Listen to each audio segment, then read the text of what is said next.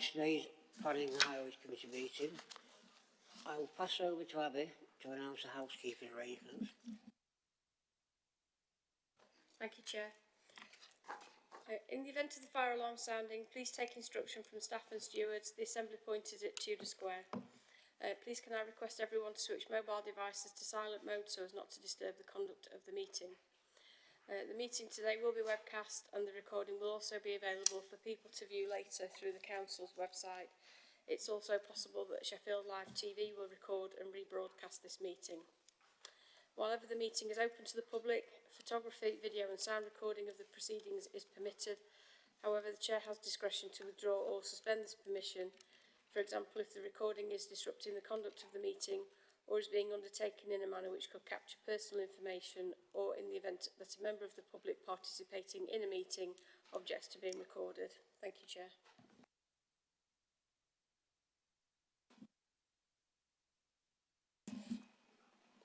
Thank you, Chair. We've had apologies from Councillor Nikki Belfield and Councillor Mary Lee is substituting. Thank you. I will now ask each member to... Well, no, sorry, I'm wrong. Exclusion of public and press. I don't think there's anything there. No? No. No. Yeah. Ask each member in turn to introduce themselves. I'm Alan Woodcock, today's chair, and I'm from East Ecclesfield Ward. Good afternoon. My name is Mike Chaplin. I'm a Labour councillor for Southey Ward, and I'm also a joint chair of this committee. Councillor Mary Lee, Darnell Ward, and substituted for Nikki Belfield. Councillor Tony Downey, Mosborough Ward.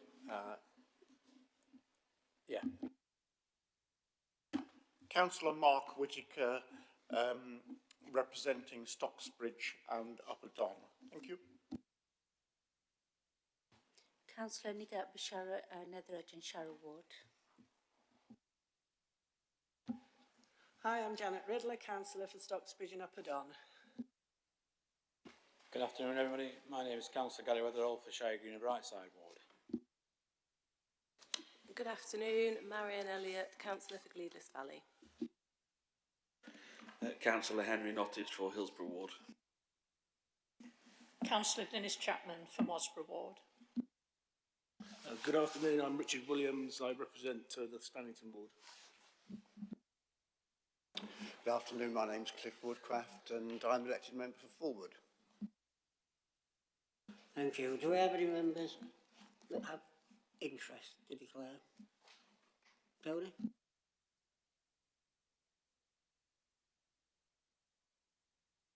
No. Sorry, thanks, Chair. I'm going to have to withdraw from 7B as I've been involved in all aspects of that in the process. Thank you.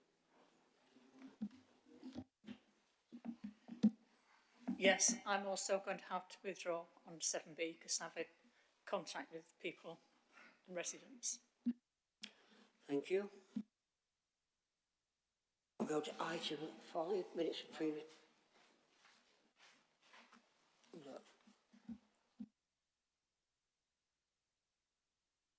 We're in.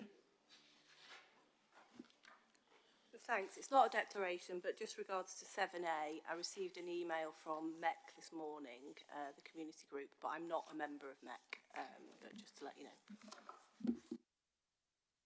Thank you. Minutes of previous meeting. Can we take them as read? Yep. Is that okay with everybody? Yeah. We have site, item 6 site visits. The date of the next site visit is Monday the 10th of March, 10 o'clock till 12 o'clock. And that is in members' diaries. Due to the number of applications on the agenda and public speakers, we're now going to take agenda item 8.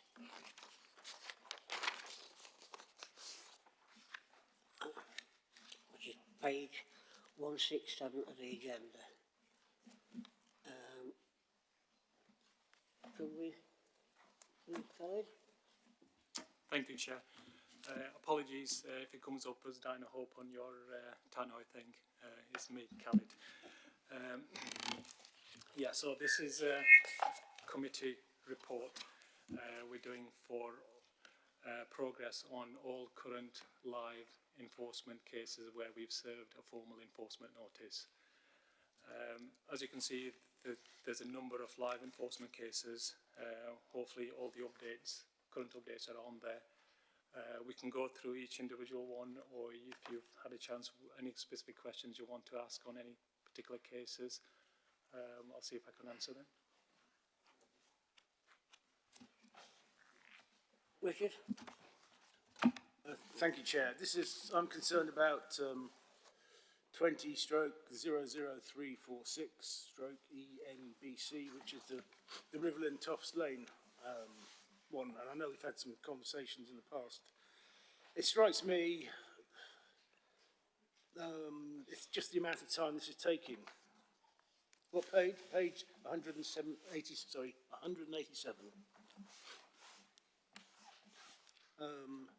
And I see that from your notes that we're in a sort of a paused phase, waiting legal developments between the landowner and the tenant.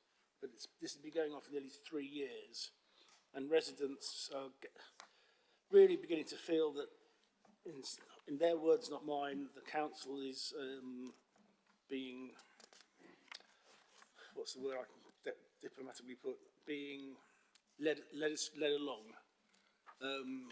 Is there any resolution to this, or can we move things forward, or are we literally hands tied until that process is done? Thank you. Thank you, Chair. Legally, what we have to wait for the outcome of the civil case that they have before we can progress from our perspective, because we need to know, what their stance is in relation to complying with this condition. The owner obviously wants to comply, but the occupier is not allowing access, and there is a civil issue between the two, which is in progress. So until that's resolved, unfortunately, we cannot report that for prosecution, which is the next step from our perspective. So until that's resolved, that's the only time we can take that for prosecution. But I can chase it up with the owner to see where they are with that case. Yeah, if you could, please. Thank you. Mike? Thank you, Chair, and thank you, Khaled, for bringing this report to us. I think it's many years since we've actually had a report which looks into the live enforcement issues that are going on around this city, where there have been breaches of planning. I'm pleased to see that 1863 ENCHU has not been forgotten, and that you are continuing to pursue the occupants of the land between 114 and 118 Holgate Road. I'm not going to ask you any questions about it. It's quite clear from the report where we are with it, and I wish you every success in pursuing that, because of the residents who have to live nearby have had to put up with a lot, and as will be the case with a lot of these enforcement actions, where they are causing annoyance and nuisance to neighbours.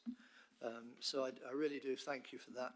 What would be interesting at a later date would be to know what other cases are around that are, shall we say, not live at the moment, but where we're having to keep either a watching brief or monitoring, or may have to come back for action at a later date to get a picture of that. And it would also be useful to know whether you're finding that the workload is going up in terms of the numbers that you are having to deal with, or whether we're able to keep on top of it. But I really do thank you for bringing this report today, because I think it's important that members of the Planning Committee are aware of what's going on in the city in relation to planning breaches. Tony? Yeah, Thank you, Chair. I just want to ask you about, on page 197, Khalid, the former Royal Oak site in Mosborough Village. Enforcement notice still within compliance period, though recent site visits confirm that work's being carried out and appear to be... Do we know if this work is ongoing and when it's likely to be completed, please? Thank you. Thank you, Chair. The current situation, as you say, is more or less what's in the report. We need to look into it further to see what current works they are doing, but as far as I'm aware, the works that are being carried out are in accordance with the consent for it.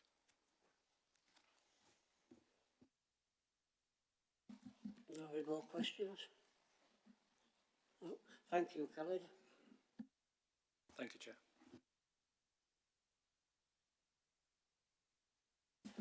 Can we note the report, please? Thank you.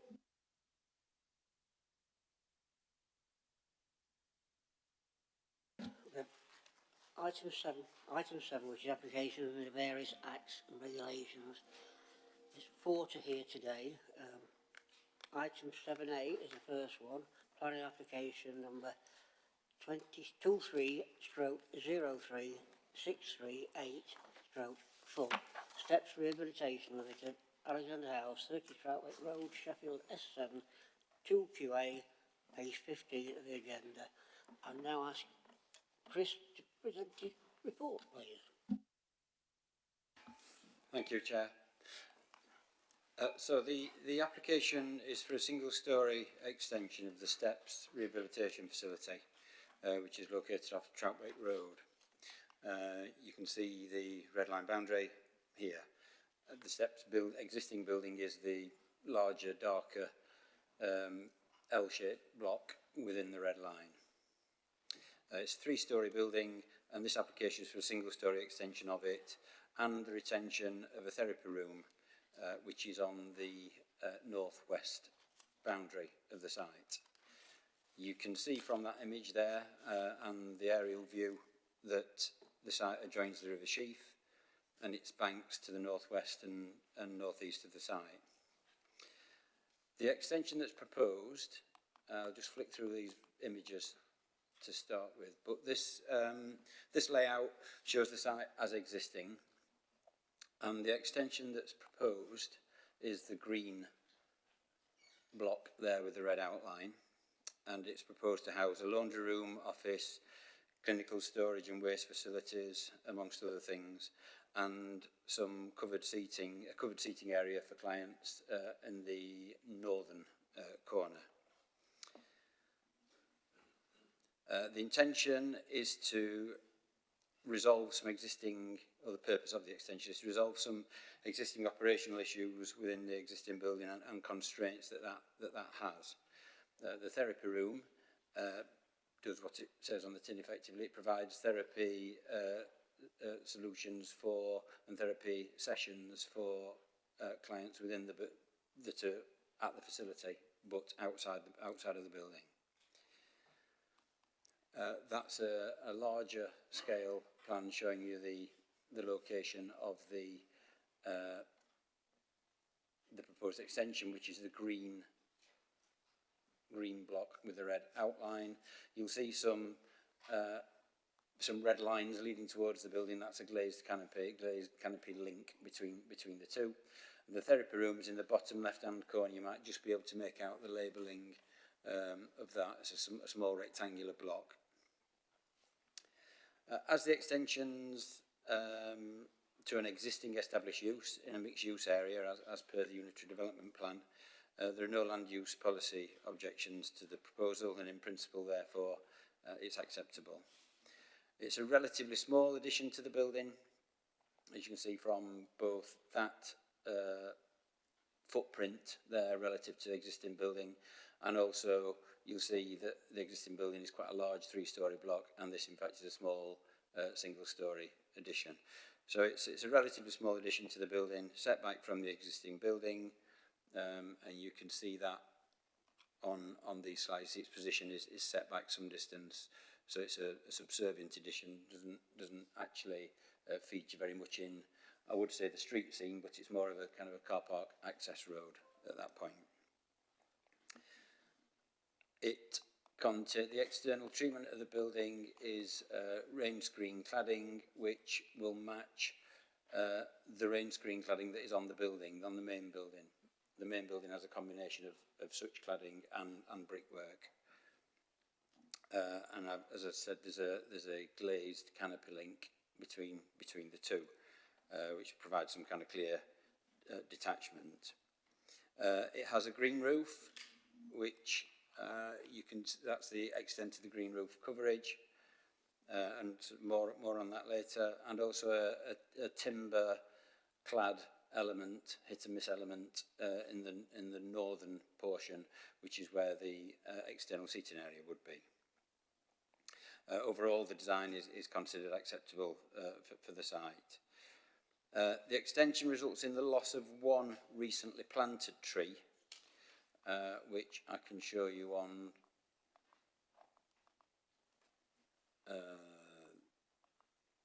this image there. So it's the tree that's behind the what I believe is probably a lighting column or CCTV column on the right hand corner. You can see it's a relatively modest tree, just a few metres high, and as I say, recently planted. It results in the loss of that tree, and that's the only tree that is lost to the development. You also note from that image that the location of the extension, I'll just check where we are in terms of the other slides. So the location of the extension is in an area of existing car parking, cycle store, which you can see there, bin storage, and a plant store, as well as an external area on the top side of that you can't quite see. So this is where the extension would be seen at its greatest, if you like. And because the extension is going there, the majority of those car parking spaces are to be relocated to some small areas of landscaping on the opposite side of the access road, and then 2 additional spaces further within the site. That displacement of car parking results in some removal of existing trees, but they are to be replaced on the adjacent piece of land. So overall, there's a net loss of 1 tree sorry about that. The balance of the parking alteration results in 1 additional space, which is, so you can hopefully just about pick out there that there are some spaces marked in red on the southeastern side of the site, and also immediately adjacent to the access road. They are the additional spaces that are replacing those lost +1. As an aside, there are some existing porter cabins in the right-hand corner, eastern corner of the site, which should by now be relocated under the terms of the previous permission, and are intended to be removed such that an additional 7 spaces would also be provided at that point. The adjacent riverbank is a local wildlife site, and an ecology report has been provided in November of this year and assessed by the council's ecologists, with a conclusion that there's no adverse impact on the ecology of the river or its banks. Conditions are recommended to control matters such as light spillage, to ensure an appropriate environment retained for bats and such like, and also to secure other enhancements, the provision of the green roof that's part of the proposal, and bat and bird boxes. And they all contribute towards a biodiversity net gain enhancement, although it's worth noting that this development isn't subject to the mandatory 10% gain, because it was submitted before that came into force. But the biodiversity position is that there is a net gain, which is in accordance with the National Planning Policy Framework requirement. The site's in flood zone 2, and accordingly a flood risk assessment's been submitted, and we've liaised with the Environment Agency on that, who accept its findings, and there is therefore no increase to flood risk or danger to occupants. So in all, overall, the proposal is therefore acceptable with no adverse impacts, and approval is recommended. Many of the representations refer to, and I'm sure members will recall, the footway, cycleway to the northwest, northeast of the site that was considered in October in consideration of by committee, in consideration of a conditions application. So I think it's important to point out at this stage that there is a 3 metre wide footpath cycleway that was approved in 2016, and this proposal doesn't affect the implementation of that footway cycleway. If I just flick to the appropriate side, I can show you how that's demonstrated. So the hatched area there shows the approved footpath, 3 metre footpath cycleway that is entirely outside this proposal site boundary. You'll note that there's on the bottom, on the western left-hand side of the drawing, there's a dog leg section where it connects to the footway that is in now implemented on site that members will have seen on the site visit. But the kind of message from that is that this drawing confirms that 3 metre footway can be provided without any without being affected by this development, were this development to be approved. Similarly, the narrower 2 to 2.78, I think it was, metre footway cycleway that was rejected by members at committee in October can also be implemented without any impact on this application, or should I say the other way around, this application has no impact on the ability for that footpath cycleway to be delivered. And members may have noted from the report that the decision to not approve those details is now being contested at appeal and is with the Planning Inspectorate, but in its very early days.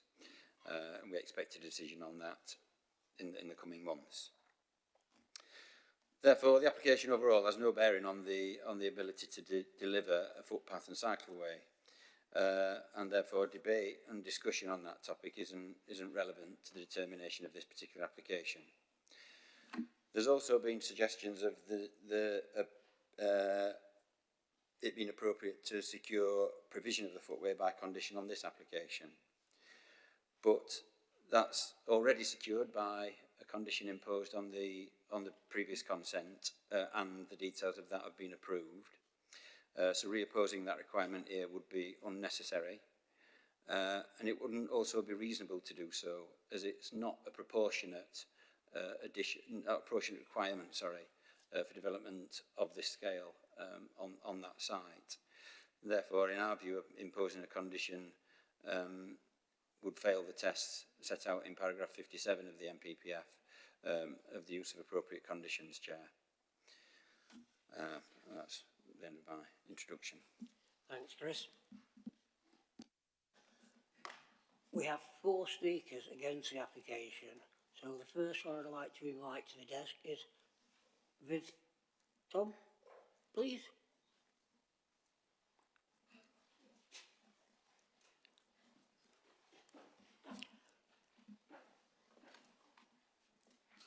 You have 5 minutes. Yes, thank you. Good afternoon. I'm Viv Tom, trustee of the Sheaf and Porters River Trust. First of all, I can't believe that I'm here again just 4 months after this committee gave long consideration to the STEP's previous application and decided unanimously not only to refuse permission, but to issue a directive which reflected your impatience that conditions set out 10 years earlier that were yet to be implemented. You heard many objections raised by ourselves and other groups, which seem to have been glossed over somewhat by officers in their recommendation to accept this current proposal. This surprises me, as it presents even more clearly the filibustering characteristics of previous applications which continue to prevaricate on the matter of the pathway. As we've stated repeatedly, this section of riverside access is strategically critical for the creation of a traffic-free level route following the river between Troutbeck Road, Millhouses Park and Hutcliffe Wood. via already built sections at Jacobsgate Sheltered Housing and the Tesco Riverside. It would be a major achievement, providing significant public access along this most neglected river, enabling citizen science and stewardship, promoting safe and healthy Viv, I'm going to have active to stop you there. This doesn't form part of this application. That falls outside, as Chris pointed out. The riverbank falls outside of this application. Well, I'm sorry, but if I've read the appellant's appeal correctly, it does seem to me that the way in which it's being presented here is that the building and all these things can go ahead, the extension garden room can be maintained, and this will compromise the path. And I don't honestly believe that they have any intention to build the path at all. It's been 10 years and they haven't built the path. And they're now asking to build additional buildings, which seem to me, unless they are going to build the pathway alongside the buildings, I think that's our main point. We would like some sort of guarantee that alongside this erection of an additional building, that the pathway is built alongside it, with it, because it would make sense. And it would, I think, make everyone feel happier that they have some commitment to do this at all.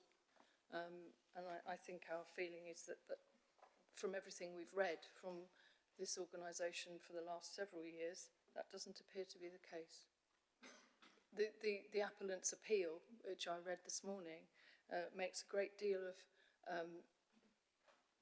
about the width of the pathway, and that there isn't a need to have a pathway which is available for shared use, that narrowed bits and blind corners were not actually an issue, and I think that they are still an issue, and they could well be, and I'd like to see those things cleared up now at the same time as this proposal is being presented.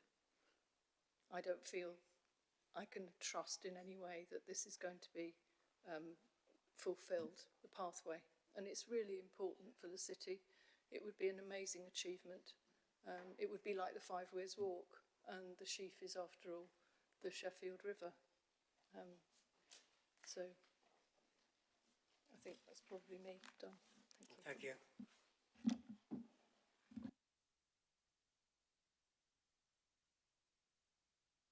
Next speaker is Simon Ogden.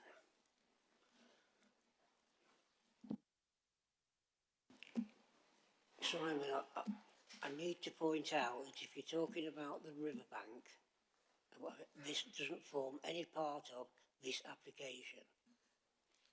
Well, I hear what you're saying, but the point of these meetings is for objectors to be able to put a different point of view from officers. So I hope you're not going to censor what I'm going to say. Can I be clear about that from the start? Are you going to censor what I'm going to say? Chair. I will allow you to speak. Thank you. But I may stop you if it goes on about the river. I'm talking about the application, and I'm addressing points that are in the officer's report. If it's okay for the officer report to mention the river, I don't see why an objector can't. I'm Simon Ogden. I'm a qualified town planner of 35 years' experience working for this authority. I'm the chair of the Sheaf and Porter Rivers Trust, and I convene the council's Waterways Strategy Group. I start by stressing that we acknowledge that STEPS does admirable therapeutic work, and we support wholeheartedly their right in principle to extend their building to meet additional needs. However, this must not, and absolutely need not, prevent the achievement of the council's wider environmental priorities and policies, which STEPS knew about before a brick was laid on the site. Unfortunately, the quality of planning advice the applicants appear to be receiving does not match their clinical practice.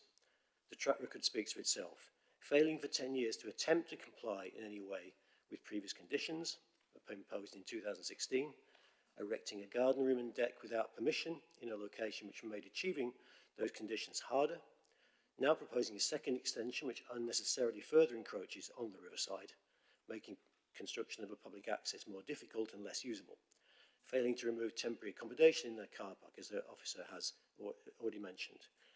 And the request to include the garden room, I should point out, in this application, was only submitted in November of 2024, a year after the original extension, and as far as I'm aware, no plan has been published showing for what exactly they are seeking approval, which, in my view, invalidates that part of the application, and I think members need to ask about that. Overall, we can say that the applicant's approach to planning compliance is unreliable and cavalier. In this light, the Trust do believe that it is essential that you make provision of the Riverside Footpath Cycleway a clear condition of occupation of this building, including the unauthorised garden room. The applicants claim that the only way to provide a footpath cycleway of reasonable width, and this is in their submission, is by extending outwards to the river with expensive retaining structures. We agree that would be unreasonable. Actually, the path can be much more easily widened away from the river, and the only things stopping that are the deck of the existing unauthorised garden room and the location of the proposed new service block extension. From the outset, all we have been asking of officers and the applicants is that that extension is moved a modest 2 metres away from the river, as also required by the Environment Agency, a requirement that hasn't been withdrawn, and that an apparently functionless deck is removed from the garden room. These two amendments would have no effect on STEP's operation and will allow the construction of a broadly 3 metre path without kinks or blind spots, usable for all, and without the need for expensive retaining walls, which the applicants have claimed would cost somehow £500,000. Nowhere in the available correspondence do the applicant's agents or officers explain why these minor amendments can't be made.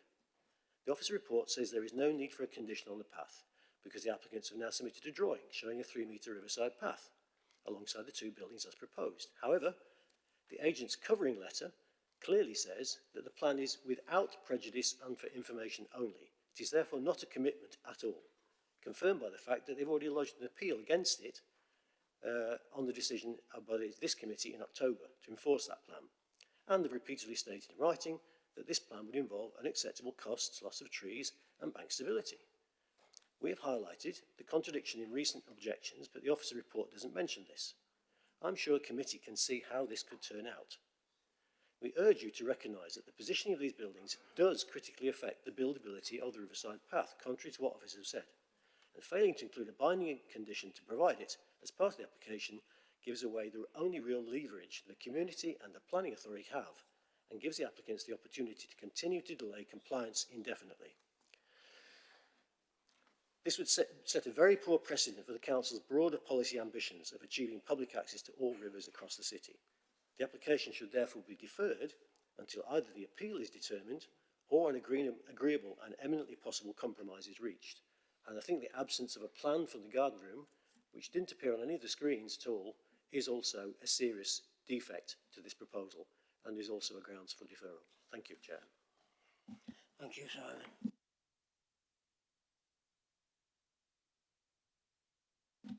Our next speaker is Callum Sweet, please.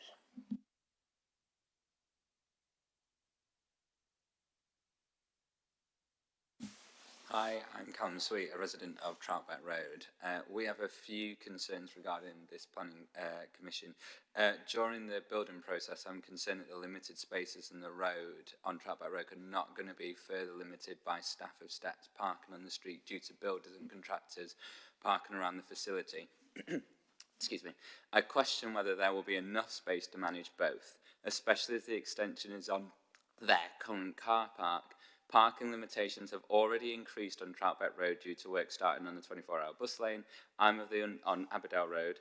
I'm of the understanding that there is potential for a resident-only parking on Troutbeck Road, but in my view, this would be helpful for residents if this was implemented before any work to steps took place.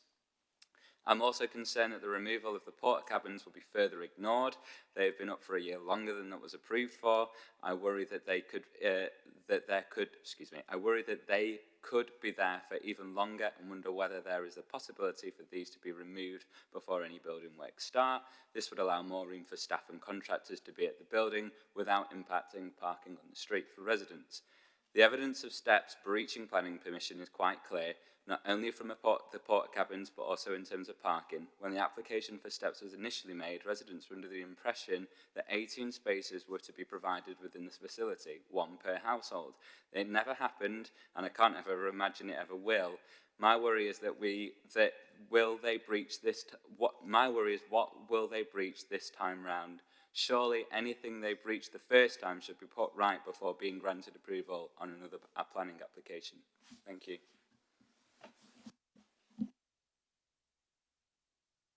Our next speaker is Councillor Carley.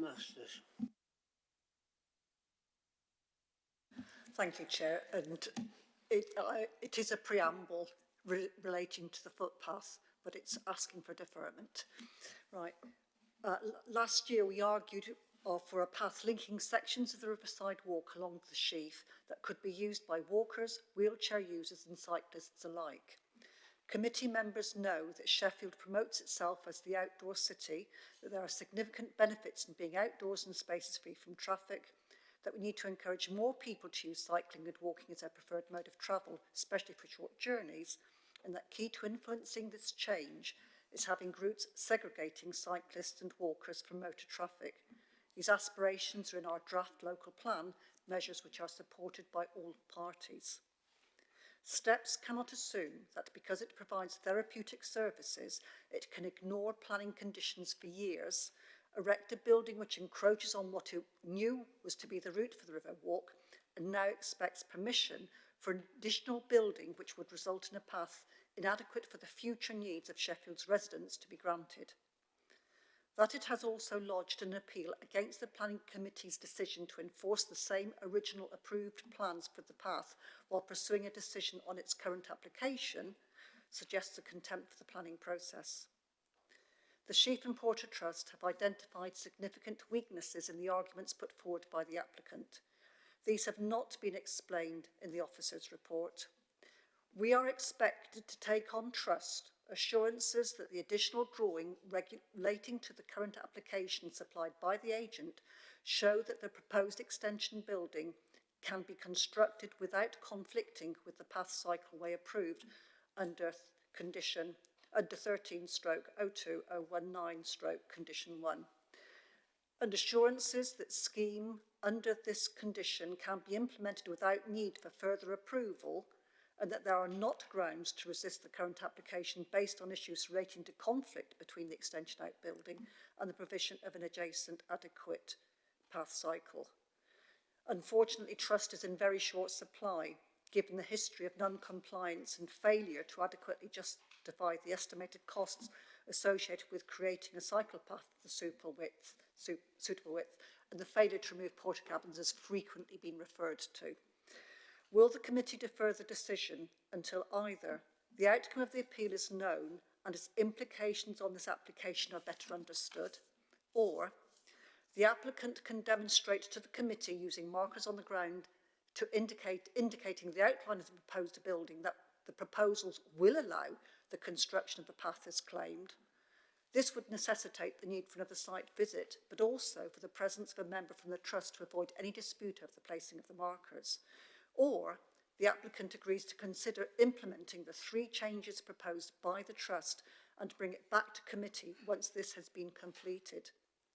Today, the committee is being asked to arrive at a decision where the wants of an organisation are being weighed against the needs of the wider population and in opposition to Sheffield's draft local plan. I would ask you to defer the decision. Thank you, Chair. Thanks, Barbara. We have 2 speakers for the application, the first being Nick Wilcock, please.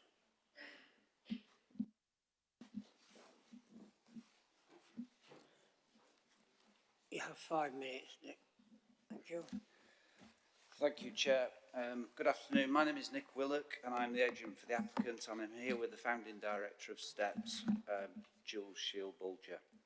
STEPS is a specialist centre providing residential and day rehabilitation for neurological conditions, strokes, spinal cord injuries, acquired brain injuries, orthopaedic and other complex trauma injuries.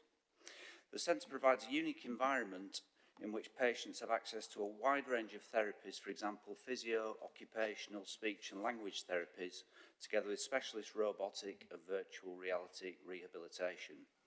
The specialist treatment provided enables patients to rebuild their lives following serious injury or illness. The proposed single-storey extension would incorporate a new laundry room, walk-in fridge, freezer, office, staff room, medicinal and clinical waste storage areas and a covered outdoor seating area for patients. The existing staff room on the ground floor of the main building would become a locker room, and the existing laundry on the first floor an additional bedroom. The current laundry on the first floor has caused problems of noise and vibrations, which is a particular problem for patients with brain injuries, disturbing their sleep. The new staff room and other facilities would also provide much needed additional space not currently available in the main building. In terms of the proposed garden room, this seems to have generated some disquiet at the committee in October. So let me clarify the applicant's perspective on this, if I may. The company installing this structure had informed Steps that because it was a timber-style outbuilding, it benefited from permitted development rights and hence didn't require planning permission. Steps took this advice in good faith, which unfortunately turned out to be incorrect, hence the inclusion of the garden room in this application. As members will hopefully understand, everyone has their own areas of knowledge and expertise, and in the applicant's case, it is in rehabilitating patients, not in town planning. However, notwithstanding this hiccup, the garden room is essential for Steps in that it's a quiet space providing privacy and calm away from the busy areas of the main building, and is primarily used for psychology sessions, which are vital to patients' rehabilitation. Most of the patients have PTSD following their injuries, and the room is used to help those with life-changing injuries to process trauma, rebuild their confidence and adjust to a new reality. The room is also used for case management meetings, which often bring significant updates on a patient's future. These moments can be highly emotional, so the garden room has been designed to be as comfortable and supportive as possible. Turning to other matters, the applicant has worked with your officers to address any issues of concern, including setting the extension back a further 2 feet from the boundary in order to provide more breathing space for the riverside path. At the right-angled corner to the rear of the extension, where the patient's outdoor rest area will be located, the fencing has been amended to a hit-and-miss style to provide better visibility for pedestrians approaching the corner from opposite directions, whilst also maintaining a degree of privacy for patients. Members, the proposed scheme comprises a modest single-storey extension and garden room. The sole purpose of this scheme is to help Steps to continue to adapt and improve its services with the aim of rehabilitating seriously injured and ill patients. As the officer's report confirms, the proposals are fully compliant with local and national planning policies, and we request that the committee endorses your officer's recommendation and grants planning permission. Thank you.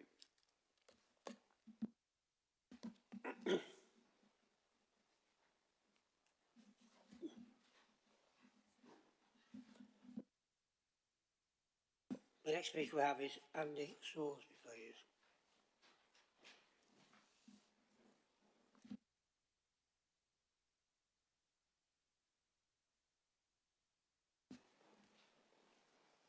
Have 5 minutes, Andy. Thank you. Thank you, Chair. Good afternoon and thank you for letting me speak today.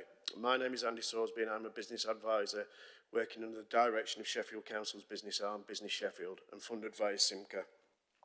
I've been doing this role in one way or another for over 10 years, and so I've worked with over 1,000 businesses in my career so far. I've been working with the owners Jules and Tori for around 8 years since before the business started trading. The initial investment the business made to create the site was supported by the then Regional Growth Fund, RGF, grant from Sheffield City Region, which helped the business get started on the right footing back in 2017. Back then, achieving RGF was a very challenging process, with the business having to go to extreme lengths in terms of vision, affordability and viability to prove it was worthy of the grant investment. This was made even more difficult for Steps as they were a start-up business rather than a scale-up business, and so the risk for SCR was much greater. Everything since that point has proved worthy of SCR's decision to fund this project, and I want to now go into more detail about those achievements. In those nearly 8 years, Steps have gone from the founding 3 family members to now employing over 170 people across the business. This is phenomenal growth, and from my research, from the ONS data September 24, makes Steps now one of the top 0.5% of employers in our city. I would also put forward that they are one of the fastest growing businesses in the city based on these numbers.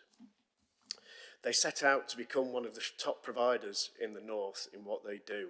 They are now the leading rehabilitation centre in the UK, and also more astonishingly, a global voice and award winner in the standard of work they undertake and deliver, with frequent requests to speak at events across the globe, representing Sheffield on that world map. More recently, their work has led them into diversification into other key avenues, most notably in their innovative endeavours into artificial limbs with the launch of Steps Prosthetics, which also now employs over 10 people. This, along with their core work, is taking them into the Innovate UK space to look at ways they can lead research and development into improving outcomes for their patients and potentially change the landscape in the whole sector. Additionally, they have also forged collaborations with the local universities on the newly launched South Yorkshire Innovation Programme, and also as a direct route for recruitment and training. Recent visits from our Chief Executive, Kate Josephs, and His Majesty's Lord Lieutenant for South Yorkshire, Dame Hilary Chapman, have both applauded the levels of achievement the business has achieved. The current challenge facing Steps is they have reached capacity at the current site and their growth has plateaued and recruitment stalled. They're incurring additional costs across the city, renting space for administrative functions, which is adding in unnecessary cost and reducing productivity, a national problem in business.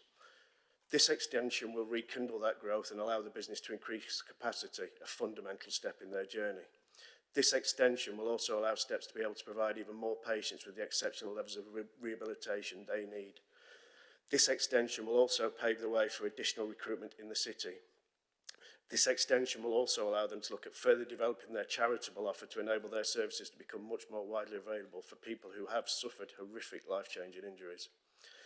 I currently work with over 500 businesses across the city and can state clearly without doubt that Steps are the most amazing business I work with on all parameters: growth, quality, vision and performance, and their growth has stalled until this extension is approved. The owners are extremely determined to deliver their vision of growth, and if we don't take this opportunity to support them, I fear they will go elsewhere to continue their journey. Thank you, Chair. Thank you, Andy. Do you wish to respond, Chris? Thank you, Chair. I'll just pick up on a few points. In terms of, I think Vivthon suggested that the appellant statement talks about, on the appeal, talks about the pathway. As I said at the beginning, it's our view that the pathway is completely outside this application, but any discussion there about whether the width in that scheme is appropriate is a matter for the planning inspectorate now, because that lies with them, and we await their decision on that. Simon Ogden mentioned that the existing planning breaches impact on the deliverability of the scheme. It's our view that they don't impact on the deliverability of the approved scheme, the one in front of you on those images now. They might impact on an alternative scheme, but not the one that has approval. There is a plan showing the garden room. It's on that plan in the western corner, and the images of it have been on screen there. They're the ones which have been submitted.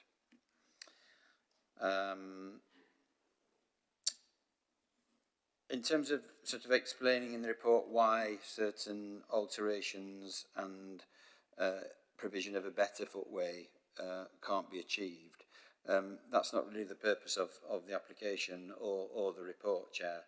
The report is there to assess what's before us, and our assessment is that the proposal is acceptable and it doesn't impact on the ability to provide the approved walkway. Mr. Sweet referred to car parking on Troutbeck Road as a result of activity associated with construction in the event of permission being granted. And condition 8 requires details of service, delivery, parking of vehicles associated with that. So we would deal with that as part of that submission, Chair. In terms of the applicant being made to put right any breaches that have previously occurred before we grant this permission, that's not how the system works, Chair. We're not able to use that as a reason for deferral. We have to tackle those breaches separately.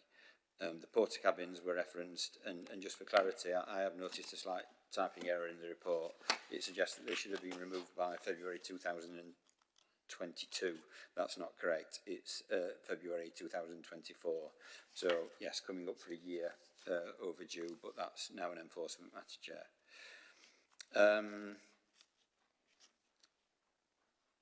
I don't think it's appropriate, and I would say it's not appropriate to defer the application until the appeals decided or exploration of alternative schemes have been pursued, because we're being asked to deal with, the committee's been asked, we as officers, and the committee being asked to deal with this application as it stands, and we believe it's been demonstrated that the approved scheme can be implemented, Chair.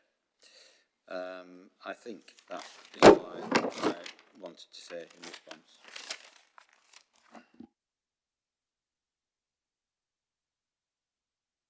We'll go to members' questions. I've got Mike first, then you, Mark. Thank you, Chris, for the report, and to the members of the public who come along to speak and put their case as reasons why members shouldn't approve this scheme. I do think the planning officer has dealt with the parking issue and the porta cabins, which are now under enforcement. But I can see, and having been on the site visit, as did many members here today, that right angle corner, well, it's probably nearer a 50-degree corner, does present something of a blind spot while ever that garden room stays in place. And whether or not the applicant thought that they had a right to put it there under permitted development, I can see that once a walkway goes in, that does present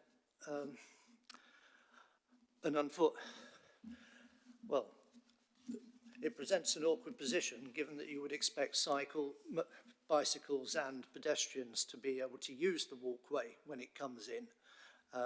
And then you have that corner there where people can't see what's coming round it. And I do think if there were a ground for refusal, I think that would be it.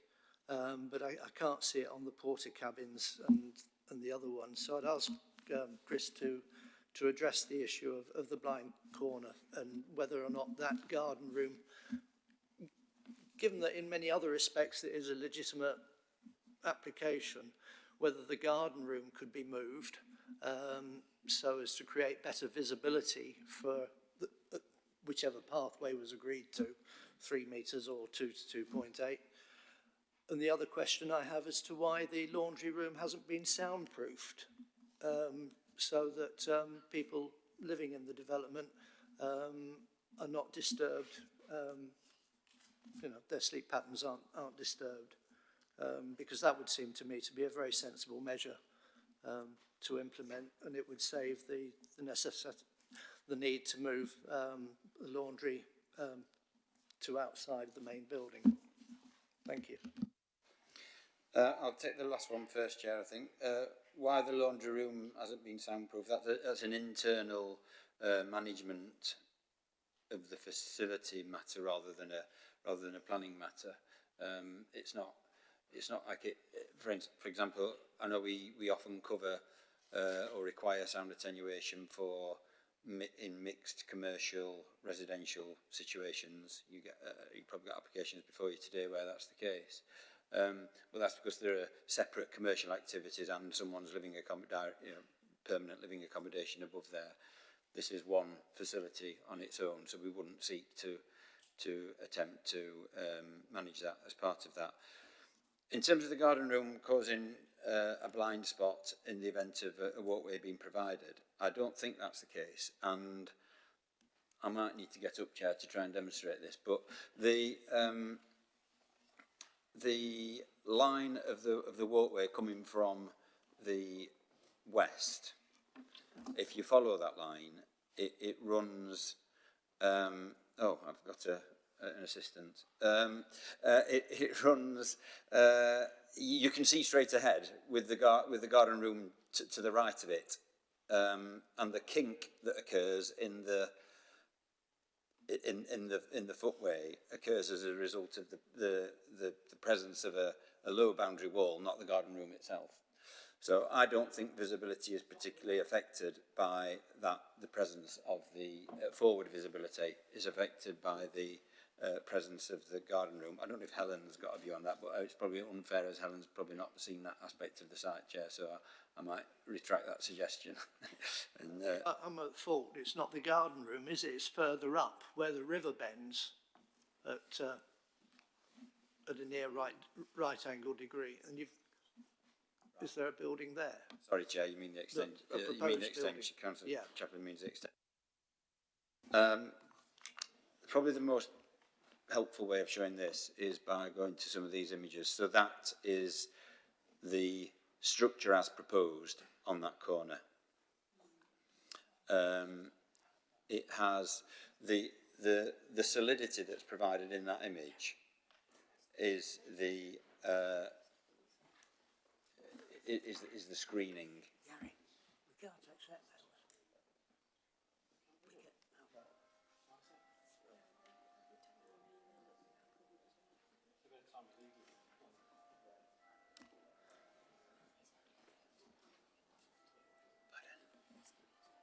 That's right, yeah, isn't it?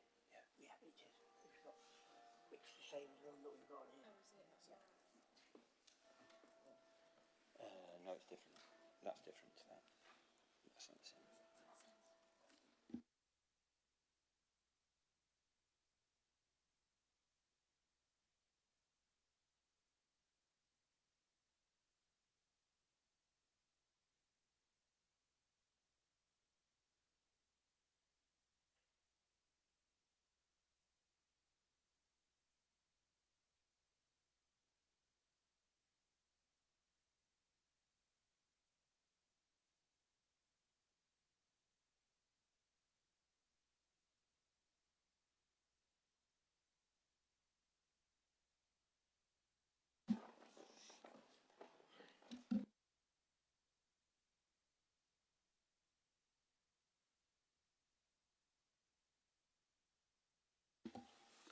Okay, Chair. So I'll come back to the reason for the pause in a moment. Excuse me, so, Chair. And I just have a reply to what you said to me earlier on. When I handed those photos out, are they a true photo of what's on site, or aren't they? And why can't members of the public give us photos in the meeting?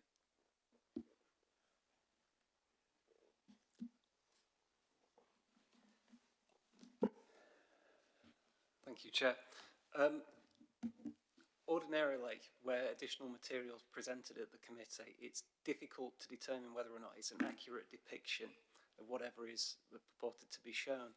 In the event that the record is accurate, that it is an accurate photo, if everybody's satisfied of that, there ought not to be any issue with it being presented.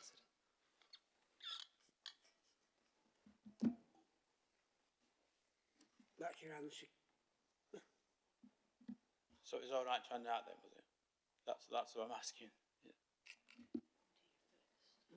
Yeah, I mean, technically, it should have come through me first. And I'd also like to point out to members of the public that they're not to get up from the seats to talk to members of the committee. You know, and I think members are aware of that one as well. And that would have prevented that. I mean, that photo paper should have come probably to me first. Members of the public, that you can't. So. Accept that, Chair, and I do apologise for not coming to you first with them. And no member of the public has spoke to me, Chair. Chris. Chair, so sorry, I was under the impression that it was the garden room, therapy room that was the possible cause of lack of visibility.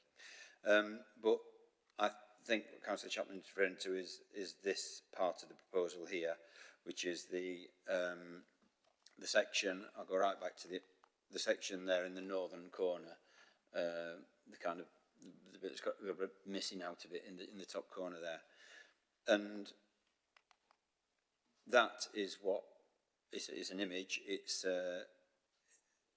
It's reasonably accurate, but it's not to be relied upon entirely. It's there to give you a demonstration of what it's likely to look like. And there is a screen to the covered seating area that provides some solidity at that point. I think that's the alternative view. So that gives you a view of what the level of forward visibility would be like for users on what is an impression of what the footpath link would be like. In terms of whether that is particularly harmful, then yes, if something's in a straight line, it's much easier for people to see ahead.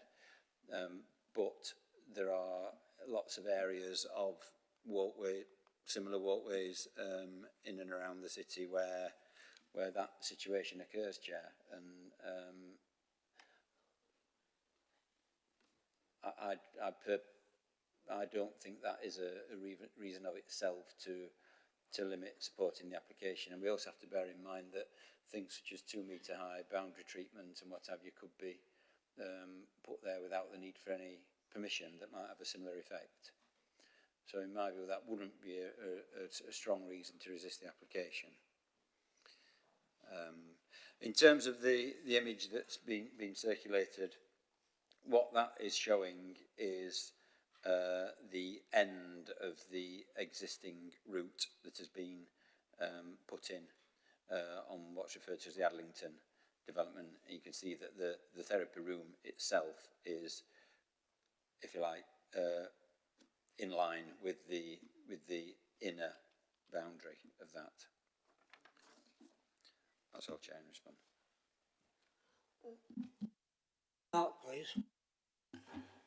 Thank you, Chair. My question is, how can we possibly consider the development separately from its impact on the path and the river? At the site visit yesterday, there were some areas where we're looking at where the path was going to be, and there was no level space. The the bank was just going down to the river. There was no level area. Presumably that means concrete piles will have to be put into the river and the bank reinforced to make a path. How is this going to affect the ecology of the river? It's presumably going to be partially built over, and this is a direct result of this building being put here. There would have been space for it if the building had been smaller. Thank you. Chris? Chair, it's not as a direct result of this particular application, as I've said before, and this image shows. The footpath that was approved in 2016 falls outside this application site. So the works there won't have an impact on its ability to deliver it. Yes, there might be some impact on the riverbank as a result of the development of the already approved footway, but it has permission and to coin a phrase, could be commenced tomorrow. So there's no that shouldn't have a bearing on the outcome of the application.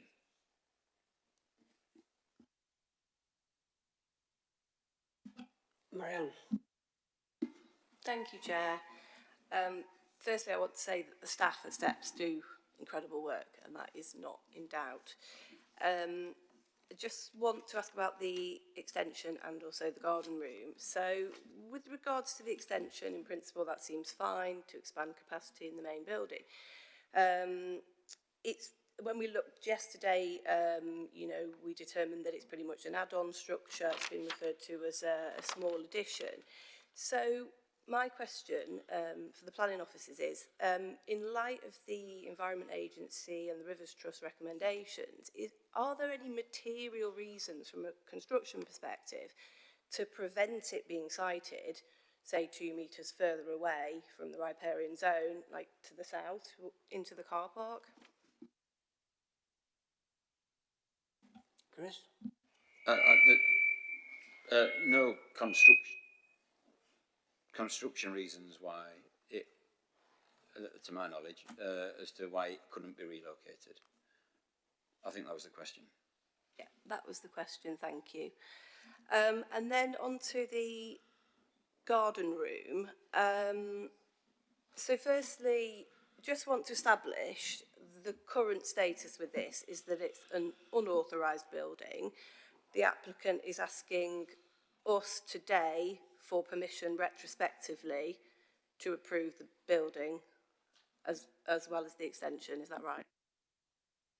Yes, Chair.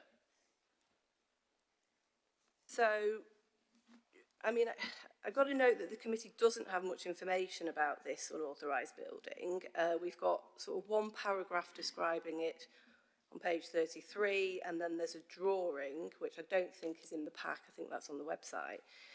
So I'm disappointed that we've not had a proper planning application for this, you know, with a proper site assessment for that bit of the site. So as the information is quite sparse, I do need to ask some questions about it to better understand. So there's a wall in the immediate vicinity of the garden room.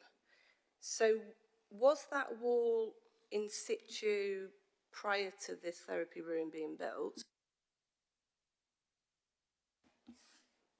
I don't know, Chair, but I don't think so. Oh, sorry, apologies. Before the therapy room was built, it's my understanding that that wall was built with the steps facility. And again, going back to, I keep going back to this image, and I wish they were closer to the other ones. So where I've questioned why the footway has that kink in it, where it does beneath the garden room. And it's interesting to note that the kink occurs a few, I can't say accurately, let's say 3-4 metres before the garden room or the wall that's been referred to now. And the plan that was submitted around the time of the approval of that walkway, as indicated there, hatched, has on it some bins associated with the block that was envisaged for where the Adlington block is now, and may well be the block that's been built as part of the Adlington development. So what I'm saying is, the reason for the kink was the presence of was the layout of Block B and its associated bins. The wall that's been built has been there since the steps facility was provided, which I forget exactly when it opened, but sometime in the late teens, I believe. And the therapy room was built, I think, during the pandemic. So the therapy room came after the wall. And hopefully that's given a bit of an explanation for what seems a kink that's occurred as a result of the wall and the therapy room. Okay, thank you. Yeah, because the 2013 application doesn't have the wall in it, so obviously it's been built between 2013 and prior to the garden room being built. And you can see quite clearly on this photo, the wall is basically there. I mean, I took photos of it on my phone as well because it just seemed like a bit of an anomaly. I just want to understand why that wall's there. Does it serve a purpose? I'd like to know the answer to that, if it serves a purpose. Do you know that? I don't know, Chair. I suspect it was there as a retaining wall for a plateau within the garden for the steps facility. So if it's a retaining wall, where is this evidenced? Because that would be a fairly standard requirement, wouldn't it? If you had to build a retaining wall, there would be reasons for that. There would be some evidence of it. And has the applicant ever provided any reasoning or evidence for building that wall? No, Chair, and they wouldn't need to. The evidence is in the different levels. If members will recall from the visit, the site is effective. The external areas of the site are effectively level.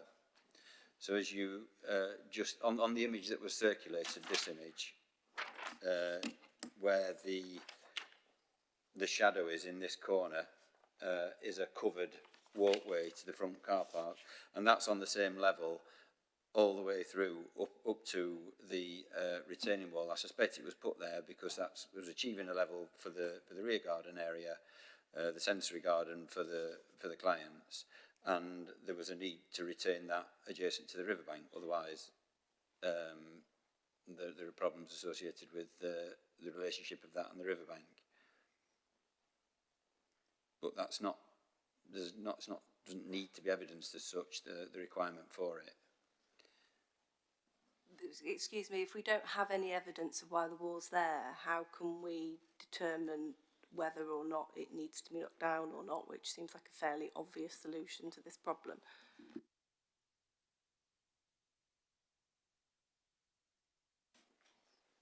Chair, it was part of the original development, and it's been there since it was constructed.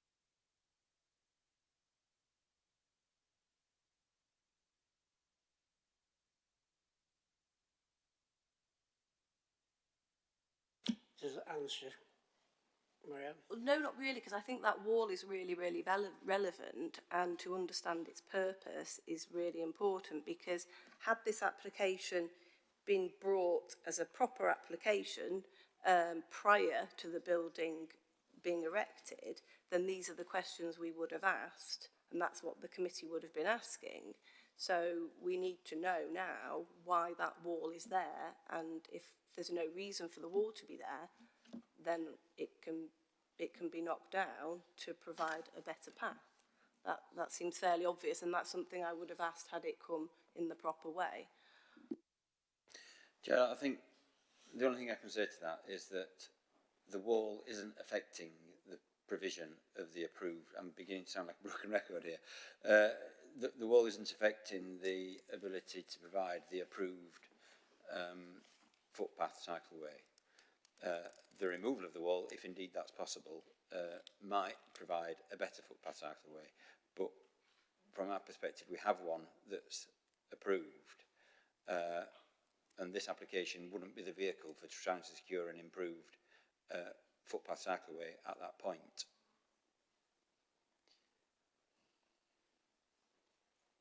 Okay, well, I'll let other people ask questions on that, but I definitely, would like to propose something. Henry? Me too. Thank you, Chair.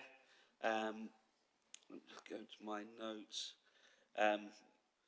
So it sounds like there's very little we can do within the scope of this application to enforce completion of the approved and agreed walkway, which is a massive shame because a green-blue arterial walkway through all of Sheffield's rivers would be such a massive asset to the city, and it can only be achieved through a collaborative approach between the city and every single development along those riverways. And that, I would hope for a collaborative approach between developers and local businesses. We've also heard that the business has been a great success, which is fantastic for Steps, so they do great things.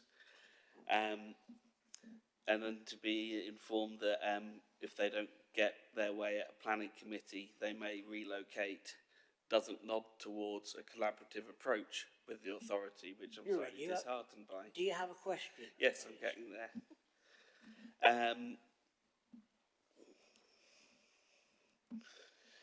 In terms of what we could do within the scope of this application,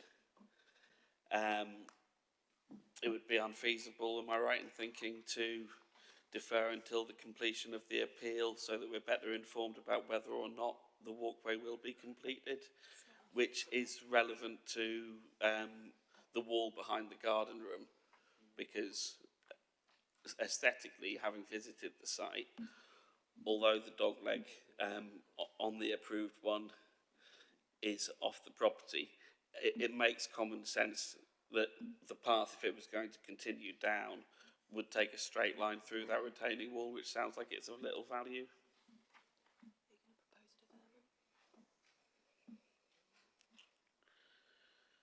Chair, can I just, I mean, common sense aside, understood, the wall we have learnt has been there since it predates the steps building. It was authorised as part of the original development. It's been in existence for many years. We've got no powers to have that removed. And we also understand, and we've been told, that the approved walkway can be implemented regardless of that wall. So I think it would seem unreasonable to defer the application to explore other options. I mean, they could be explored, you know, between adjoining landowners outside of this process, but not as part of this process.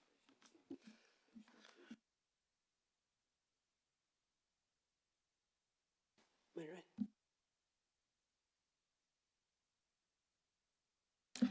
Niga? Yeah, first of all, I just want to again praise the work of STEPS, everything that's been mentioned for the reasons for this extension. I can totally understand coming from a health background and mental health. I just have a number of questions, and sorry if it's being repeated. I do, first of all, what breach, because it's mentioned about breaches being made, so what breaches have been made and have they actually been looked into by the officers? Secondly, why can't a condition be put in place just to reassure that the walkway won't be impacted, and also you know, the developers or the people will be working alongside it? And also, I know it's mentioned that this isn't the application around the river, the pathway, but it might not be the purpose of this application, but it appears that it's being impacted. So I feel somewhere where the application was made was the officers or the department who obviously are fully aware of the legal requirements of certain, you know, applications to build or extend anything, making sure that it's not impacting the pathway, which obviously we all, well, I definitely feel it's just as important. The work is not being doubted by STEPS, completely support that, but I feel somewhere that guidance, sorry if I'm wrong in this, it feels like, you know, at that stage, people need the right guidance so that it doesn't fall into where, you know, the application is being put in place, but then certain things are being pulled out where, you know, they can't go ahead with X, Y, and Z. So I think somewhere at the beginning it needed to be addressed, but I feel the pathway is just as important.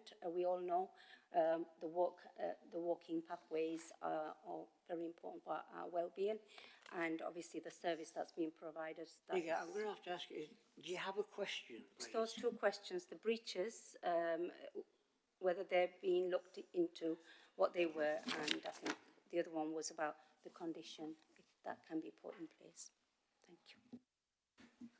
Chair, on the condition, I think that's what I tried to address in my introduction, that we don't believe it's necessary because it's a requirement of the previous application and there's an approval for that. And we don't also believe it's reasonable because it's not proportionate to the scale of development that's taking place here. So for that reason, we feel it fails the relevant tests for appropriate conditions. Is the walkway, potential to build the walkway, being impacted? No, because it's outside the site boundary. And what are the breaches and are they being investigated? So the breaches have been the retention of the porta cabins beyond their beyond the time specified in the condition on that approval, which I said is coming up for a year now. Yes, that's we're in the process of discussing that with steps, writing to them, etc. Although they're here today, so they've been reminded of that in this capacity too. The garden room itself, which is now, they're now seeking retrospective approval of as part of this application, and then of course the non-provision of the walkway based on the 2013 outline application, and that has also been the subject of enforcement investigation. So yes, they're all being investigated.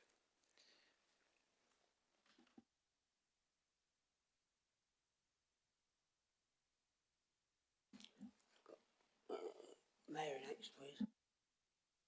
So my question's really about if this was deferred, what, just clarification really, what are the consequences of that and how long would that be?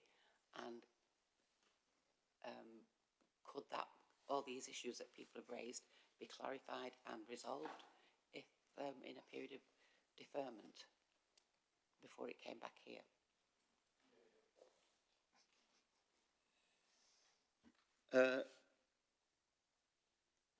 Chair, we've spoke about any reasons for a deferral, and we don't believe there are any. The deferring for the outcome of the appeal wouldn't tell us anything, because if that were dismissed on appeal, then there still exists an approved 3-metre wide walkway. If it were allowed on appeal, then effectively the applicant would have a choice as to which scheme to implement. But both of those schemes are outside the boundary and aren't directly affected by the development. So I can't see any reasonable reason for deferral. What would be the consequences of deferral? A potential appeal against non-determination of the application would be the consequence of a deferral. And I'm not of the opinion that there is anything to necessarily clarify or resolve as part of that process.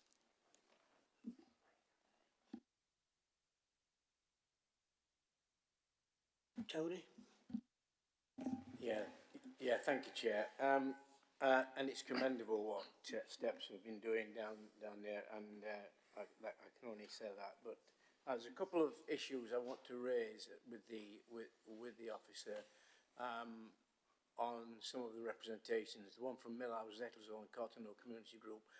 One of them, it says steps have constructed 2 buildings at the southern end of their property without permission, limiting the width of the walkway. Should be enforced against. Removal of deck at rear of therapy room structure would allow a 3-metre wide trail, avoiding a pinch point and hiding place. Can you address that for me, please? And also on page 26,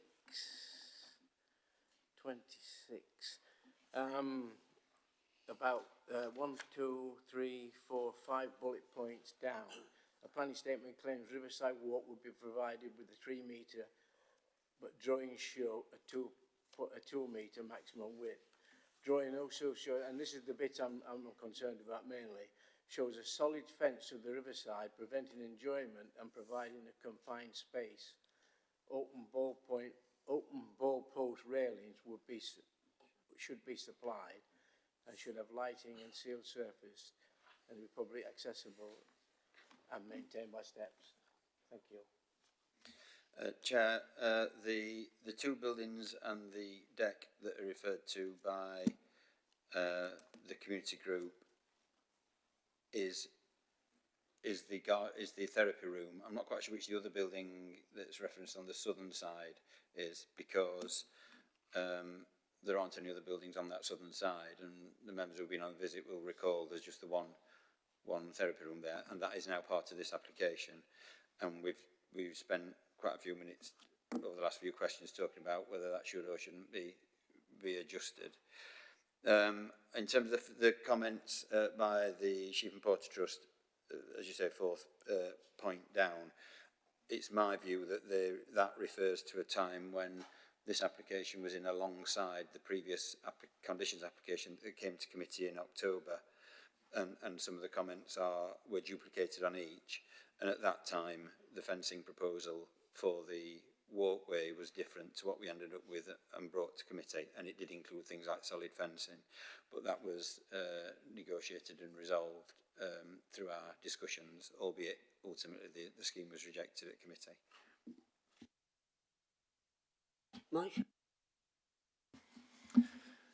Chair, I'm going to propose that we move this application for a decision. It's quite clear that were we to vote to defer this, we would not have sufficient grounds to to come up with good reasons for deferral. It's quite clear that members of the public have come here today because they are frustrated, genuinely so, that a 3-metre walkway has never been implemented. And that view is shared by people around these tables here. But it's quite clear from the application, and when you read the detail of the report, that the proposal would not prevent a 3-metre walkway being put in place. What is preventing it is the willingness of the Steps organisation to do it. For all the other wonderful work that they do, and I go along with the many members of you who have praised them for the work they do in rehabilitating people, many of them who've been severely incapacitated, both mentally and physically. That is the non-existence of the 3-metre walkway is the chief frustration, but I do not feel, based on this report, that we have sufficient grounds for refusal. So I'm going to move that we accept this application as it stands.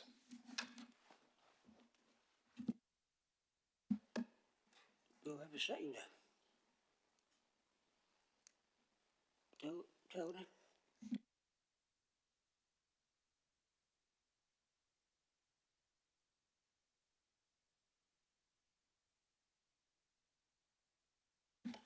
Marianne? Thank you, Chair. I had my hand up, but not to second. Oh, yeah, go. Okay, thank you. Yeah, I mean, I do think we have grounds for deferral that are entirely reasonable. It's been confirmed by the officer that there is no material reason from a construction perspective why the new extension can't be moved away from the riparian zone in accordance with policy G17. And it's also been confirmed that no one knows the purpose of that wall, and removing it would clearly make the river path better. So investigations need to be made into removing that wall, and that is relevant to the garden room approval that we're being asked to make today. And I personally would not be able to make that decision without that information. And I think it's entirely reasonable, the request of the Rivers Trust, to have an on-site visit with the applicant as well.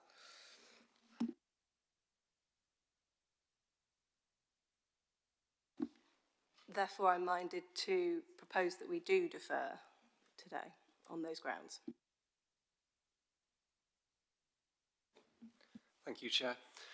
Per the requirements of the Council's constitution, in terms of the order of voting, the first vote is on the officer's recommendation within the report, and then, depending on the outcome of that, then any further proposals and votes thereon.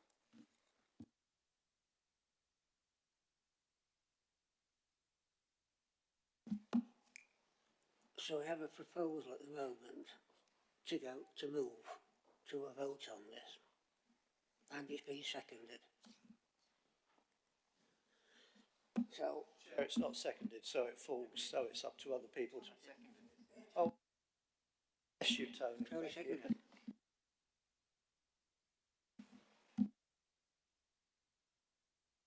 So, we move to the vote. Richard? Yeah. Thank you, Chair. Is Mike actually asking for us to now have the definitive final substantive vote on this application? Because I've still got questions and there's been no comments. I think that's a little premature. I appreciate your impatience, but there is a due process here, isn't there? No, it was the repetition of some of the questions earlier that made me think that we'd probably exhausted the line of questioning, but by all means, you have new stuff. You go for it. Thank you. It's really just a point of clarification because I'm getting a bit mixed up. On one of the slides you keep on putting up, Chris, it's the one with the big blue band, which, as I understand it, and correct me if I'm wrong, that is the kind of definitive approved 3 metre wide footpath, cycle path all the way round, and that was acceptable to the council. And that was put in before the garden room was built. That's correct, Chair. That was approved in 2016. And was it put in before that little wall was built? No, it was after the wall. So the wall was in place when that was approved. So the wall, my point is, the wall and the garden room have no material impact on the approved footpath. That's correct, Chair, yeah.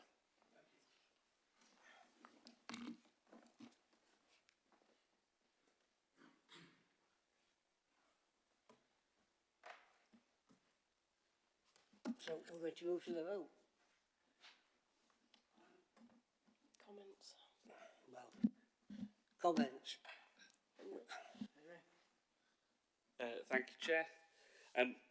Having recovered from a serious spinal injury myself, I share a journey with some of the Steps residents, and a lot of that journey involved going on a nice flat walk in a calming area. And as such, I would have thought that the green-blue corridor walk would be an ideal asset, not just for the city, but also for Steps residents. Lacking any legal mechanism to compel completion through this committee as part of this application, it falls. The only option would be to implore Steps to complete a 10-year-long condition and complete this walkway for the benefit of not just the other residents of the city, but the residents of their own facility. Do you have any more comments? Richard? Yeah, I am conscious of time, but yes, I think Steps do a great job, but I totally support the sentiment of your comments, Henry. I think I run a business, and businesses are very aware of their social responsibilities, and I think part of that is actually completing what the original application, acknowledging the fact you have the right to appeal, but I think regardless of the appeal result, a footpath needs to be completed as soon as possible afterwards. Thank you. Marianne? Thank you, Chair. My comment is just that I think everyone here would expect a responsible organisation that's already agreed to provide a pathway along the riverbank to be proactively working with the Environment Agency and the Rivers Trust and the community groups to enhance the environment around them, and I implore the applicant to do that. Any further vote? Comments? No? Move to the vote then, please. Yeah, yes, show of hands. So, those in favour of the application, it is a show of hands, please.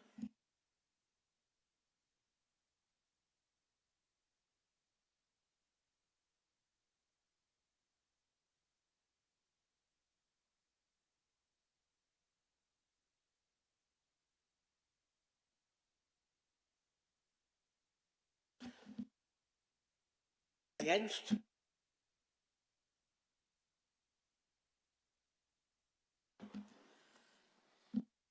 Abstain.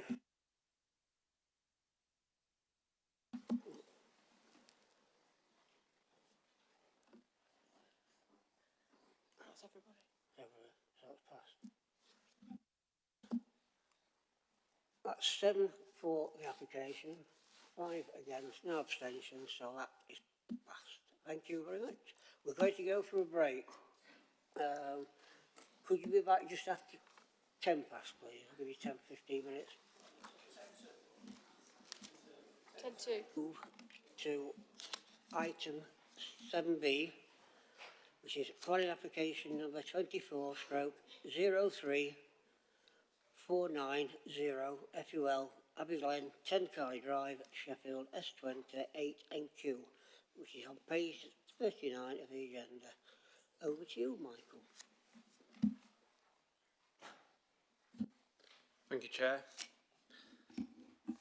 So the full assessment is out in the committee report, and this is just a verbal presentation to explain the site and the main considerations, but doesn't alter the technical assessment in the reports out before you unless otherwise stated.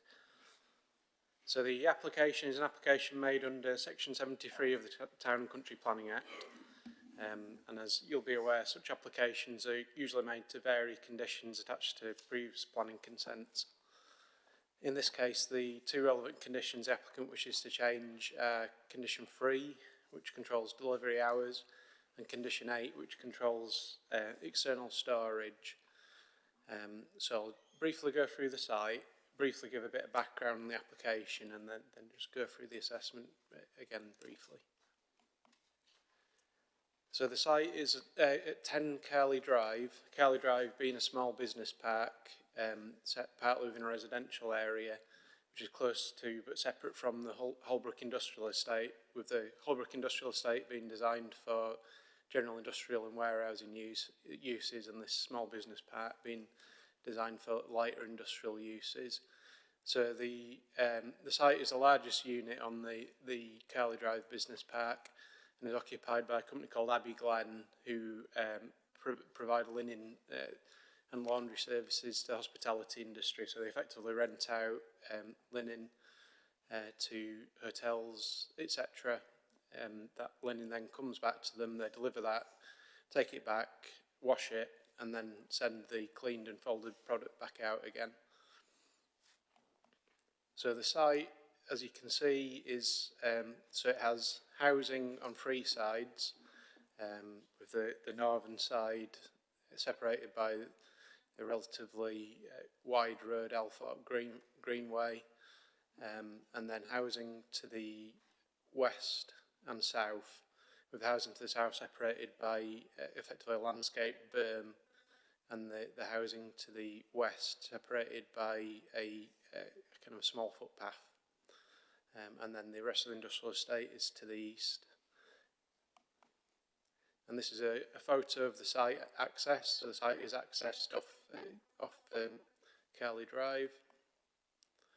This is a photograph of the lorry parking area, and you can see the suds area in the foreground. And then this is the northern yard area, which is the less used yard area, I think, where deliveries are mainly taken out. As you can see, the timber fencing you can see is recently installed acoustic fencing that the applicant put up.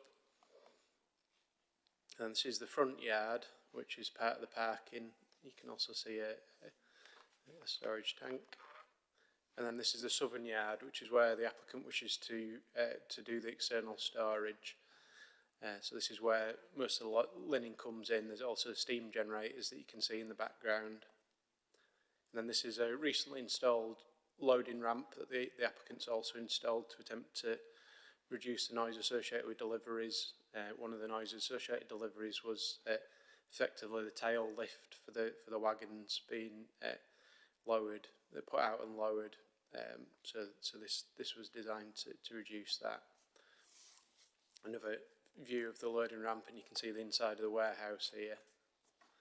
And then another shot just showing the inside of the warehouse.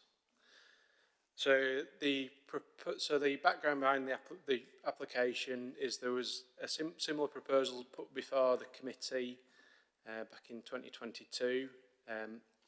The since then, things have moved on somewhat, and the proposals have been revised. So those proposals, which were for, again, outside storage of what the laundry comes in cages, the proposal was to store the cages and the laundry in the southern yard in a similar manner to what's currently proposed, although kind of less defined and controlled and without the acoustic fencing and the loading ramp in place. And there was a proposal to extend weekday delivery hours from what was at that time restricted to 4 o'clock to 6 o'clock, and also to permit deliveries on public holidays of a 6-hour delivery window proposed on public holidays. So after the refusal of the previous applications, following the decision of the committee, the applicant appealed the delivery hours proposal, and the inspector approved the appeal effectively, but with a different set of hours. So the inspector effectively gave them 2 hours, the 2-hour extension they wanted on weekday delivery hours from 4 to 6, but rejected the public holiday delivery hours on the grounds that she felt like the two combined would cause too much disturbance. So she effectively adopted a compromise position. Following that, the council served an enforcement notice on the site on a separate matter, because we became concerned that the use may not be a light industrial use falling within what was use class B1, now use class E, because of its nature and the number of complaints we're receiving from local residents and investigations we conducted. So we served an enforcement notice requiring the use to cease on the grounds that the planning permission didn't cover it, because we believed it was a B2 use. The applicant then appealed that enforcement notice, and that went to public inquiry last summer. And the outcome of that was that the inspector agreed ultimately with the appellant that, subject to very extensive mitigation that the appellant Abbey Glen put in place, that they'd reduced the impact of the site to such an extent that it did in fact fall within the correct use class stated in the planning permission, use class B1, now E. So that's the background to the application. The applicant had previously reapplied for the external storage and the extension to the delivery hours. However, that effectively went on hold pending the public inquiry. They then discussed the matter with the planning department, and it was agreed they would resubmit the application because the application was effectively needed to be redirected towards the appeal decision that had allowed the extension to the weekday operating hours. So that's the application that then came in. It's been revised extensively following discussions with officers and the applicant's reflection on the feedback from the public inquiry, etc. So what's proposed is external storage of cages. The applicant wants laundry, the allowance for laundry to be within those cages, but the recommendation of the report is for just the cages to be stored in the southern yard area in pens effectively defined by kind of 1 metre high knee rail fence, that then also have a skip in part of the yard and an area to store pallets, etc. So they've sought to overcome the previous concerns by erecting the acoustic fence, putting in the delivery ramp, and also formalising the yard, because the committee were also previously concerned about reduction in parking, and also HGV manoeuvres may be compromised, causing unsafe reversing.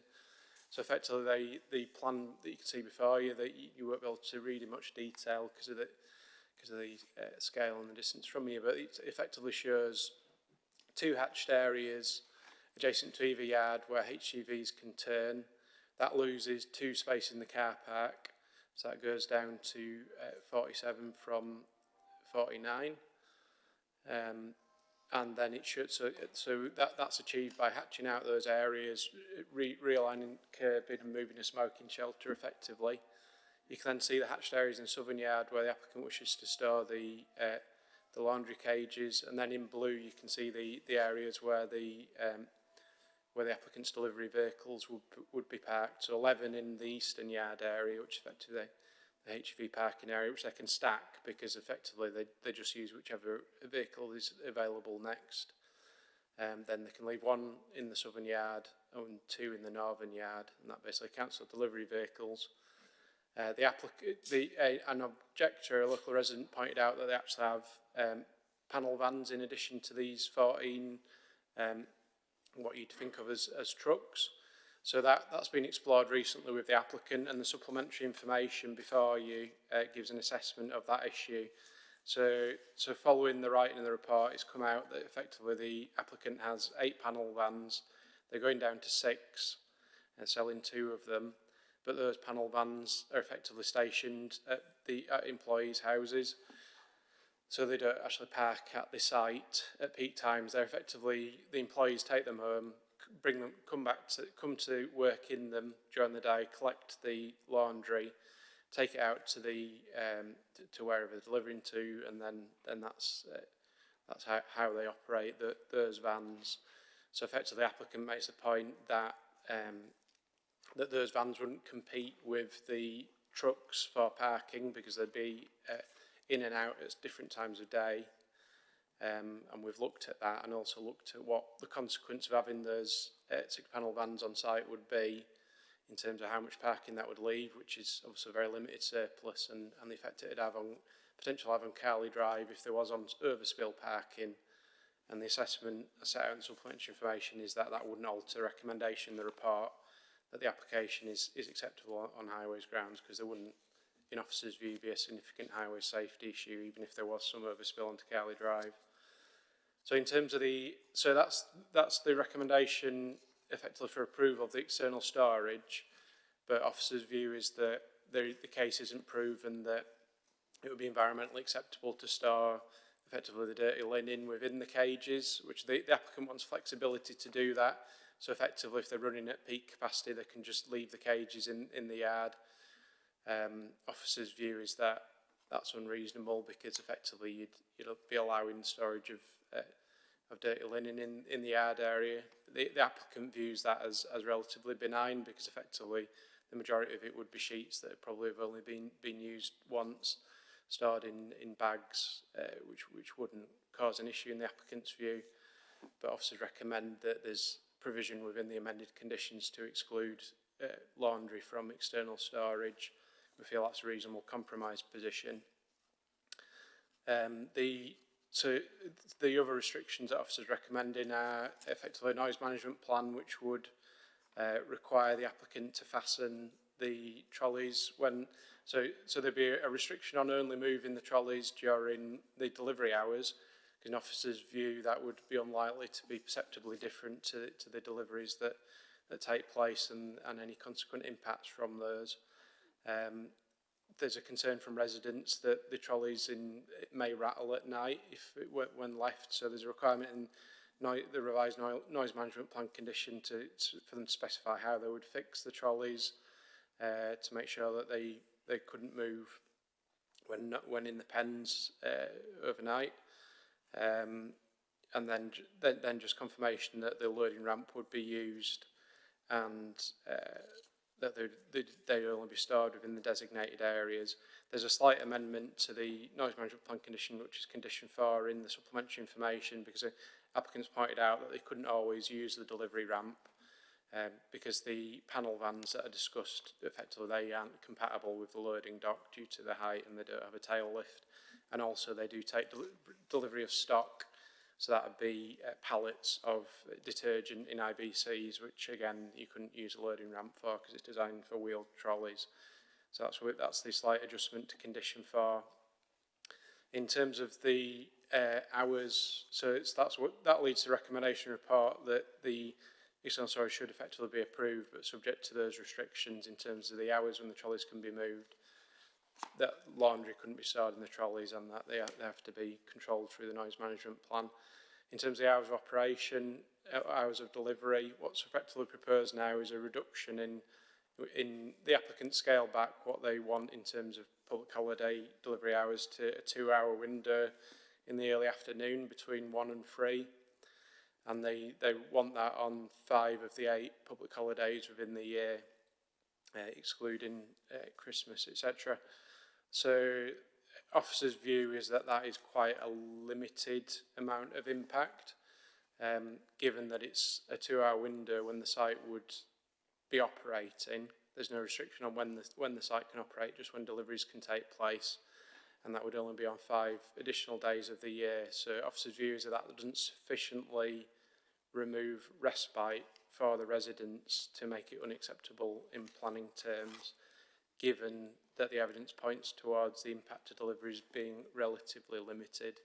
And that's in particular the conclusions reached in the recent appeal, and the views of the planning inspector that the impact of deliveries and cage movements was, in his view, very limited as perceived from residential properties. So that's the 2 matters, and effectively we're recommending approval of a revised set of conditions which allow the external storage and the additional delivery window on the bank holidays, but subject to some restrictions which we hope will provide some reassurance and protection of local residents. The conditions have been reviewed with the enforcement manager, and we feel that they are clear and enforceable conditions. So that concludes my presentation. Obviously happy to take any questions. Thank you, Michael.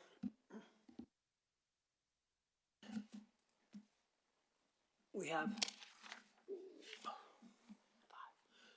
5 speakers on this. The first speaker being Mike Pete, please.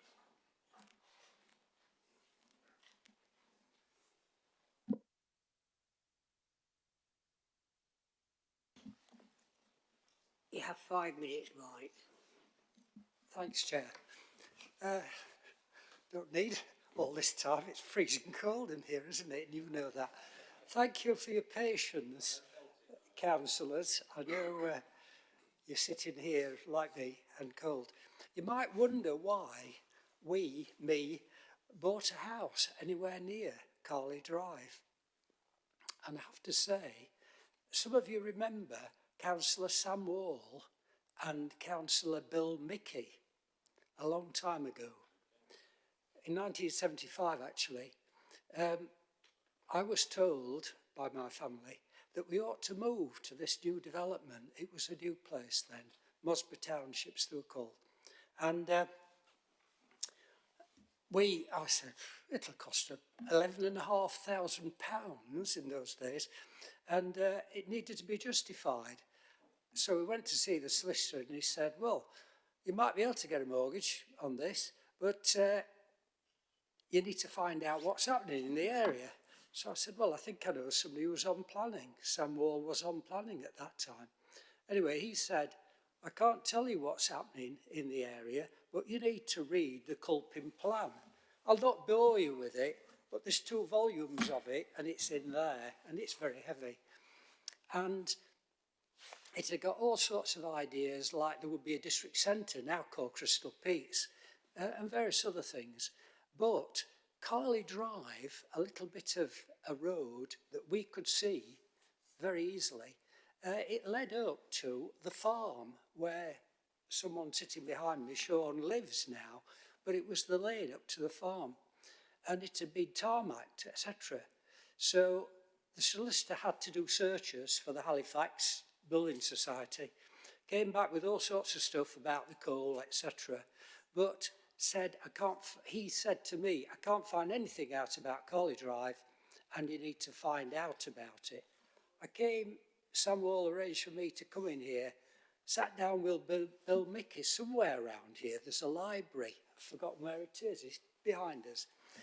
Sat in there with Sam Wall and Bill Mickey, I said, what's happening on Carley Drive? They said, well, it's an area of business opportunity. No, it's not an industrial estate, it's business.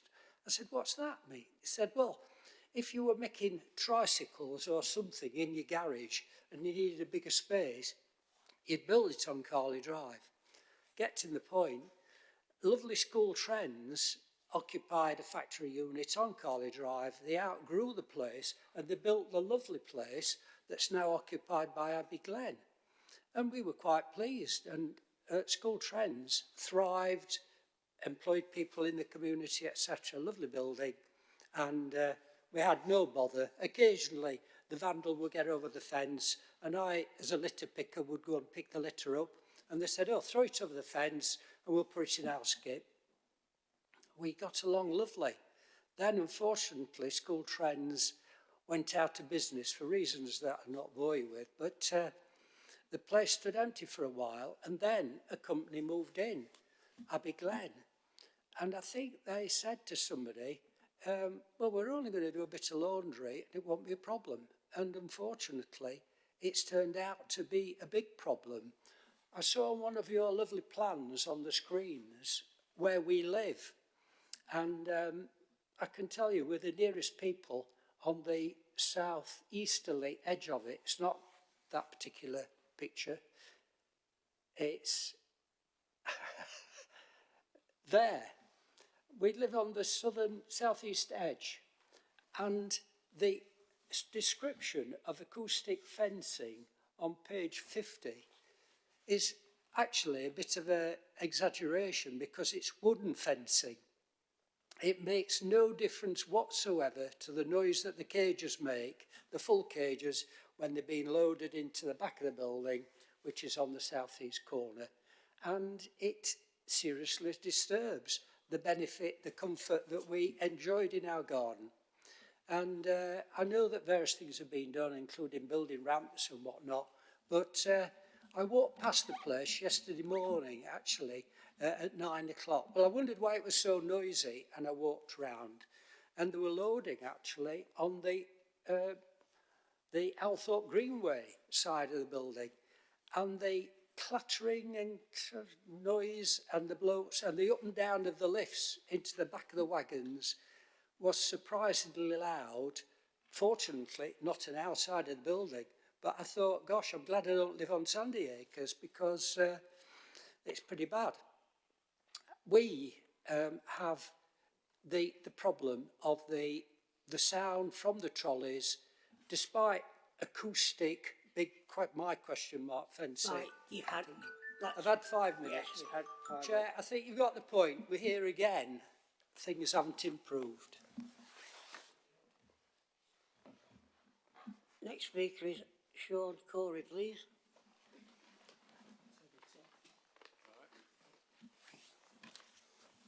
Again, Sean, you have 5 minutes. Thank you, Chair. We are opposed to this application. To state with, I want to say that we are not opposed to the storage of skips or pallets of stock, but we are opposed to the storage of 324 very large 6 feet tall wheeled metal trolleys outside in a yard just a few feet from our homes. The application states they will be secured, but it only takes 1 or 2 unsecured trolleys to create a noise burden that will wake us up. We experienced this firsthand in 2021 when Abbey Glen believed, until corrected by planning, that outside storage was permissible. During that time, we were woken up by trolleys moving in the yard at 2 or 3 in the morning. We have grave doubts that every single trolley will be secured. Maybe even securely fastened trolleys with a 1 metre fence will move together like a monstrous snake when it's windy, as happens with much smaller supermarket trolleys. We also have serious concerns that cars will be pushed from this small site onto the surrounding roads of Carley Drive and Sandy Acres, just as happened in 2021, when dangerously double-parked cars were commonplace on these roads. I have videos to back up what I say. After 2021, trolleys were successfully kept inside the factory, and the roads became calmer, and therefore there have been no injuries. And no trolleys woke us up at 3 o'clock, because the trolleys were in the factory. And now you're being asked to approve a move back to the bad old days. Documents in favour of this application have attempted to prove that there's adequate parking on the site, but I'm here to tell you that those documents are seemingly inaccurate and misleading. They highlight where the 14 lorries will park, and I now know that they've included the vans, albeit too late. And I have to tell you this, that those vans are parked, or some of them are parked on the Carley Drive site. We have photographs to prove that too. Neither did this document inform you that Abbey Glen employee numbers fluctuate throughout the year. For this document, they state they have 108 employees, and yet other documents from recent applications state they have 120, 150, and even up to 200 employees. This seasonal business can employ arguably at least another 40 extra employees in their busy time. This document did not inform you that any of their surveys to establish these figures occurred at the quiet part of the day or year. If I had time, I'd highlight how these maths don't add up in more detail. We oppose deliveries because these deliveries using very noisy metal trolleys are awful to listen to. And because they're unexpected, they make you jump. We have hours of accumulated videos which we're not allowed to share with you again, so you could hear for yourselves and make a judgment. The new fence and ramp make no difference at all, as our recent videos can prove. Up close, these trolleys can reach 75 decibels, and our homes are just feet away. We fear the 2 hours of deliveries on bank holidays will be constant and intense and not interrupted like they are now. We still have lorries coming and going at all hours, 4:45 for example in the morning, and these should be stopped as they regularly wake up residents on Sandy Acres. Bank holiday deliveries were not allowed in the original 2002 planning application, they were refused in the 2022 application and were firmly rejected by the planning inspector in the subsequent appeal, due to the inherent quietness of bank holidays being shattered by crashing and banging. We have no faith in a new noise management plan because the current one has absolutely no power to stop the breaches that we witness and record. We spend hours arguing with planning enforcement that the loud crashing and banging we hear and record is actually a quiet crash and bang according to planning enforcement. We have sent videos to planning enforcement that would make you jump out of your chair. Apparently it's inaudible. It's ridiculous. The proposed new noise management plan is far too weak and is a fast track to further disagreement with planning enforcement, and we will spend our valuable time debating just how unsecured the trolley that woke us up at 3 actually was, or debating whether Abbey Glen have oiled the trolley wheels. It's beyond comprehension. Once again, our poor ward councillors will be busy emailing planning on our behalf. And that's a further point. Who do we report the breach to? An overstretched planning department or Abbey Glen? The very company who refuse to meet with me despite our MP, Clive Betts, desperately trying to arrange a meeting. If passed, this application will unquestionably impact our amenity and will unquestionably impact highway safety. The same application has been rejected before and must be rejected again. Nothing has changed. It's not our fault that the site is too small for their needs. Thank you, Chair. Thank you, Sean. Next speaker, Dawn Godson, please.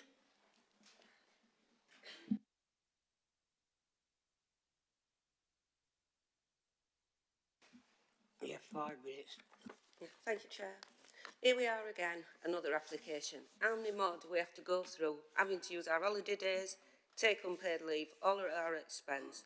Abbey Glen have had every application rejected due to noise, residents, loss of amenity, and these were rejected for less trolleys. So how can having more outside be any better for us? Let's start with outside storage.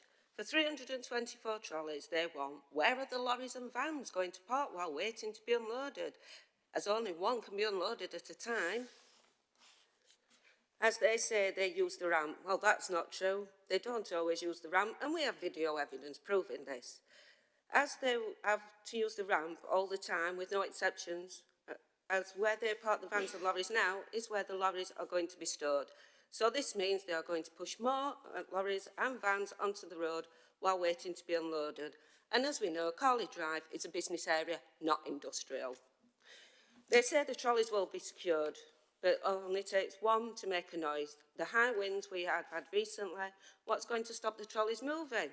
When the winds have uprooted trees, so a good chance the trolleys will move. Who wants to hear the rattling of the trolleys in the middle of the night, with those being stored so close to our houses? The fencing, what a joke. Doesn't stop any noise coming from Abbey Glen. And the ramp, what can I say, don't work. Bank holidays. Again, Abbey Glen want to take these away from us. It may well only be 2 hours, but could be intense. They want to ram as much in as possible. Who wants to be in their gardens, listening to the trolleys, banging and crashing into each other? These are very noisy, video evidence, and listening to staff shouting. Yes, they do, and we do have evidence of this. Some people have said that Abbey Glen do not affect our amenities and lives. 90% of the supporters do not live local to Abbey Glen as we do. Why should we lose another 5 days of peace and quiet? So that will then give us only 55 days a year of peace and quiet. We are given these days to rest and enjoy our homes and gardens, relax from work, not to listen to Abbey Glen. If this application is passed, this is what we will have. We not only have to suffer for this for 5.5 days a week, now they want to take our bank holidays. Some people say it won't harm our lives, but how can they say this when they don't live with the noise and how it affects our mental health? We know bank holidays, they will break the rules, as they have in the past. No deliveries allowed. So how can we have video evidence of deliveries by vans? Bank holidays, no matter what the time is, it's still unsociable to residents, and this is not beneficial for us, only Abbey Glen. And on heart, here, how many people here would be happy to sit in your garden on bank holiday, relaxing, enjoying the peace and quiet, then all of a sudden, crash, bang of the trolleys, staff shouting, your relaxing and enjoyment has gone. One thing that Abbey Glen cannot say is that if they don't get what they want, they will go bust, bankrupt, and people lose their jobs. Well, that's not true, as they've been running for the past 2 years without outside storage and no bank holidays. Abbey Glen only abide by rules when they know they are going to have a visit. They will tell their staff, be quiet, use the ramp, move the trolleys quietly. Then the visit is over, back to noise. From the trolleys, staff shouting, not using the ramp, as they know they are not going to get caught, because who's going to monitor it? Oh yeah, back to us residents again, to prove this company is pulling the wool over the council, all over the council officials. Abbey Glen will continue to break the rules, even their own, hoping that they will not get caught. Don't abide by their own noise management plan now, so I've got no confidence in them abiding by the new one. You can even hear them at night slamming the doors. This company do not care about the residents' only profit at any cost to others. Do the right thing and reject the planning application. Thank you. Thank you, Helen. Our next speaker is Pauline Thorpe, please.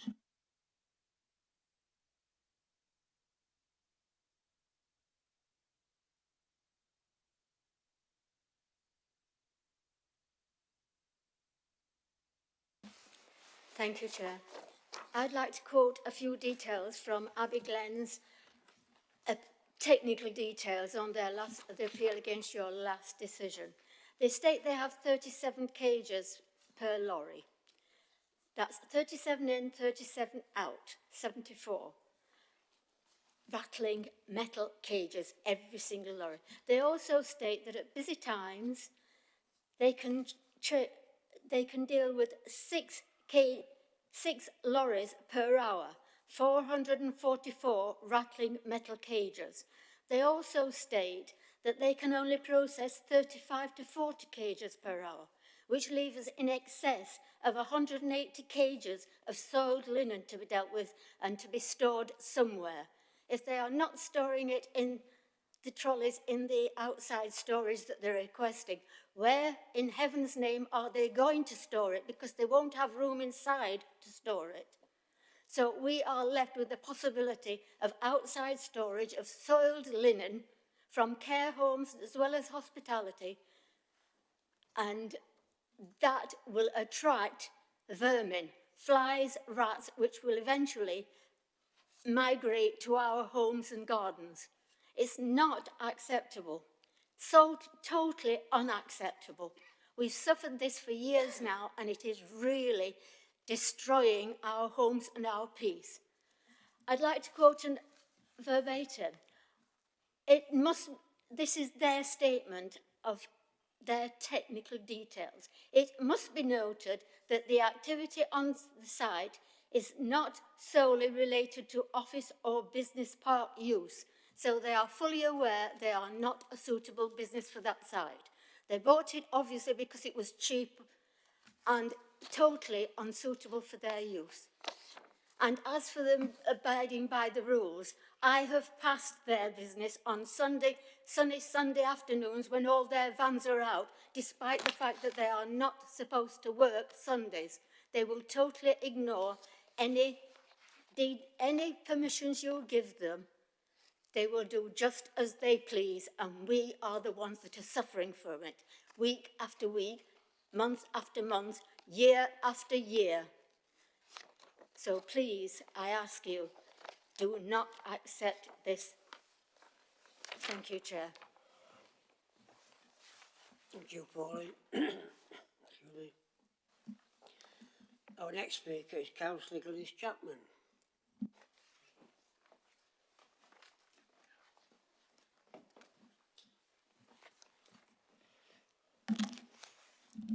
Thank you, Chair. I'm speaking on behalf of Councillor Gail Smith, who has been involved with the residents and Abbey Glen from the beginning, but is unable to attend today's meeting. I myself have had contact with the residents over the last couple of years, but have not been subjected to the intimidating and bullying emails that Councillor Smith has received from Abbey Glen employees regarding previous problems. As planning decisions are made and based on facts, I want to point out and emphasise the discrepancies in this application. Simple maths. Abbey Glen stated they currently have 108 employees, but this figure is massaged according to the impression they want to portray. In previous applications, this figure has been quoted as 120, 150, and somewhere between 145 and 200 in the busy summertime.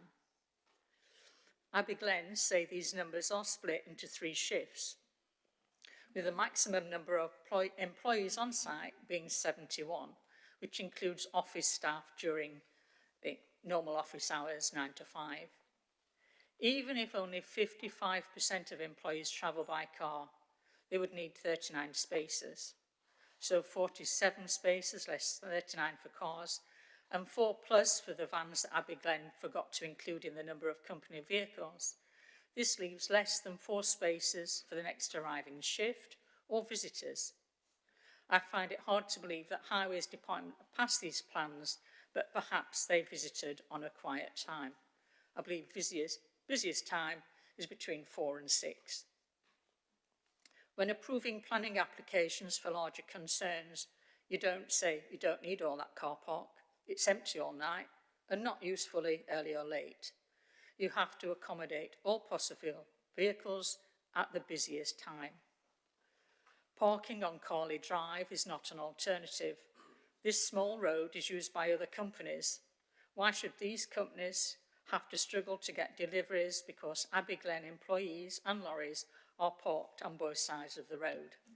And this has happened in the past.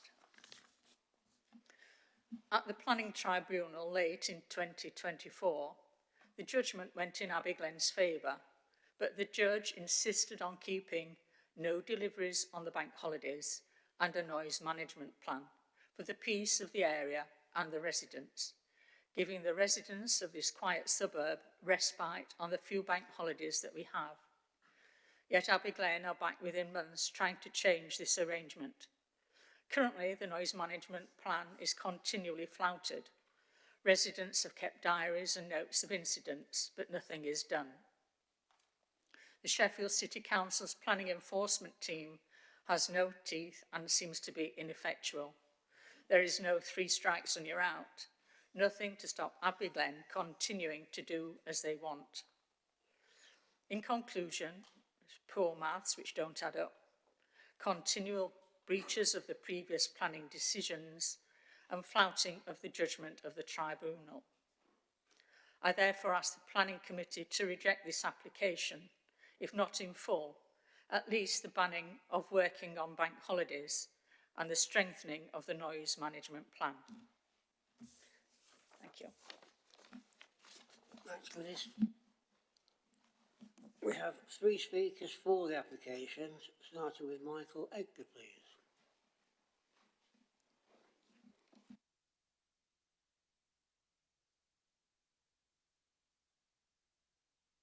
We have 5 minutes, Michael. Thank you very much. I'm Michael Edgar from DLP Planning. The agents for this application to vary the conditions, and we were involved in the public inquiry in the summer of last year that's been alluded to. Appreciating the positive approach that the officers have taken in dealing with this application, we welcome that and the proposed amendments that have been put before you today, particularly in terms of condition 4 and the amendment around that, just to clarify the loading bay wouldn't help anything in terms of vans, so it can only be limited to the HGVs. We do have a slight concern around condition 8, and you'll hear from other speakers in terms of the operational aspect of that, but suffice to say that if there was a risk of vermin getting into stock, that would actually harm the business. So there'd be absolutely no benefit to them in terms of allowing that situation to arise. But otherwise, we do support the recommendation for approval. I'll just try and address some of the points that you've heard today. It's clearly an emotive subject. It certainly was at the public inquiry as well.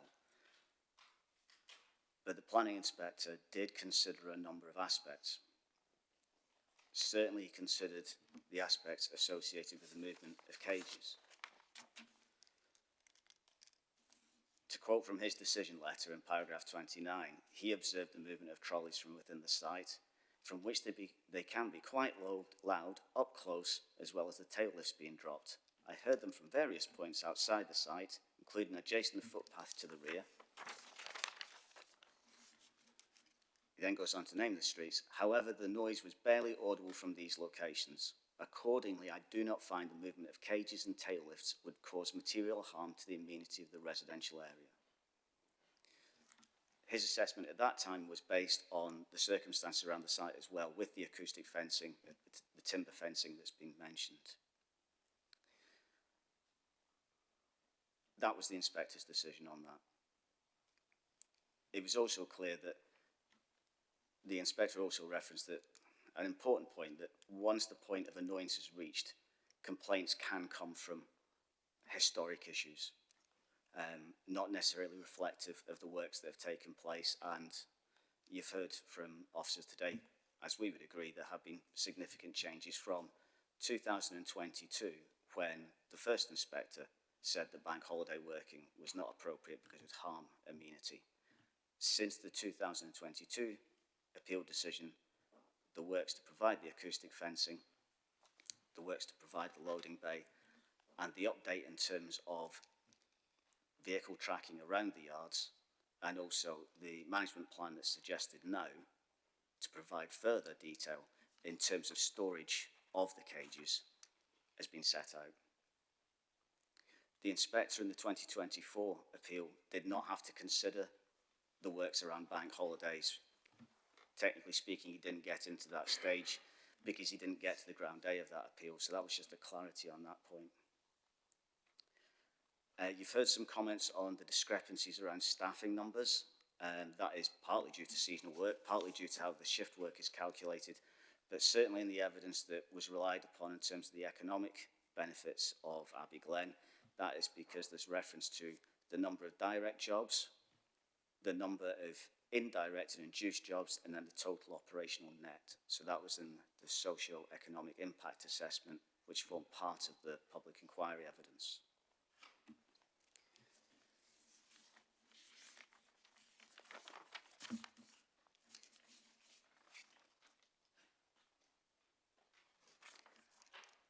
With the amendment to clause 1 of condition 4, I think that's all that I really need to cover in terms of what was said, other than to close with the socio-economic importance of Abbey Glen is something that does have weight in terms of national planning policy as well.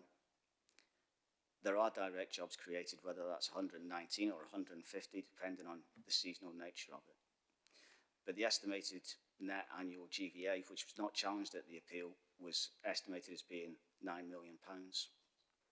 That's an important contribution in terms of the economy, and I think highlights Abbey Glen as being an important local, if not regional, employer.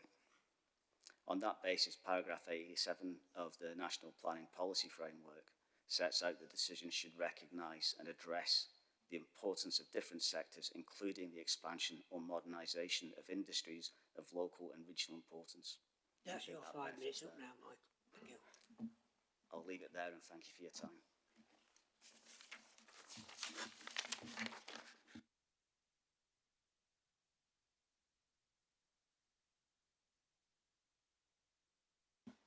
Our next speaker is David Horsfield, please.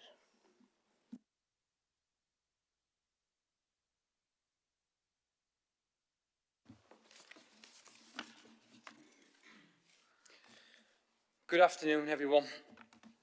I am David Horsfield, MD of Abbey Glen. This is my second planning committee meeting for Abbey Glen. I thought the last meeting I attended was very useful, and I thought the committee members were very disappointed in not being able to support our previous request. The feedback we received was very helpful, and we have listened to the advice offered when submitting new requests. On top of this support, we've also had detailed pre-planning advice given to us from the planning department.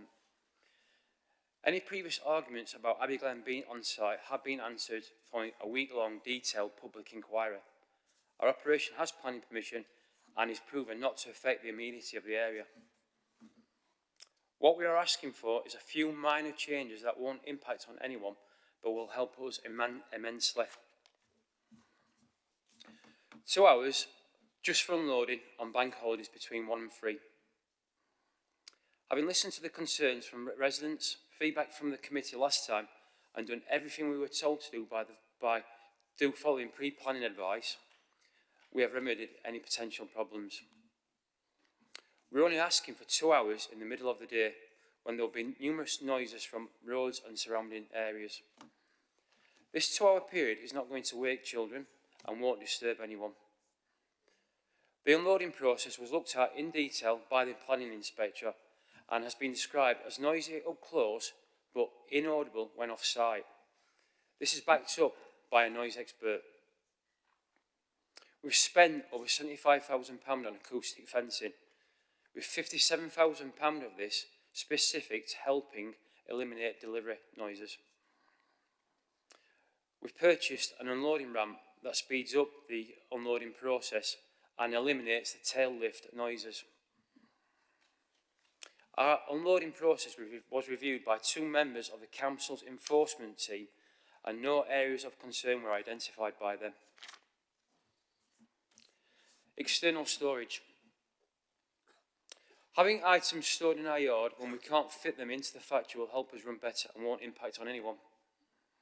We have ample space in our yard and no issues have been raised from a highways perspective. The fire service has confirmed that there are no fire risks associated with the items we plan to store outside. All laundries, hotels and hospitals store soiled linen outside. There won't be any noise from the items stored outside. The items will be secured appropriately and we now have expensive acoustic fencing. Bins and garden furniture don't create noise issues and neither will our items. There is no potential for smell that some residents are concerned about. We have had a detailed review of smell from an odour expert and it was concluded there were no issues. There are numerous hotels in Sheffield that have planning permission that have soiled linen stored outside their buildings with no issues. Nursing homes and hospitals also store soiled linen outside with no effects on the amenity of those areas. Thank you, Chair. Thank you, David. Our next speaker is Ben West, please.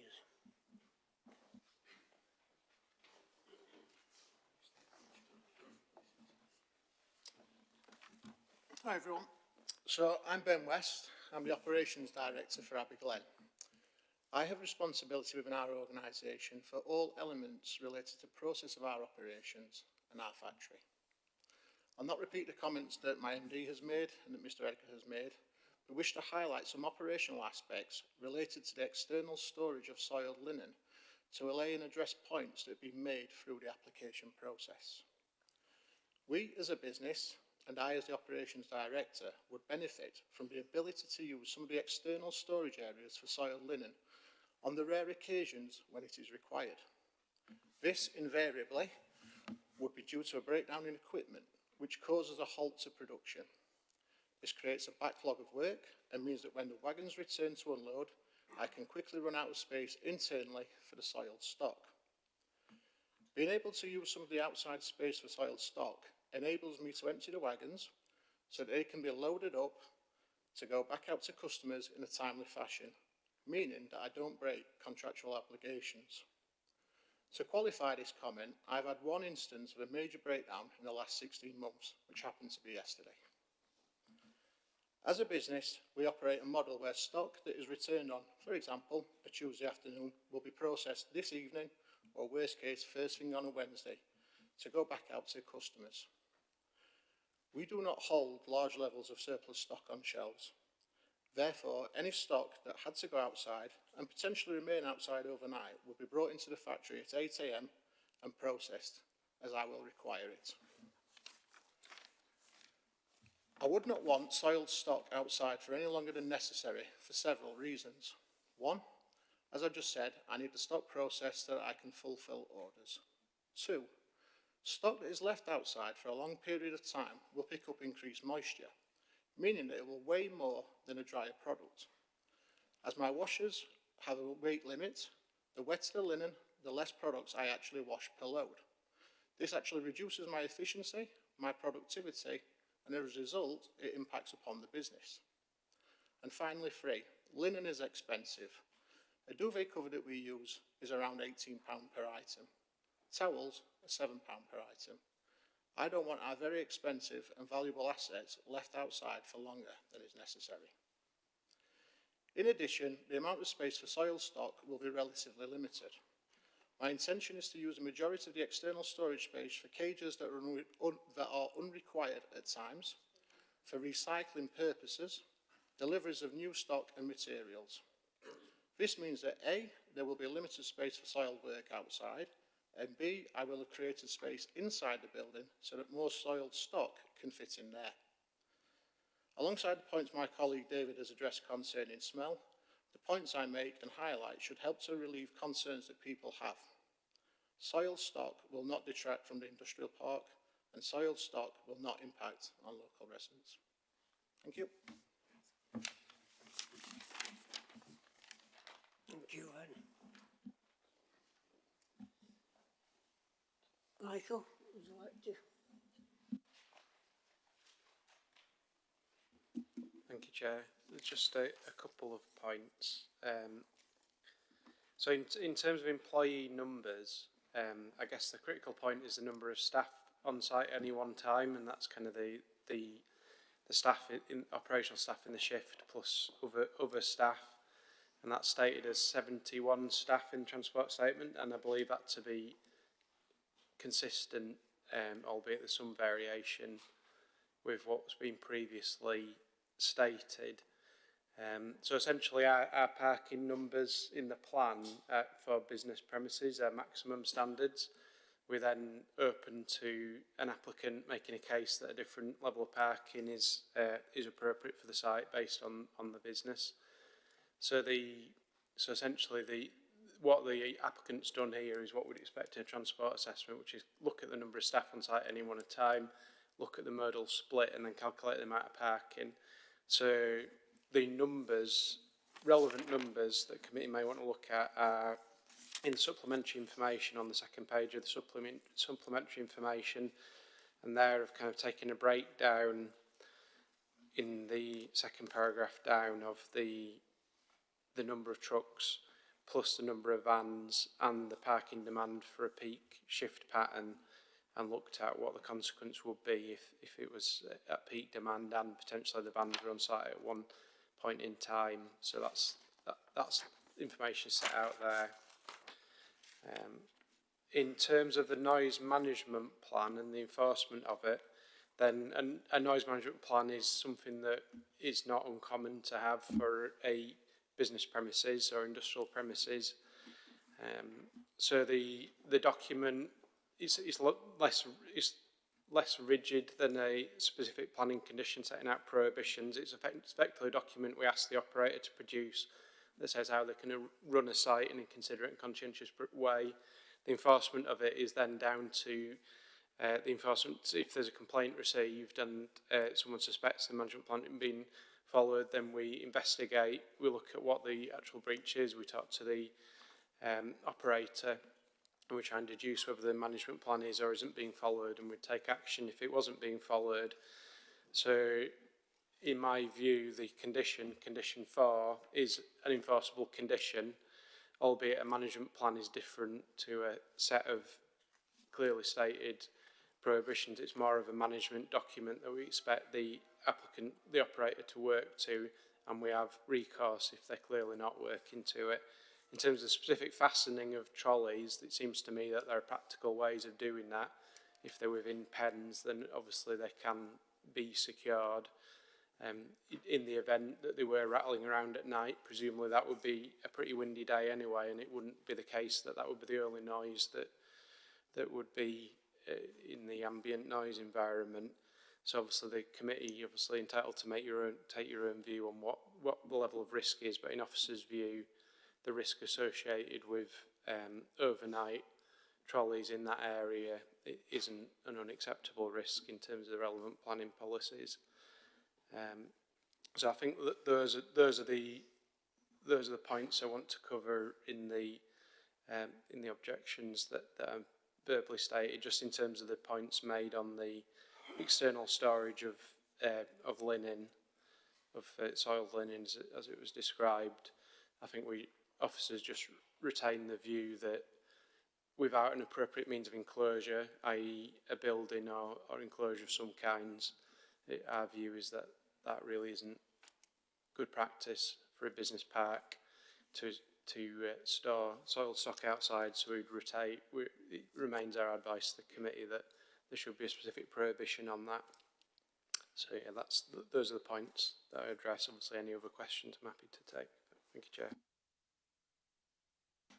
We'll now move to members' questions. And could you stick to questions, please, instead of preamble? Thank you. Mike's first. Gosh, thank you, Chair. My first question is a technical one to Michael. On page 49, you refer to the emerging Sheffield plan and the planning policies within that, but you state that little weight can be currently attached to it. Now, I've read two further reports later on that we'll be coming to, hopefully before we get to tomorrow, where they accord the emerging local plan limited weight.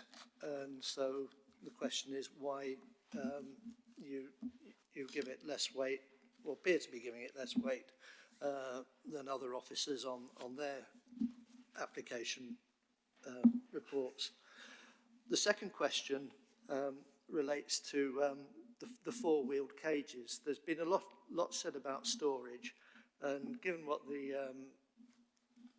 senior manager said about accumulating moisture in dirty linen, for the life of me, I cannot understand why they're not stored in a enclosed shed or location, rather than being left out in the open, because that would resolve the moisture problem. And if you could close the shed door, you might very well reduce the noise from them rattling around in high winds and similar situations. Having myself moved four-wheeled containers, they were known as York cages in the past life, I do know that they make a lot of noise going over hard ground, no matter how good the rubber wheels are, or the galvanized wheels. And unfortunately, the more use they have, the more bumpier they become, and that too can make a lot of noise. And very, very sadly, I've worked with colleagues who've been a bit careless in the way they've shunted four-wheeled cages around, particularly when there's no managers about to supervise them. So it does seem to me that it would require a very robust noise abatement plan to make sure that kind of disturbance wasn't impacting on the residents. So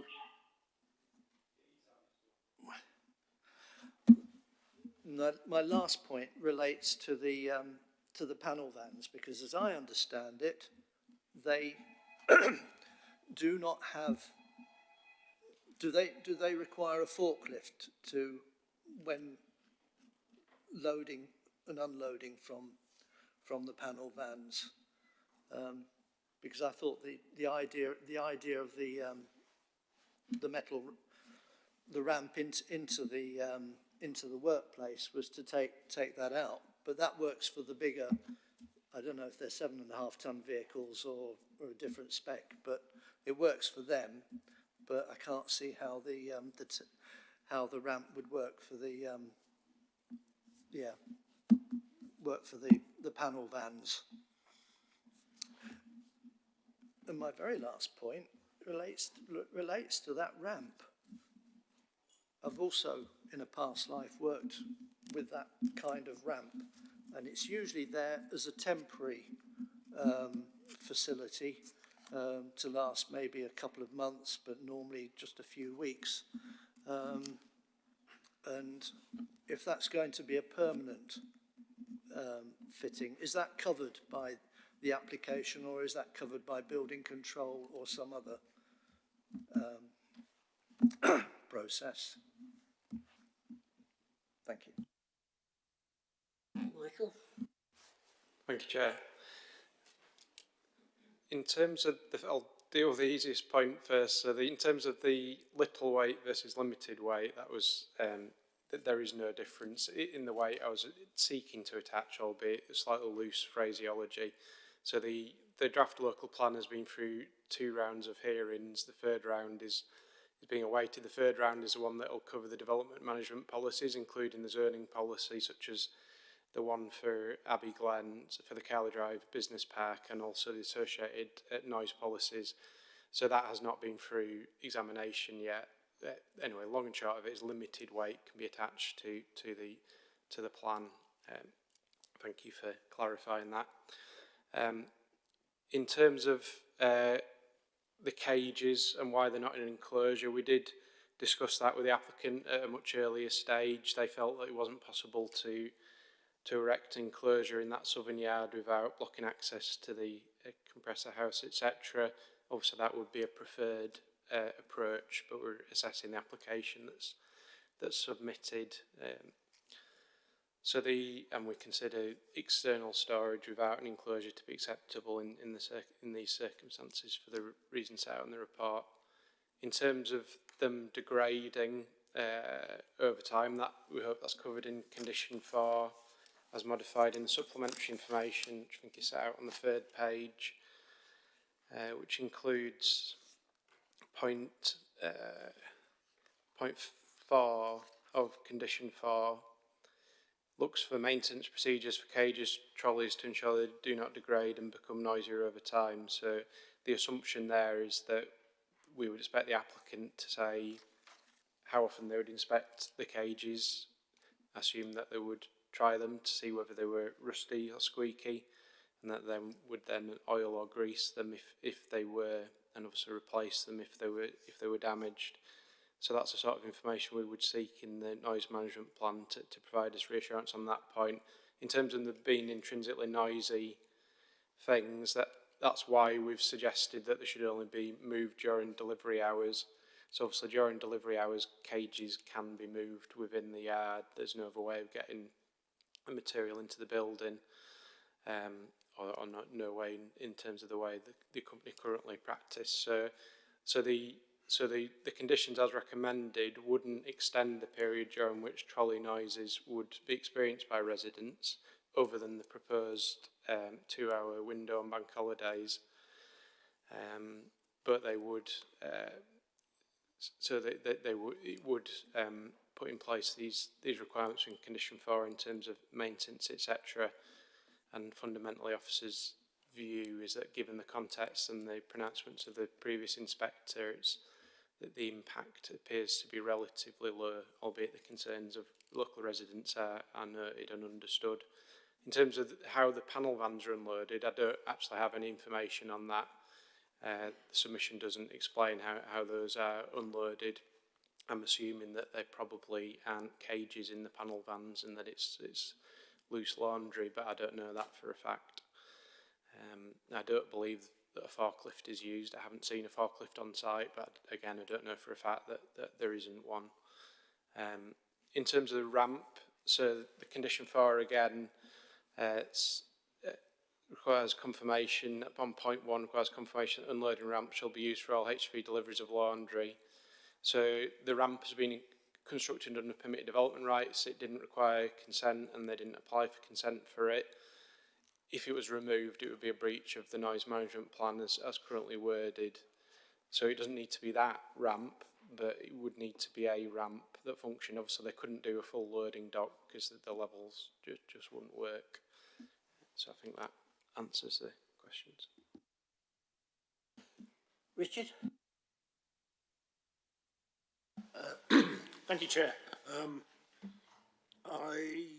As far as I'm concerned, there's two elements to this. There's the bank holiday allowance, and then there's the outside storage. The bank holiday one I prefer to cover in comments, right, because I don't really have a question, but I have a comment. In terms of questions for the storage outside, it's a classic dilemma of local residents in all good faith saying it's really noisy, it's disturbing, it's making life very difficult. And then you have the applicant who's saying, again, in good faith, actually we can manage that. So what do you do? And my question, and I don't know if you can still do it, if we were minded to approve this, could we do it as a temporary approval to see what the actual reality is?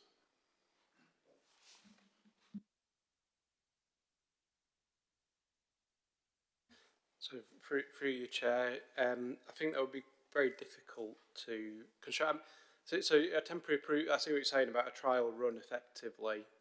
I think there would have to be very clear reasons for a temporary period, and there would have to be a lot of thought given to how that could be worded into conditions.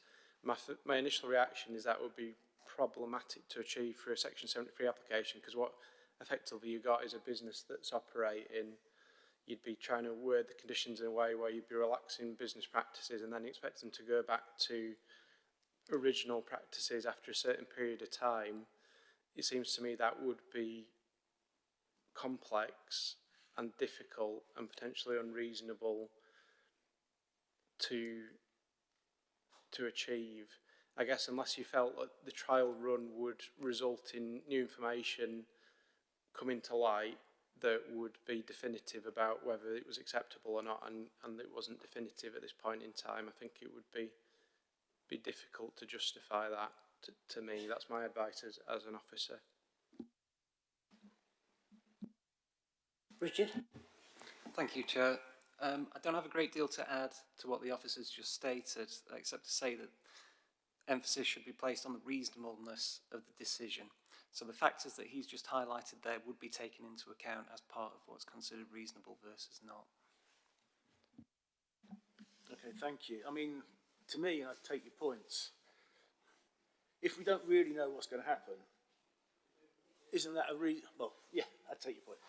I think that's quite a reasonable approach to take, to say, let's just play the game out and see it. Yes, it's going to be difficult, but I think both the residents and the applicant deserve the right to get to where we need to be. And at the moment, we're kind of potentially just guessing. And yeah. So, well, I can't, unfortunately, I can't comment on that, but that's my point. I know it's not easy, and that's why they happen very often, but I think there are occasional cases, and in my mind, this is one of them, where it might be worth that approach. I would have thought, I'm sorry, you've had your time, thank you. But if there were breaches of noise or anything else, I would have thought, Richard, that would be dealt with by enforcement.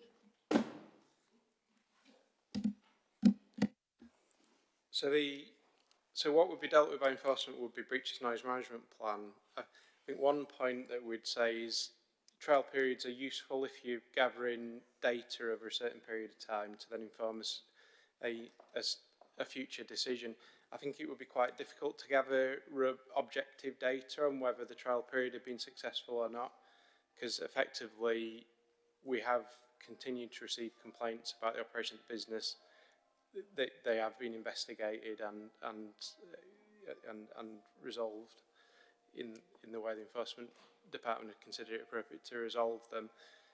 I think in terms of what information we would get from the trial period, it would be effectively, the only information we'd have would be whether people have continued to complain about the noise of trolleys. I think that's, given past experience, that's quite likely to occur. So I'm just not sure what further information we would, so say if there was a 2-year trial period, I'm not sure how that would advance us in terms of then taking a decision on whether to make the changes permanent or not, because essentially you probably have very similar information to what's presented at the committee now, without much further basis for judging whether you agree that the impact is relatively limited, such as the previous inspector said, or with the residents that the impact is more significant. So I think our view is that the trial period wouldn't be all that useful because you wouldn't be gathering much robust objective data during the trial period.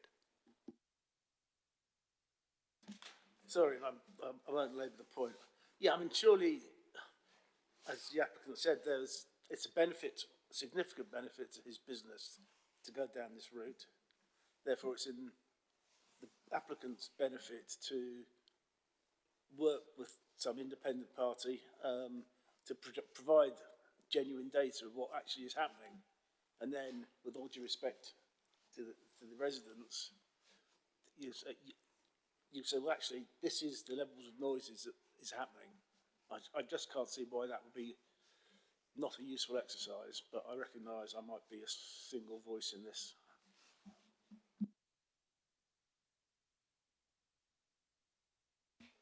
Through you, Chair, if I may, just on that specific point on gathering objective data on that cages and deliveries, that was discussed quite extensively in the public inquiry, and effectively the acousticians, so there's 2 acousticians, there was one the council appointed and then one that the applicant appointed.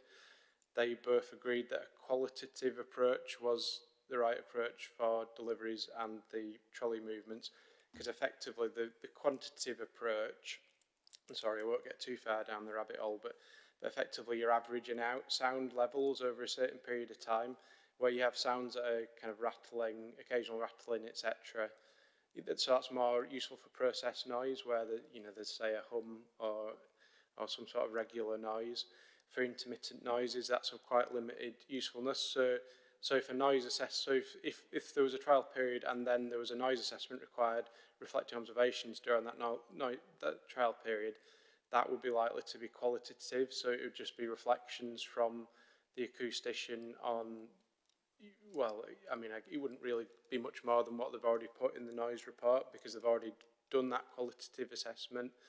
So just on that specific point, I think it'd be hard to get a quantitative assessment. So effectively, you just have the subjective experiences of residents and any other interested parties. Albeit, I'm not saying the subjective, not trying to undermine the validity of residents' opinions on this.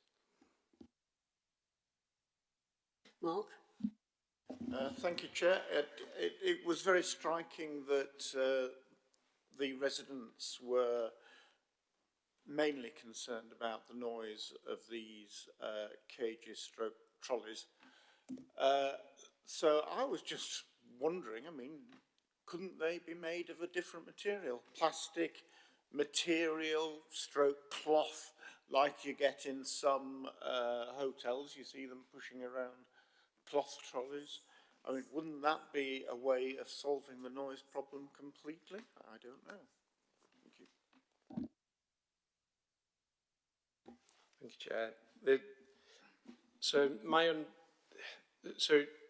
So this is just from my understanding from visiting the site previously. So I'm not an expert in cages, but I understand there are 2 different types of cages used at the site. Obviously, the technology is fairly basic. It's a cage with 4 wheels.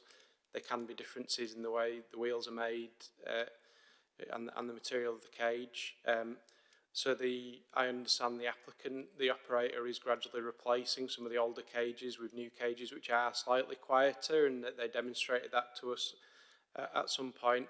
I don't believe there's a silver bullet of a type of cage that produces no noise. But as I say, the assessment based on the types of cages that are being used is that we don't believe the level of impact during delivery hours with an additional 2-hour delivery window is such that it's unacceptable, but that's just the advice of officers.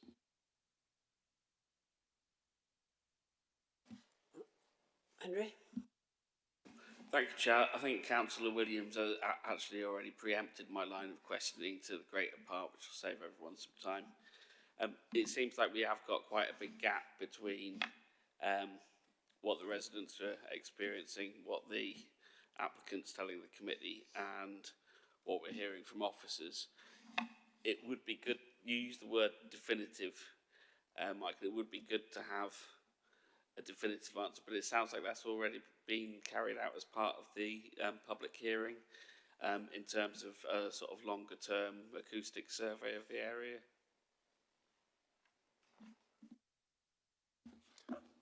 Thank you, Chair. So for the public inquiry, there was extensive acoustic information that basically monitored the background noise levels of the area and then looked at the noise that was produced by Abbey Glen. That focused in on plant noise, and it was, in terms of the trolley and delivery noise, as I said, it was more of a qualitative assessment, and that is based on the noise assessment methodologies, and to quantify you average together and then you come up with or you say the maximum level over a certain sound monitoring period. It's difficult to do that with noises like movement of cages.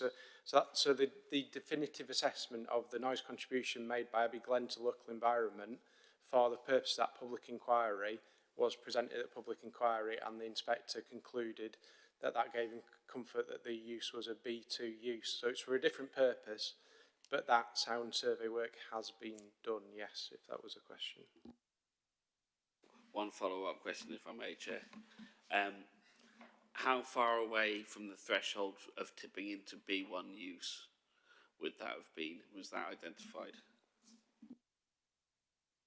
Thank you, Chair. So there's not a simple answer to that. So the question is whether effectively the use caused disturbance to the surrounding residential area. To look at that, there's a standard called BS 4142, which has certain indicators. So, for instance, complaints are more likely for if a business produces more than 5 decibel noise above ambient levels. Then there's a 10 decibel threshold. So there were certain thresholds. However, overall, so effectively the applicant presented, the appellant presented information to suggest that they were below that 5 decibel threshold. There was other ways you could look at it where the council suggested that at certain times they may be above that 5 decibel threshold. The inspector took a rounded view. He looked at all the available evidence. He considered the comments of the council. He looked at noise evidence produced by the appellant, and his view was that the evidence pointed towards there not being significant disturbance to the surrounding residential community. But it's not as simple as saying it was 1 or 2 decibels above or below a specific threshold, because the standard BS 4142 is part of the evidence, but you have to look at these things more holistically, and it only measures process noise.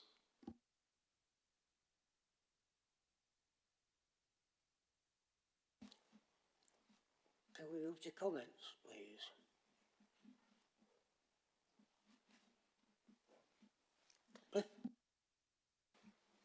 Yeah, I'm a bit perplexed, but it does strike me that the residents are very concerned about noise levels, in spite of what the inspectors say. And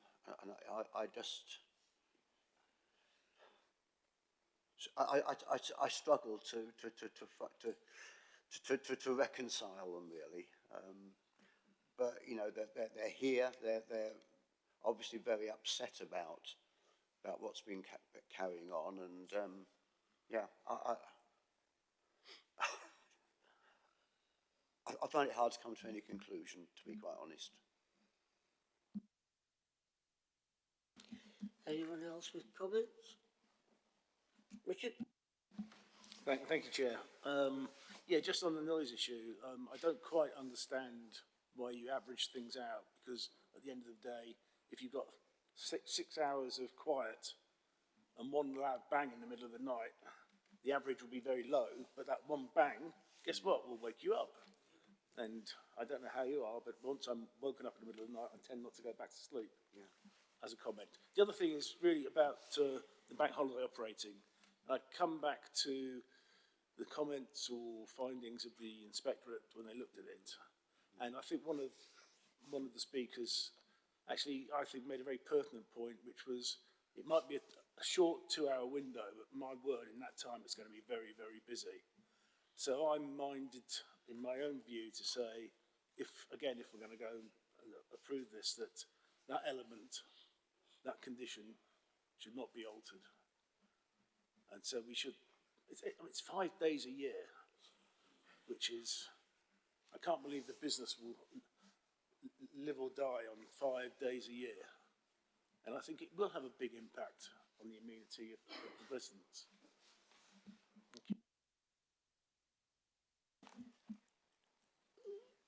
Janet? Thank you, Chair. I mean, my concern is that this request for significant outside storage and bank holiday working does suggest to me that there has been quite a significant intensification of use, which is bound to have some impact on local residents, particularly when you take into account the proximity of residential properties to this laundry, whether that be through traffic, through the moving trolleys around or whatever. I think that the request to open for 2 hours on a bank holiday would have a significant impact on residents' right to quiet enjoyment of their property during that time. So I do feel that both of these requests suggest perhaps that the business, whilst to be applauded for its success, is perhaps outgrowing the premises that it's in, and that the requests seem to me to be unreasonable. Thank you, Chair. Yeah. Yeah, similar. I think, again, for the residents to actually, be here and share their concerns, I think I picked up the level of impact it is actually causing, and I feel strongly that something needs to be put in place so it can be reduced or something, because obviously, like everybody else, I think some sort of condition or something to look into what more can be done. But yeah, I feel strongly because the impact working with residents, it can really have a huge impact for certain individuals. Yeah. Mike? I think it's one of these occasions where several of us went on the site visit yesterday and there wasn't much activity going on in the yard outside. There was one van being, sorry, it was probably a truck where they were slowly using the ramp to move stuff in and out of the building. So although we got a sense of the scale of the building and the outside yard, we didn't really get much sense of the activity.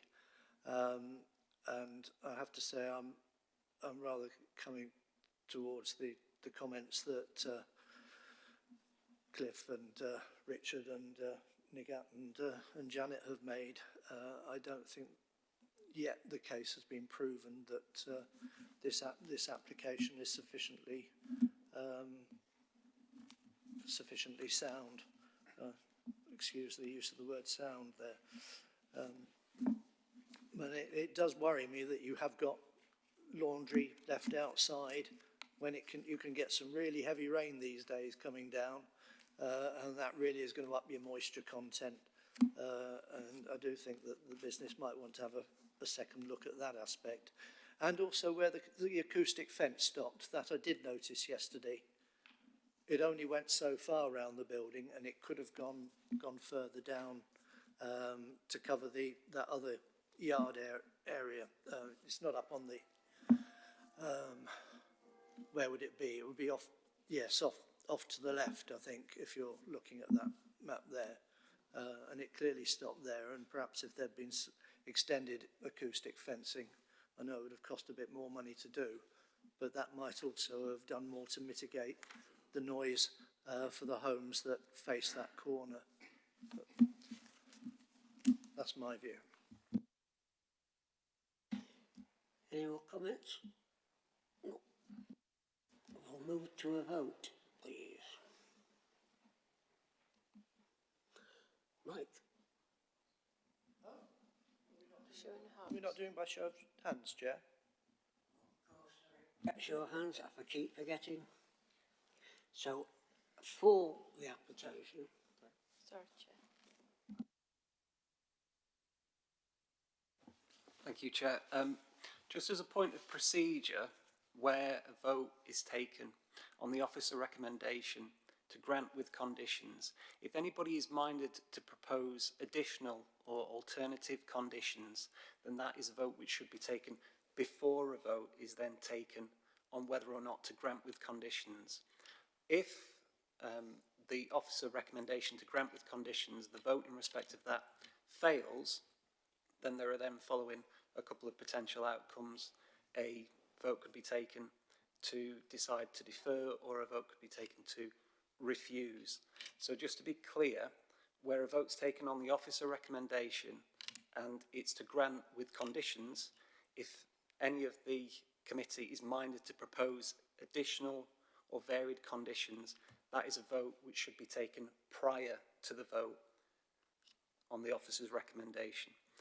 If the officer's recommendation fails, the committee votes against that, you will then have the option of potentially proposing to defer or refuse the application.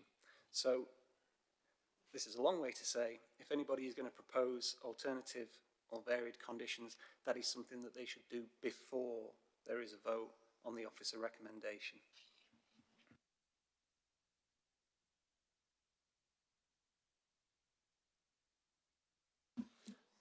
So in light of Richard's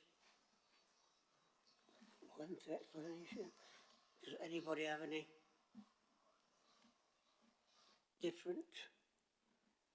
No. Chair, I don't see an appetite to vote for this recommendation, so I think we're going to have to propose that we vote to refuse the recommendation.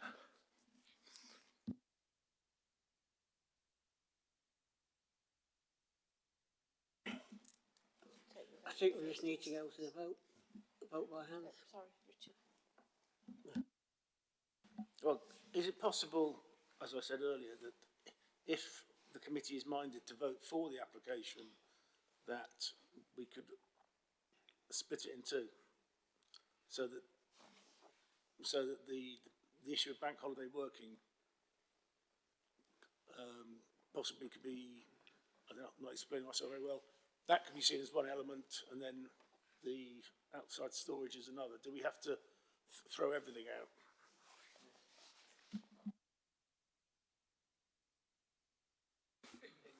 If I may, you may correct me, Richard, but I believe that you could vote on amending, say, for instance, condition 4, so to change that back to prohibiting bank or public holidays, and then you'd be taking a vote on the recommendation as amended, which would basically be just for external storage, or the other way around. So, but I believe you'd need to obviously decide which element you wish to strike out of the proposal, and then you can take a vote on whether whichever one you struck out, either the external storage or the bank holidays, was acceptable. So just the one element. I don't think you could do the same again to test the other option, as far as I'm aware.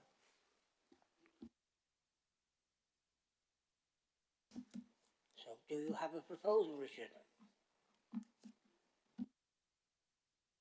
It's almost like voting in parts, I guess.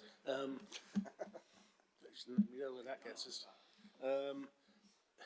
My proposal is that if and I can't predict what the other members of the committee are going to vote, if the substantive is voted yes, that the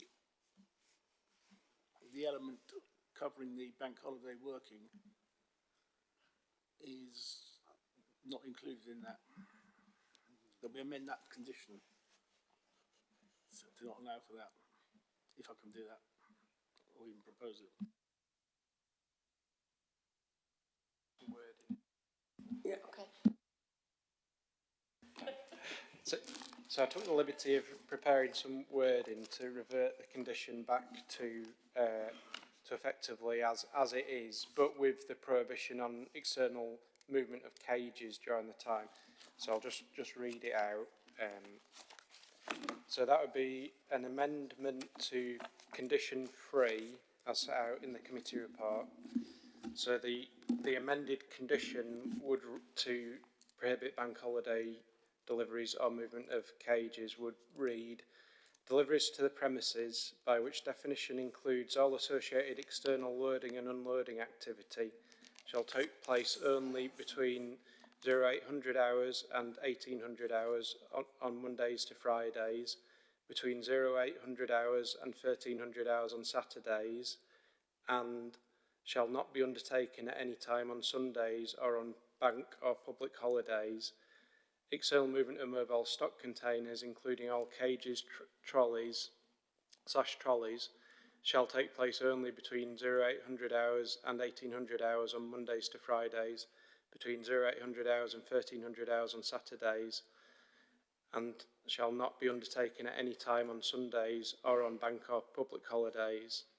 So that would be the revised wording of condition 3 to strike out the proposal for revised bank holiday hours.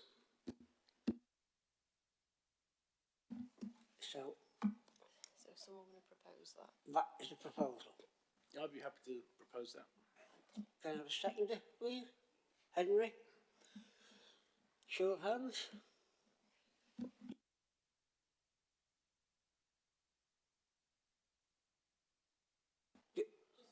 No. Right, can I have a show of hands for that proposal, please?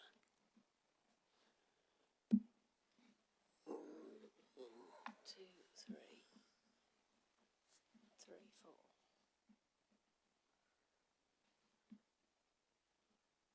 So those against?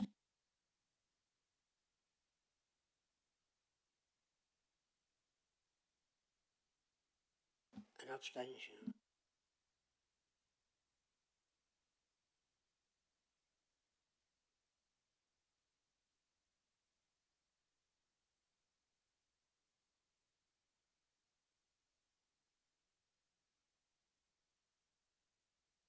That proposal was lost.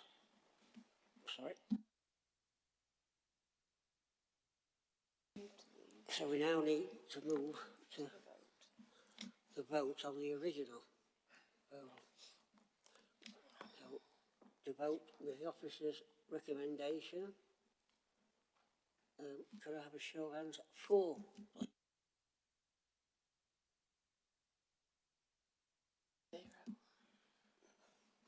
Against?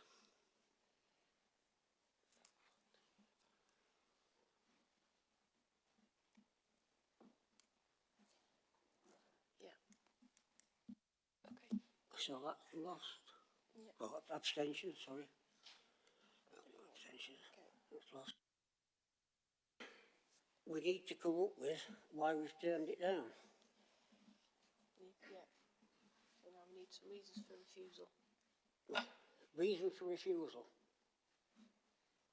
Planning reasons for refusal. It's got to be planning. Chair. Richard? Detrimental impact on the amenity of the local residents.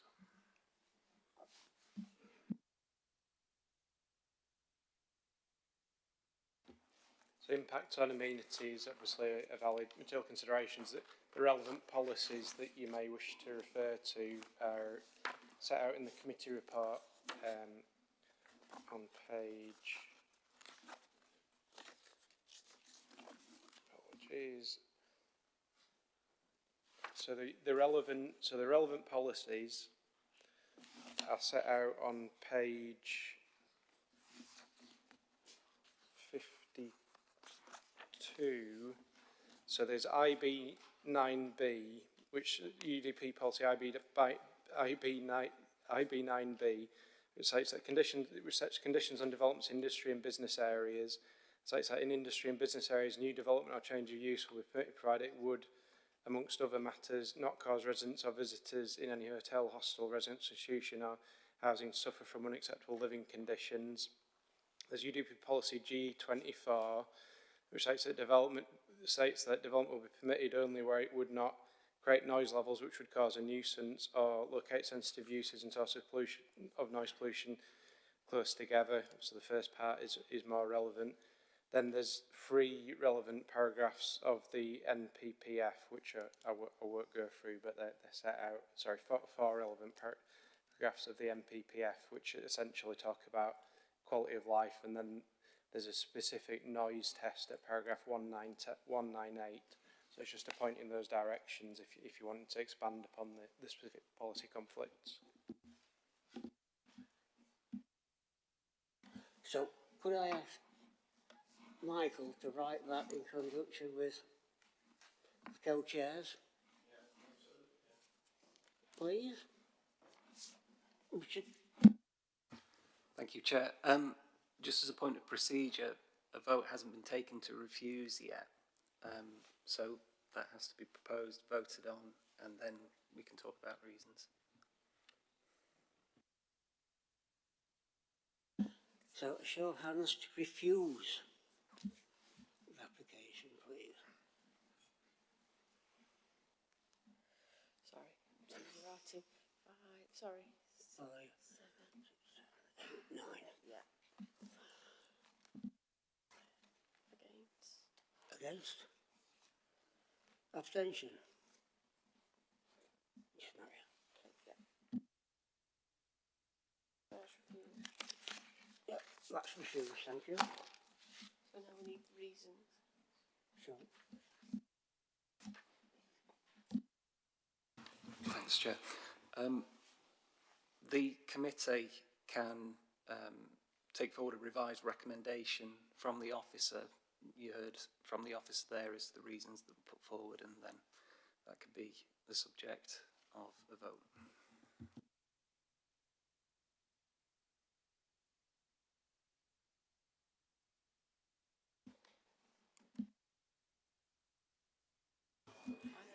Yeah.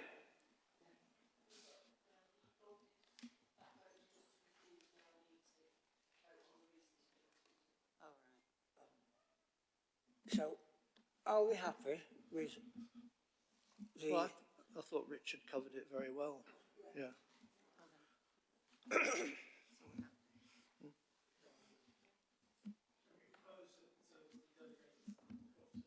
Well, that's...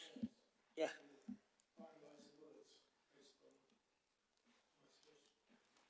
So there's a previous reason for refusal, which seems to be effectively the same concern. Oh, right. The only updating with the NPPF paragraph numbers, but it seems to me that effectively that is... Yeah, we already... Right. For refusal last time, we used... the local planning authority considers that the proposal resulting in unacceptable noise and disturbance to neighbouring properties resulting in a harmful impact to living conditions. The proposal is contrary to unitary development plan policies IB 9 and GE 24 and paragraphs. Yeah, one sec. I believe it's 135 now. 135. The second one is 185. Yeah. We can do that with the final wording to be agreed. Yeah, I'd need to double check the NPP paragraph So, numbers, but... can we vote on that one, please? And then leave the final wording to Michael to do between the co-chairs. Does everybody understand? So, can I have a hand show on that is why we're refusing this application? 1, 2, 3, 4, 5, 6, 7, 8, 9. Against? Abstention? 1. Yeah. Yeah, that's carried, thank you. So Michael will update that. So that application is refused. Can I request another comfort break, please, Chair?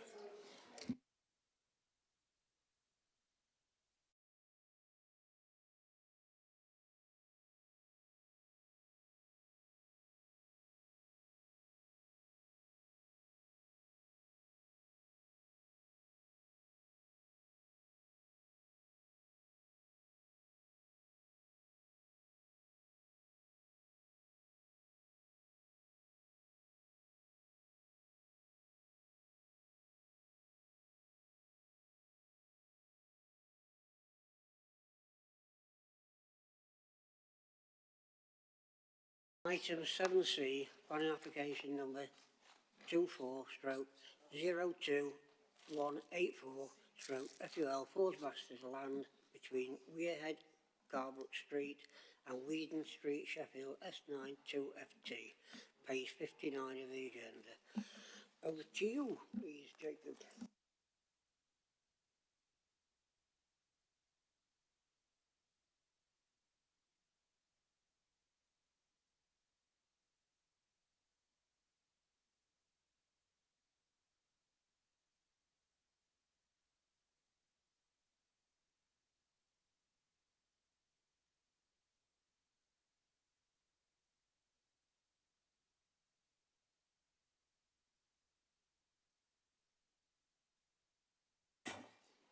Sorry about that.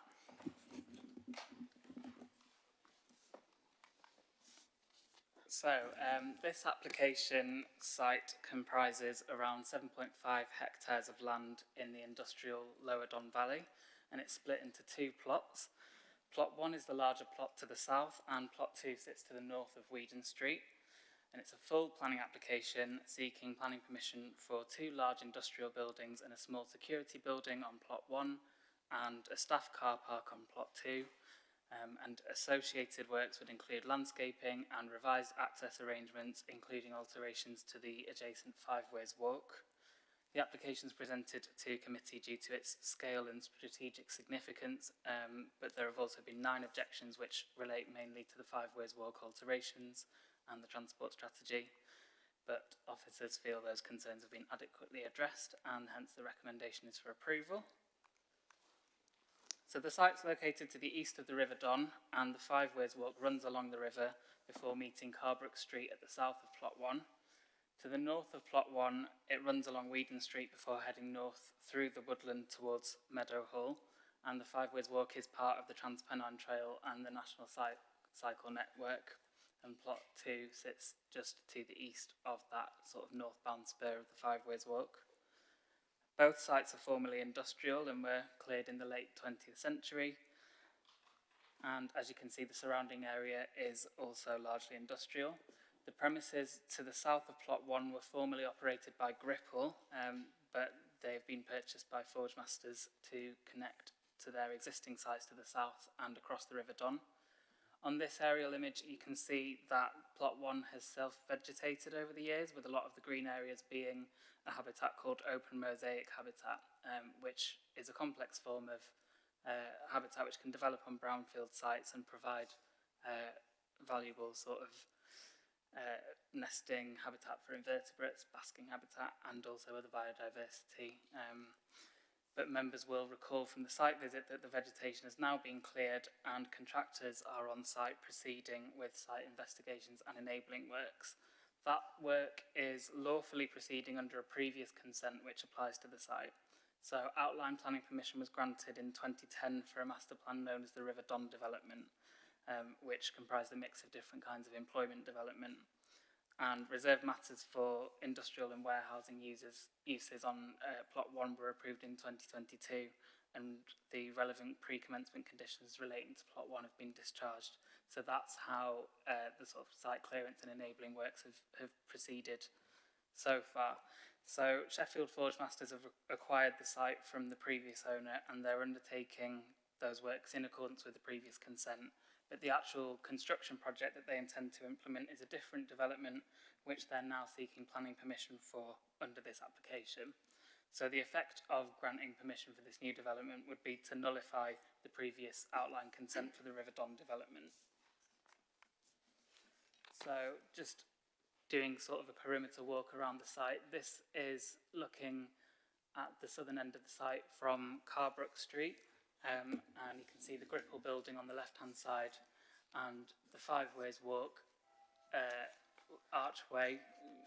If I zoom in to the next picture, you can see that a bit more clearly. And then the application site, the main part of Plot 1 behind that, which is mainly behind hoardings, and you can see that it's been cleared. Looking back towards Gripple, you can see in the distance of that photo the existing Forgemasters premises to the south, and then the Gripple site, which I'll explain later, is to be used as an access route between Forgemasters' existing site and this new facility, and then the Five Ways Walk. and this is looking over at the cleared plot 1 and looking northwards up the Five Ways Walk, which is segregated for pedestrians and cycles. And then this is looking back the other way towards Gripple along the Five Ways Walk, with the River Don on the right-hand side, and then on the left-hand side, that sort of raised earthwork mound is a flood defence bund, which would remain in situ as part of the development. That's been cleared of vegetation, but would be reseeded with rich grass.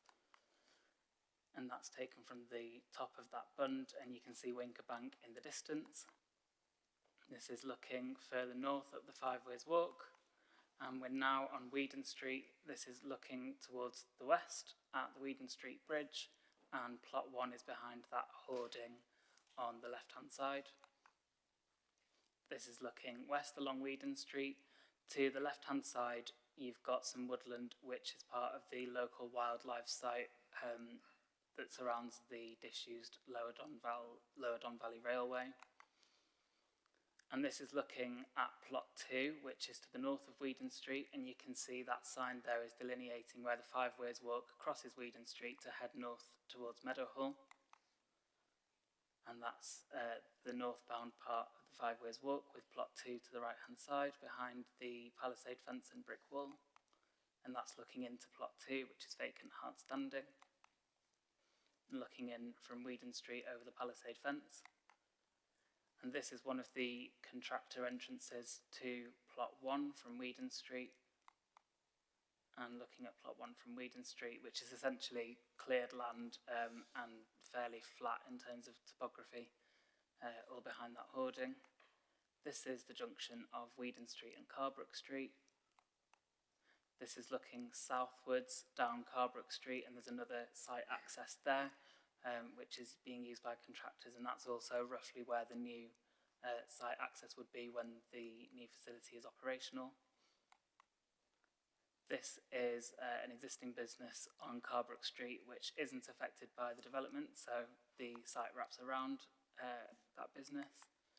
And then this former pub, the New Inn, is now in use as offices, and that's also excluded from the application site, but sits just next to it. And finally, looking further south along Carbrook Street towards where we started, where Gripple is located. So this is the site plan for plot 1, which would accommodate 3 new buildings, of which the machine shop would be by far the largest. So that's that large white rectangle running parallel to the river. It would be 275 metres long, 110 metres wide, and with an overall height of 36.5 metres. And the size of that building is essentially determined by the scale of the new steelworking machines that the business needs to accommodate in order to strengthen its manufacturing capabilities. Running parallel to that would be a new saw building, which is a lot smaller but still substantial, and that would house additional steelworking machines. And then adjacent to the new site entrance on Carbrook Street would be a single-storey security building. In the north-east corner of that site, there'd be a small parking area and bike store, and then the rest of plot 1 would be given over to vehicular circulation and landscaping, including riverside gardens and sustainable drainage features.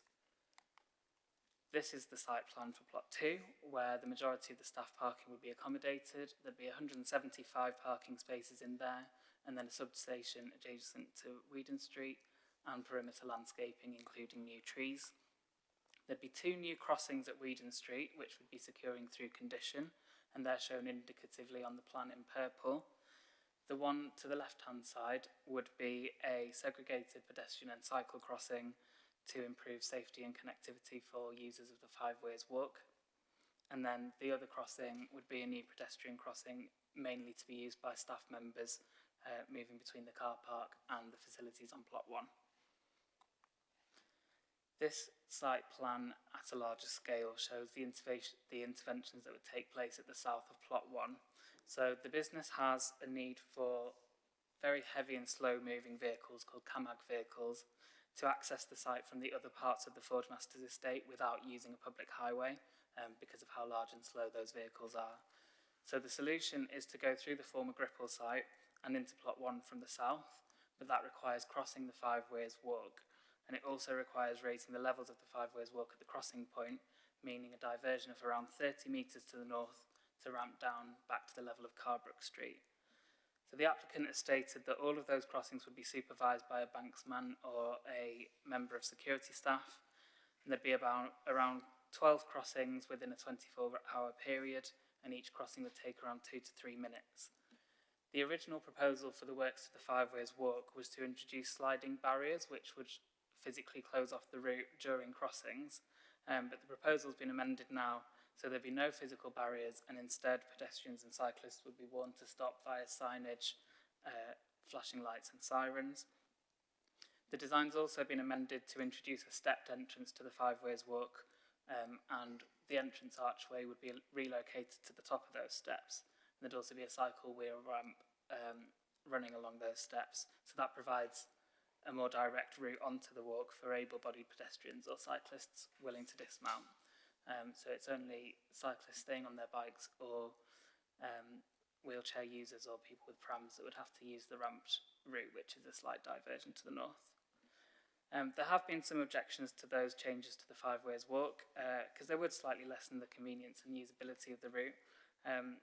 But at the same time, key interest groups such as the Friends of the Five Weirs Walk and the Trans Pennine Trail Office have recognised that the amended design does reduce the impact on pedestrians and cyclists as much as possible, and the proposals have also been subject to a road safety audit which has been accepted by highways officers. So overall we do consider that those changes would not be significantly harmful to pedestrian or cyclist convenience. It would not create any safety issues, so it can be accepted on balance. Turning to the buildings, these are the elevations of the Saw building, which is the smaller of the two manufacturing buildings.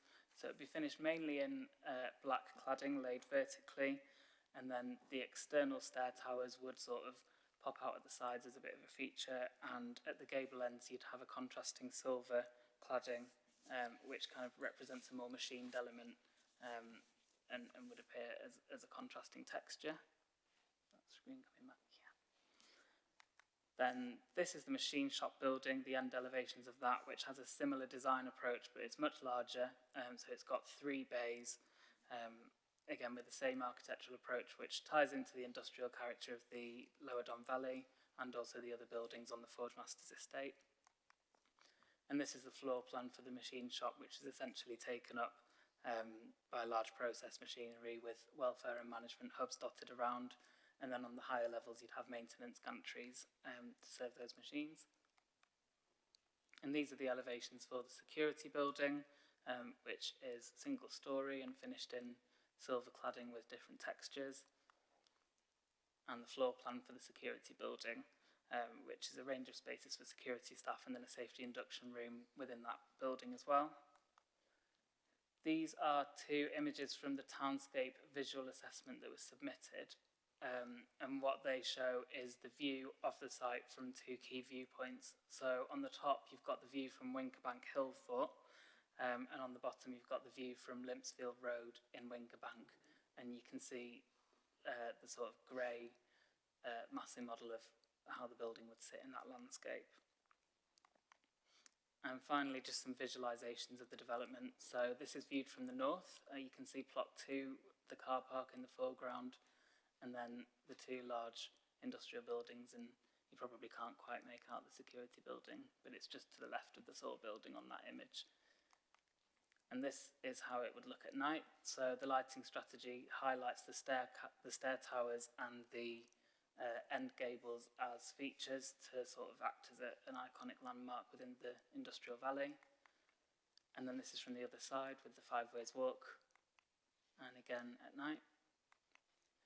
This is the gable end from Weedon Street, and this is the gable end from the south at the Five Weirs Walk, and again you can see how it would start to light up at night.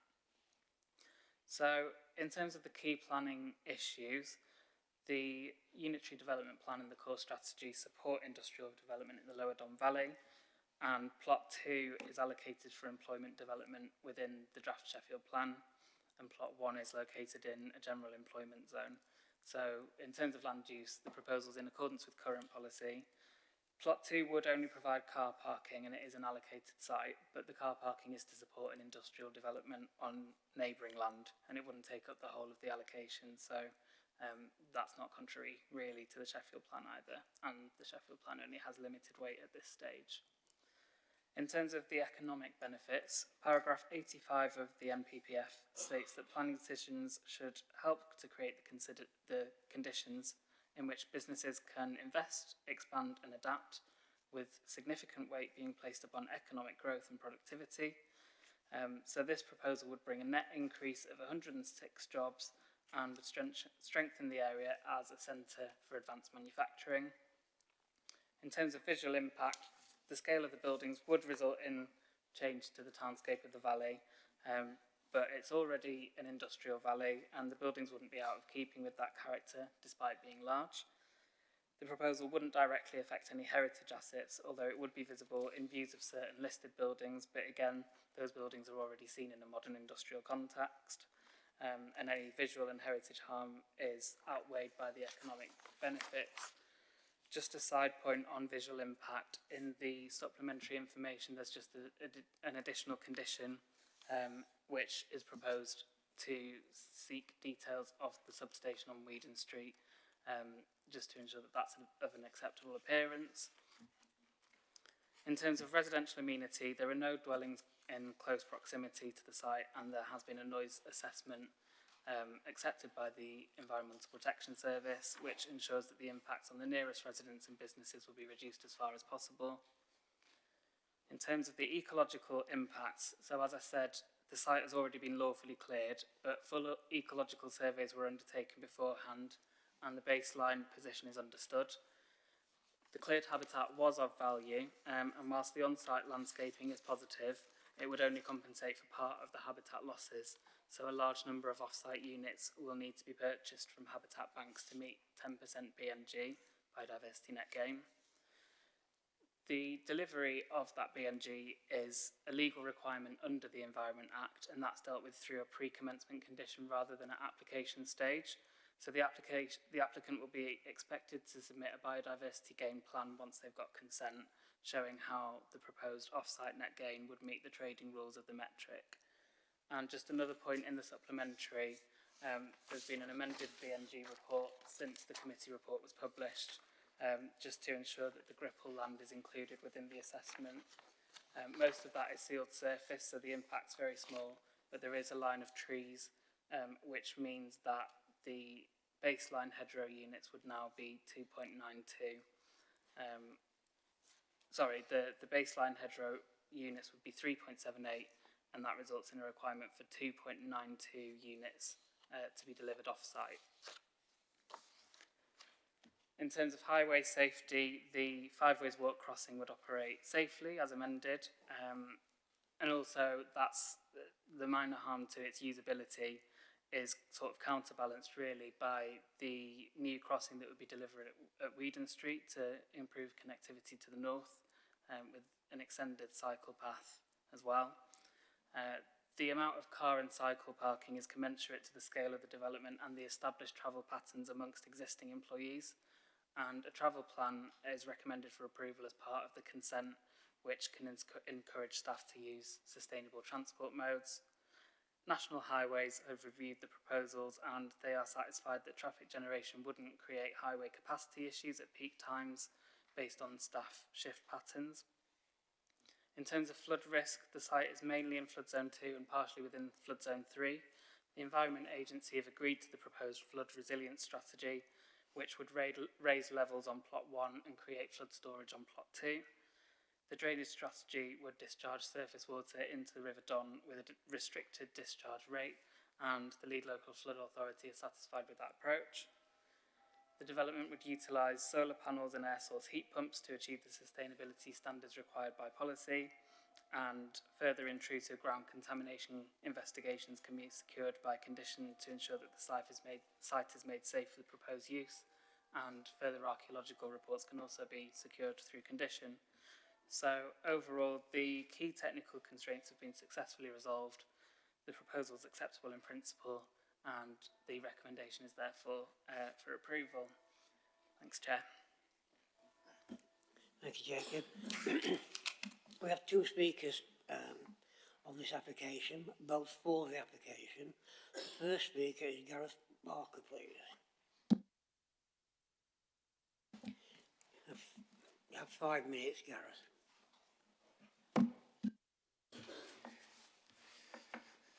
Thank you, Chair and members. Thanks for the opportunity to speak in context of the application. So I'm just going to give you a brief background of the business. I am Gareth Barker, I'm the Chief Operating Officer, so I sit on the main board and run the business. We were bought in 2021 by the Ministry of Defence, and that was to secure our abilities and capabilities as a national asset to engineering some of the steelworks and steel making that we do as a business and have done in the region for a very long time. The success of that acquisition has then been able to afford the business with an ability now to win long-term contracts and therefore to secure the long-term future of our business. These contracts mainly with Rolls-Royce, BAE, so the big defence contracts and defence contractors that you would expect to see in the UK. But what came with that was a site that was pretty old, with equipment that's pretty old, so we needed to do something about that. Part of the acquisition was to then recapitalise our business. Again, I dare to be positive in terms of where we sit today. We've got a £900 million-ish investment, which we're putting into plant and equipment, into buildings, and obviously this today is part of that and a key part of the project that we've been delivering. It's to protect our national endeavour. We work on the submarine programme, so it is to look after that programme going forward and other future programmes as those extend. Where we are in our recap phase at the moment, we're well into our forge business, so we've started to build another building, which has already got approval, which will house our big forging, so the hot work, squeezing press, and then we've done some kind of site resilience around power, HV, and flood alleviation on the building and also on the site along Brightside Lane. And machine shops is our next key part of this plan, and a plan that will keep rolling for the next few years in terms of the recapitalisation and the upkeep and the renovation of our plant and equipment and its amenities to our staff and our long-term staff. So that helps secure our business, and the key thing about our business now for the next 20 or 30 years, and the 600, we started at 650-ish when the MOD took us over. We're about 720, 730 now, and it seems to be growing every day and will carry on growing as the business strengthens and its order book strengthens and grows. But we weren't bought, as I've said, with the 900 million, we weren't clearly bought for our plant and equipment. We were bought for the know-how and the experience that we've got in Sheffield and the experience that we've grown over the number of years. And with that, it's key, this region's key in terms of what we're trying to do, and I was in part of the decisions around, do we move it, should we relocate it, and do we stay where we were. It's key that this stays where it is, and it's key it stays where it is because of the people and that legacy that we've had. And also it's a region that, the region from an engineering point of view and from these high-paid, high-skilled jobs, we've got a really great pedigree in our region now with the AMP, with the universities, and a lot of work that's been done regionally. We'll build the buildings, obviously you hope that they will come. The key recruitment process now for us going forward is around our apprenticeship and training programs. The Gripple building, which we bought, will be one of our main key assets for our apprentice training going forward. So it's key now in terms of the business. Now we get the buildings in, we build it, and then we can start to bring in those apprentices and then trainees then to be able to take on from the generations now into future generations. And then the one thing I would say recently, we've just had a recent intake, and for 30 apprentices we had 500 and odd applicants who probably all could have got a job as well. So we're in the right area, we've got the right talent, and people want to come. So all I say is, in terms of where we are today, this application is key in our success to be able to drive forward and complete our recapitalisation programme as it stands today. Thank you, Chair.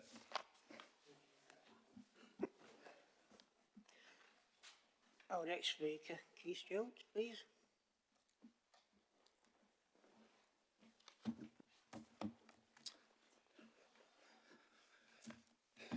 Good evening. My name's Keith Jones. I'm a director at JLL with the planning consultants for Sheffield Forgemasters. I'd like to thank the officers for a very thorough and detailed report and presentation on the proposals, and to Gareth, who hopefully has given you a good background of Sheffield Forgemasters and really giving you an insight into the benefits that the recapitalisation programme can give to Sheffield going forward. The scheme itself will deliver over 41,000 square metres of industrial floor space, and as has been mentioned, over 37,000 of that will be delivered in the main machine hall. And to give you an idea of the sense of scale, the main machine hall will be able to fit over 4 football pitches quite easily inside it, side by side. So it's a very significant building. And as has been mentioned, the form of the building is entirely driven by the machining facilities inside. The proposal will deliver a state-of-the-art precision machining facility for Sheffield. And as part of that process, design has been a significant consideration since the inception of the programme. And I hope you would agree with me that the architects have delivered what is a very high-quality modern evolution of what is a recognisable Sheffield steel style of buildings.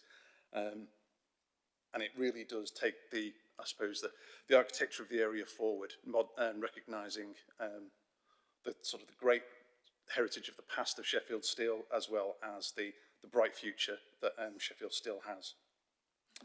Being located on the banks of the Don, obviously flood protection is a significant issue and concern for Sheffield Forgemasters. And as has been mentioned, we're proposing to raise the site levels to ensure that the finished floor levels of the building remain outside of the flood level. As part of the process to make sure that we don't increase flood risk on sites outside of our site, we are proposing a very significant programme of flood alleviation storage, which will make sure that flood waters are able to be released back into the Don at an appropriate level.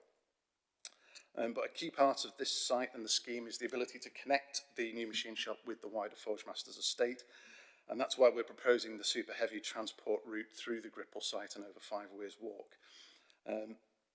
Now these heavy CAMAG vehicles are used to transport very, very heavy pieces of equipment and steel, and can run into the hundreds of tons, and as a result of that they are very slow moving, and that's one of the reasons why Forgemasters have taken great pains to minimise the effort on the surrounding highway network, and it's been felt that the crossing over 5 Weirs Walk is really the most optimal option for us to minimise the impact on the surrounding area.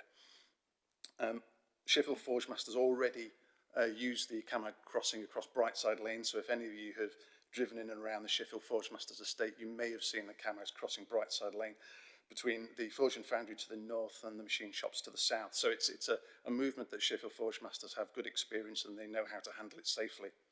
And as part of the design process and the discussions we've had with officers, we obviously recognise the concerns that some local residents and members and interest groups have had, and we've worked to make sure that we have improved the design as much as we can to make sure that we are still able to deliver a secure crossing point for Sheffield Forgemasters, but one that minimises disruption.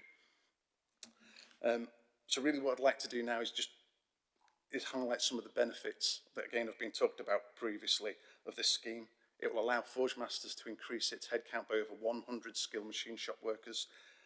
The investment, as you've heard, will run to the hundreds of millions of pounds and will deliver a world-class industrial facility for Sheffield that really is a statement of intent, I believe, for advanced manufacturing in the area. The programme is a vital part of Sheffield Forgemasters' recapitalisation process, and I hope you can all support this proposal today. Thank you. Thank you, Keith.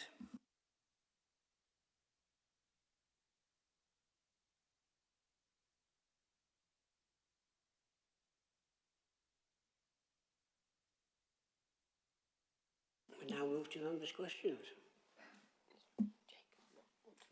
No, don't want to. Henry? Thank you, Chair. Yeah, there's been quite a lot of mention of the impact on cycling in terms of changing the crossing for 5 Weirs Walk. As long as people aren't getting run over, I'm personally not that bothered if it's a barrier or banks person. But I am surprised that the cycle provision for the new building is so low, given that it couldn't be more on one of our oldest and best active travel routes. I spent 4 years cycling down the 5 Weirs Walk. It's fantastic. And to only have 21 cycle spaces when, admittedly, the limited weight according to the emerging plan. The emerging plan would say 167 cycle spaces. I think it lacks ambition, that low level of cycle provision. I guess question, should it be more? So it's in accordance with current cycle parking standards, so there wouldn't really be a reason for refusal there that we would consider justified in terms of the tests in the MPPF, because it is in accordance with current local policy, albeit not emerging policy in the local plan. The way that the cycle parking provision has been calculated is based on surveys of existing staff and the methods of transport that they use. And I think we would like to see cycle usage increased, and there are measures to encourage that in the travel plan as well. One of the barriers, I think, to more people cycling is the amount of shift work involved in this business. It's a 24-hour operation, and I think in terms of safety, that's one of the reasons that the business have said that the cycle use is kind of where it's at. So essentially, they've gone above current local policy requirements for cycle parking. They are providing a level that matches, or I think exceeds slightly, what the current modal share is amongst their existing staff. And on that basis, we consider that to be acceptable.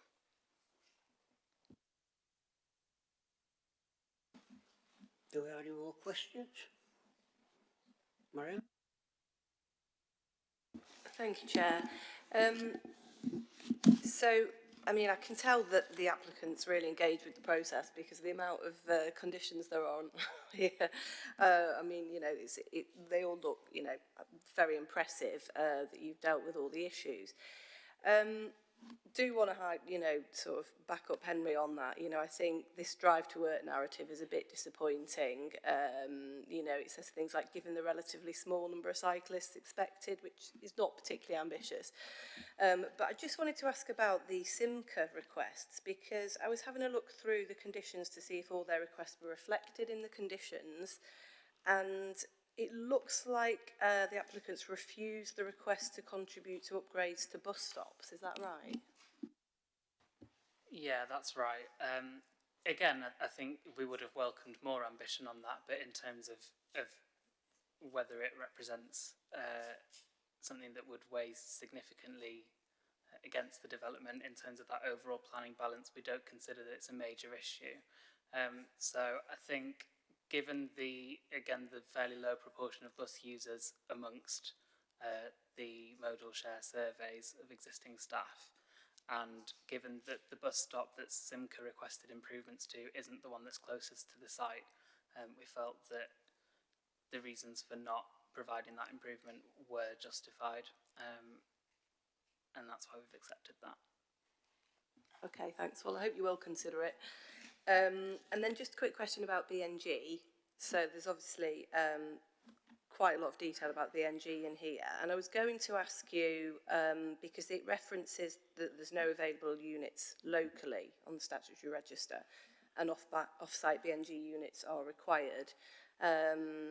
So are you saying they are required in addition to the on-site management plan? Yeah, that's right. So the on-site landscaping will deliver a good number of units, but in comparison to the amount that would be lost, the majority of BNG would need to be delivered off-site. Some of that would be local. The applicant's intending to provide some units at Bolsterstone, which is an Environment Bank site, but they can't provide all of it there because it doesn't have the type of habitats that are needed, which is this open mosaic habitat, which is essentially it's a type of habitat that establishes on brownfield land, which has a mosaic of lots of different kinds of scrub and saplings and all sorts that develop, and the contaminants in the land sort of feed that and make the diversity of that habitat really valuable, particularly to invertebrates. And that's something that's really difficult to recreate, and there's a shortage across the country, and there isn't any of that locally at the moment, which is why they would need to look further afield to buy those units. Okay, thanks. So, yeah, I know that the council are trying to build up those open mosaic banks, aren't they? But it's, yeah, it's a long process. So those credits will remain in the bank, as it were. And then there's a reference to watercourse units. It's only a really small amount, I think 0.17% or something like that. So will they be delivered off-site as well? Yes, they are also proposed for off-site delivery. I think essentially, well, the river itself isn't within the red line boundary of the application site. What is within the red line boundary is part of what's called the 10-metre riparian zone, which is where you start having to provide net gain. So the river isn't actually in the control of the applicant anyway, but if they were looking to provide some enhancements on that stretch of the river, it's just been determined that there aren't really the opportunities to do that, given that the banks are already heavily engineered and you've got the Brightside Weir there. There's an existing fish pass there, and obviously you've got the Five Ways Walk, which you wouldn't, want to naturalise that bank because you'd lose the amenity of that walk. So there isn't really any possibility of improvements that can be undertaken there. There would be, within the riparian zone, there'd be new landscaping over that flood risk bund, so that would be revegetated, but that wouldn't actually change the kind of overall score of the river in terms of its condition assessment. It wouldn't provide enough of an uplift to actually make a difference to the number of units. So the only possibility is off-site again for that. Thanks, that's a really comprehensive answer. Mark? Thank you, Chair. Just considering this is such a place of major importance to, well, the defence of the nation, really, and that it's being run by the Ministry of Defence, given that there is quite a lot of public access through the site, are you concerned that the security there is sufficient against hostile actors, terrorists, given that people can roam pretty well round it? I mean, first of all, I would say the security of the site is really a matter for the operator, and it wouldn't be for us to kind of dictate how secure or otherwise they need to be, and we would more just look at the impact visually or otherwise safety implications of any security measures they've got in place. What I didn't mention is that there would be a 2.4 metre security fence around the whole of plot 1. So that would provide some significant security, and that would, across most of the site, that would be raised on the flood bund or behind a retaining wall. So the actual height above ground level would be even greater than that. So the only real kind of opportunities for entry, I guess, would be when you'd be having the CAMAG manoeuvres, which would be overseen by security staff or banks people anyway. And then just the site access points, which I believe would be security controlled, and there's a security gate at the vehicular access as well. So it seems that security has been pretty well considered, but in any case it's not particularly something that we would look to enforce from a planning perspective. Any more questions? No, can we go to comments, please? Tony was first, Mike then. Yes, Chair, I welcome this. Being as in the 1980s, steel was decimated in this city and people lost jobs, lots of jobs.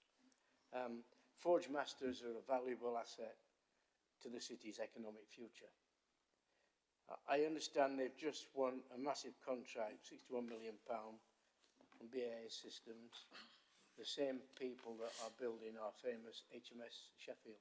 So I would welcome this, and I would vote with the offer recommendation. Thank you, Chair. Mike? Yes, I fully add my support to this application. It's a great vote of confidence in Sheffield, and as was the government's vote support for Forgemasters in recognising its national importance for the defence of our country. but also we have the skills in this city to support this industry, and it's a really good use of brownfield site that has lain derelict for too long in the Lower Don Valley, and it's really good to see this all coming together, I wish this every success, and will fully support this application. Do we have any more comments now? Gary? Cheers, Chair. I just can't sit back and miss an opportunity to thank Forgemasters. What Gareth said earlier, they put out for apprentices, 500 apprentices. 30 apprentices. Be nice, Gareth. Very nice. But put 30 jobs out over there for apprentices to apply for. They got over 500. 500 from our region. To go in for these jobs. I think education just shows you this region we're doing really well. So I didn't want to let that go, Chair. Thanks. Any further comments? Yeah. I echo everything everybody said, but this is not just about Sheffield and not just Britain and the United Kingdom. This is globally recognised site. I'm sure in what will happen there. So, well done, everybody. Can we move to the vote, please? Show of hands. 4. Yeah, 4. 4. Yeah, I did say 4. Yeah. 1, 2, 6, 7, 8. Yeah, 11. That's unanimous. Thank you very much. That's passed.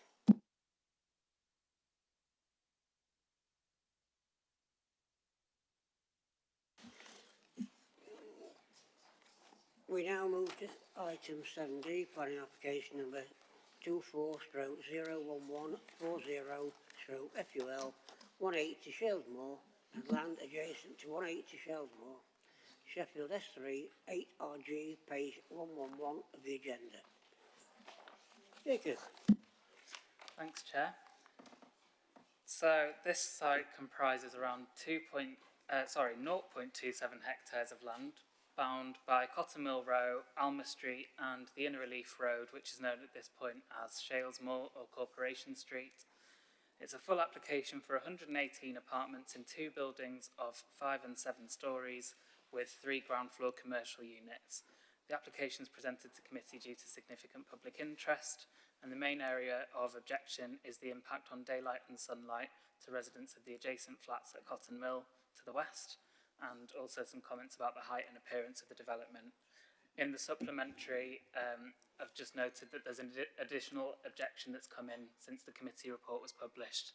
That's made essentially on the same grounds of daylight impacts. So the site's located at the eastern edge of the Kelham Island Industrial Conservation Area, and it comprises vacant light industrial buildings and a former council car park. The site is mostly surrounded by residential development, most of which has been constructed after this aerial image was taken, but yeah, on this next slide you can see a more up-to-date image from Google Earth which shows the new developments next door, and I'll show those in the photos as well. In the unitary development plan, the site is within a general industry area, but that designation is now out of date. And the site is allocated for residential development in the draft Sheffield plan. The core strategy also supports residential growth in Kelham Island. So this is the view of the site from the other side of the ring road from the south. You've got the West Bar or Soho Yard development to the right hand side of that image, and then the 4-storey Cotton Mill development to the left hand side, and the site is in the middle. If I go a bit closer, then it's the low in height brick buildings on the right hand side of that image, and also the vacant land in front. And then closer again, so this is the junction of Shalesmoor and Cotton Mill Row. Cotton Mill Row is a very narrow one-way street, one way for vehicular traffic. And then this is the former council car park, which comprises the southern part of the site. And then this is looking north up Cotton Mill Row, and the application site's on the right-hand side of that image. The building in the foreground is a 19th century former works building, and then behind that, further up the street to the north, are 1950s workshop buildings, and then you can see the residential block Cotton Mill to the left. This is looking the opposite way down Cotton Mill Row, which has a bit of a dip in terms of topography, and you can see the works buildings that form the application site that would be demolished as part of the development. And then this is the junction of Alma Street and Cotton Mill Row, and the 1950s buildings that would be lost as part of the development from Alma Street. And this is the junction of Alma Street and Shalesmoor, or I think it turns into Corporation Street around there. And then looking from the other side of the ring road, so the development on the right hand side there is the Central Quay student apartments, and they are 7 stories tall. And then the application site buildings viewed from the other side of the ring road, from West Bar. And then just from, that's kind of looking at the site from the south-east. So this is the site plan, which shows the proposal for 2 apartment buildings with a landscaped connection in between, which would link Cotton Mill Road to Shalesmoor. The building at the north would be building A, and that would have a horseshoe-shaped plan wrapping around a courtyard with parking for 8 cars, and the development would otherwise be car-free. Building B would sit at an angle to Cotton Mill Row at the south, roughly following the alignment of Shalesmoor at that point. These are the ground and first floor plans for building A. So you'd have 2 commercial units accessed from Shalesmoor, and then at the back of the building you'd have a few ground floor flats, including duplex units accessed from the courtyard, and then bin and bike stores, and then wholly residential on the upper floors. And the colour coding shows the different apartment types within the scheme, so there'd be a relatively good range of apartment types. And then these are the second and third floor plans, which show how the building would start to step away from Cotton Mill Row. And then the top 3 plans, and then you can see the 7-storey element is just limited to the corner of Alma Street and Shalesmoor. These are the elevations for building A. So it'd be finished predominantly in red and grey brickwork with crystal style windows, and they would be arched on the top floor to reference the industrial character of the area. And then these elevations show how the building would step down towards Cotton Mill Row, and it would be 2 stories at the lowest point. These are the floor plans for building B. So there'd be 1 commercial unit accessed from Shalesmoor, then a residential lobby and bin and bike stores accessed from Cotton Mill Row, and then the upper floor plans are pretty much the same on every level, so I've not shown the 4th and 5th floor plans there, but that would be a 5-storey building. These are the elevations for building B, so the grey brick is more dominant on that building, but the ground floor would still be red brick, and that would link through to sort of harmonise with building A, and the corners of that building would be curved to create a bit of a feature on Shalesmoor. These contextual elevations show the height transition that the building would sort of negotiate between the scale of the Ring Road and West Bar down to the lower scale of Kelham Island and Cotton Mill Row. And then on the bottom contextual elevation there, that shows essentially the entire frontage of the development from Shalesmoor, working up from 5 to 7 stories. And then the top elevation there is the sort of section through Cotton Mill Row. And then on the bottom, that shows the whole development from Cotton Mill Row. And finally, some visualisations of the development. So this is building A as seen from the junction of the Ring Road and Alma Street. And then the back of building A from Cotton Mill Row. The back of building B from Cotton Mill Row. And finally, building B as seen from Shalesmoor. So that hopefully gives an idea of the nature of the scheme under consideration. So in terms of the key planning issues, as I mentioned, the site is a proposed housing allocation in the draft plan.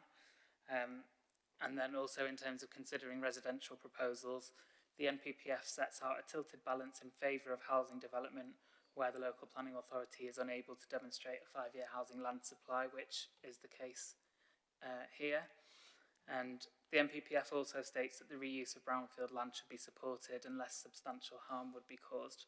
So as such, the principle of the development is acceptable. Looking at the housing mix within the scheme, the proposal would deliver 11 studios, 65 one-bedroom flats, 38 two-bedroom flats, and 4 three-bedroom flats. We do have policies that would support a higher proportion of larger flats, but given the current housing land supply position, the dominance of one-bed flats within the scheme would not represent a reason for refusal, and it's still positive that there are a range of unit types within the proposal. The density would be 437 dwellings per hectare, which is in accordance with policy, because the core strategy seeks a minimum of 70 dwellings per hectare in the city centre with no upper limit. All of the dwellings except the studio flats would meet or exceed the nationally described space standards. The studios would only fall short by a small amount, and that would not represent a reason for refusal, given that the space standards are not yet adopted policy, and the shortfall is relatively small. In terms of outdoor amenity space, 35% of the flats would have a private balcony or terrace, and there'd also be a communal terrace in building A.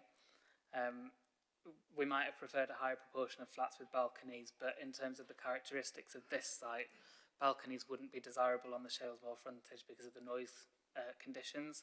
And we also don't currently have adopted policies on balcony space, so again, there wouldn't be a reason for refusal there.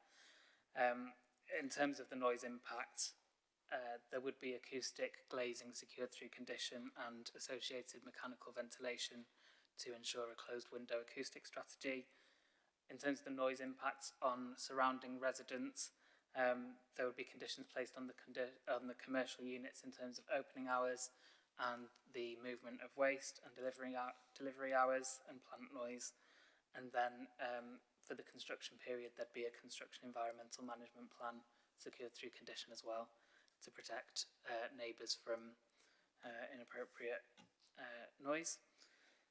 The design approach we do consider successfully references the industrial character of the conservation area, whilst also building up to a civic scale to address the modern character of West Bar and the Ring Road.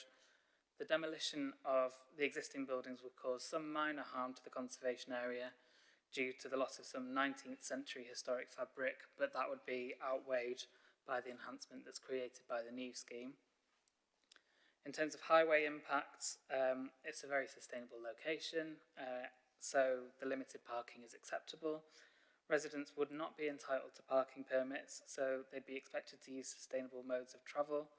A travel plan would be secured through condition, and there'd also be highway improvements, including pavement resurfacing, and there'd be enhancements to a nearby bus stop at Millsands, which would be secured through condition. There's no existing habitat on the site, so there's no requirement to provide biodiversity net gain, but there would be new landscaping and habitat boxes secured through condition.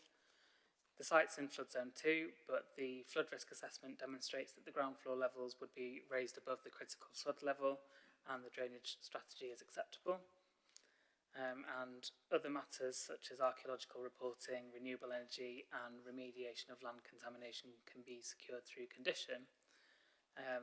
In terms of local infrastructure, the development would be subject to community infrastructure levy payments.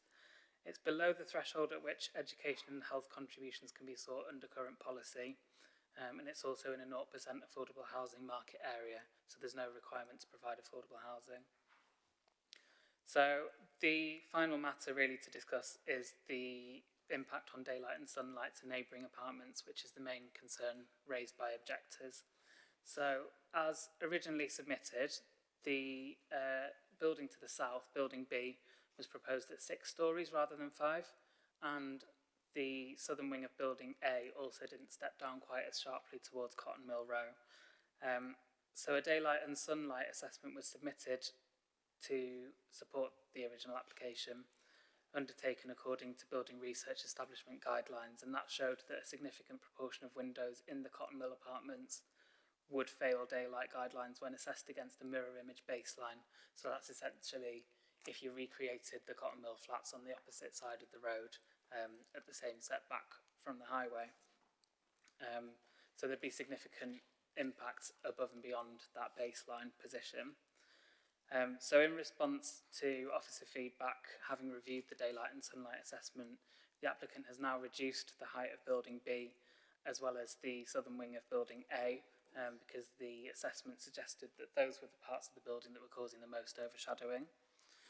The assessment's been repeated for the amended scheme, and the percentage of neighbouring windows which would pass the relevant daylight tests has now increased to 75% compared to just over half for the original scheme.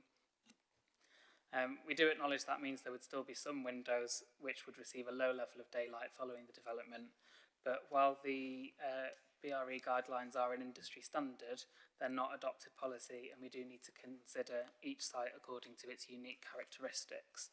So in this case, the site is particularly constrained because of the narrow width of Cotton Mill Row, yet on the other hand, the ring road demands a building of a more civic scale in design terms, so there's a need for compromise in terms of managing that transition. So it'd be really difficult to deliver a quality development at this site without some impact on neighbours. It's also worth pointing out, if I go back to the site plan, that the U shape of building A means that several of the neighbouring flats would actually receive more daylight than they would if a mirror image development were constructed instead. And there'd also be sufficient separation distances created by that courtyard arrangement to avoid any harmful overlooking.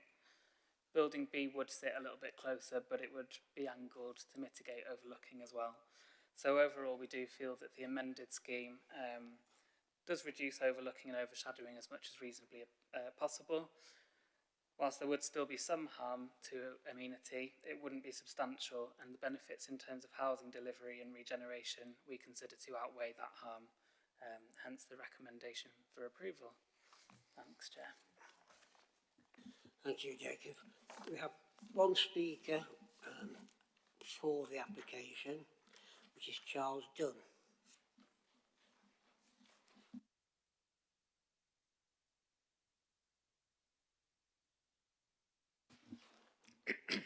Thanks, Chair. I've got written down here, good afternoon all, but I don't think that's quite adequate anymore. So I'll say good evening all and try to keep this quite brief. Yeah, my name's Charles Dunn. I'm the agent for this application. This scheme before you today represents what I feel is a significant opportunity to continue the transformation of this part of Sheffield city centre. Really building on the momentum of regeneration that's reshaped this part of the urban core, and in particular in this location in recent years, or decades really now. So we're grateful for the collaborative input of officers throughout the application process, which has really helped to refine and to strengthen the proposals to ensure that it delivers high quality development that will contribute really meaningfully to the city's future. It's a project that will bring a vacant site back into productive use, delivering a substantial number of new homes where demand for city centre living does continue.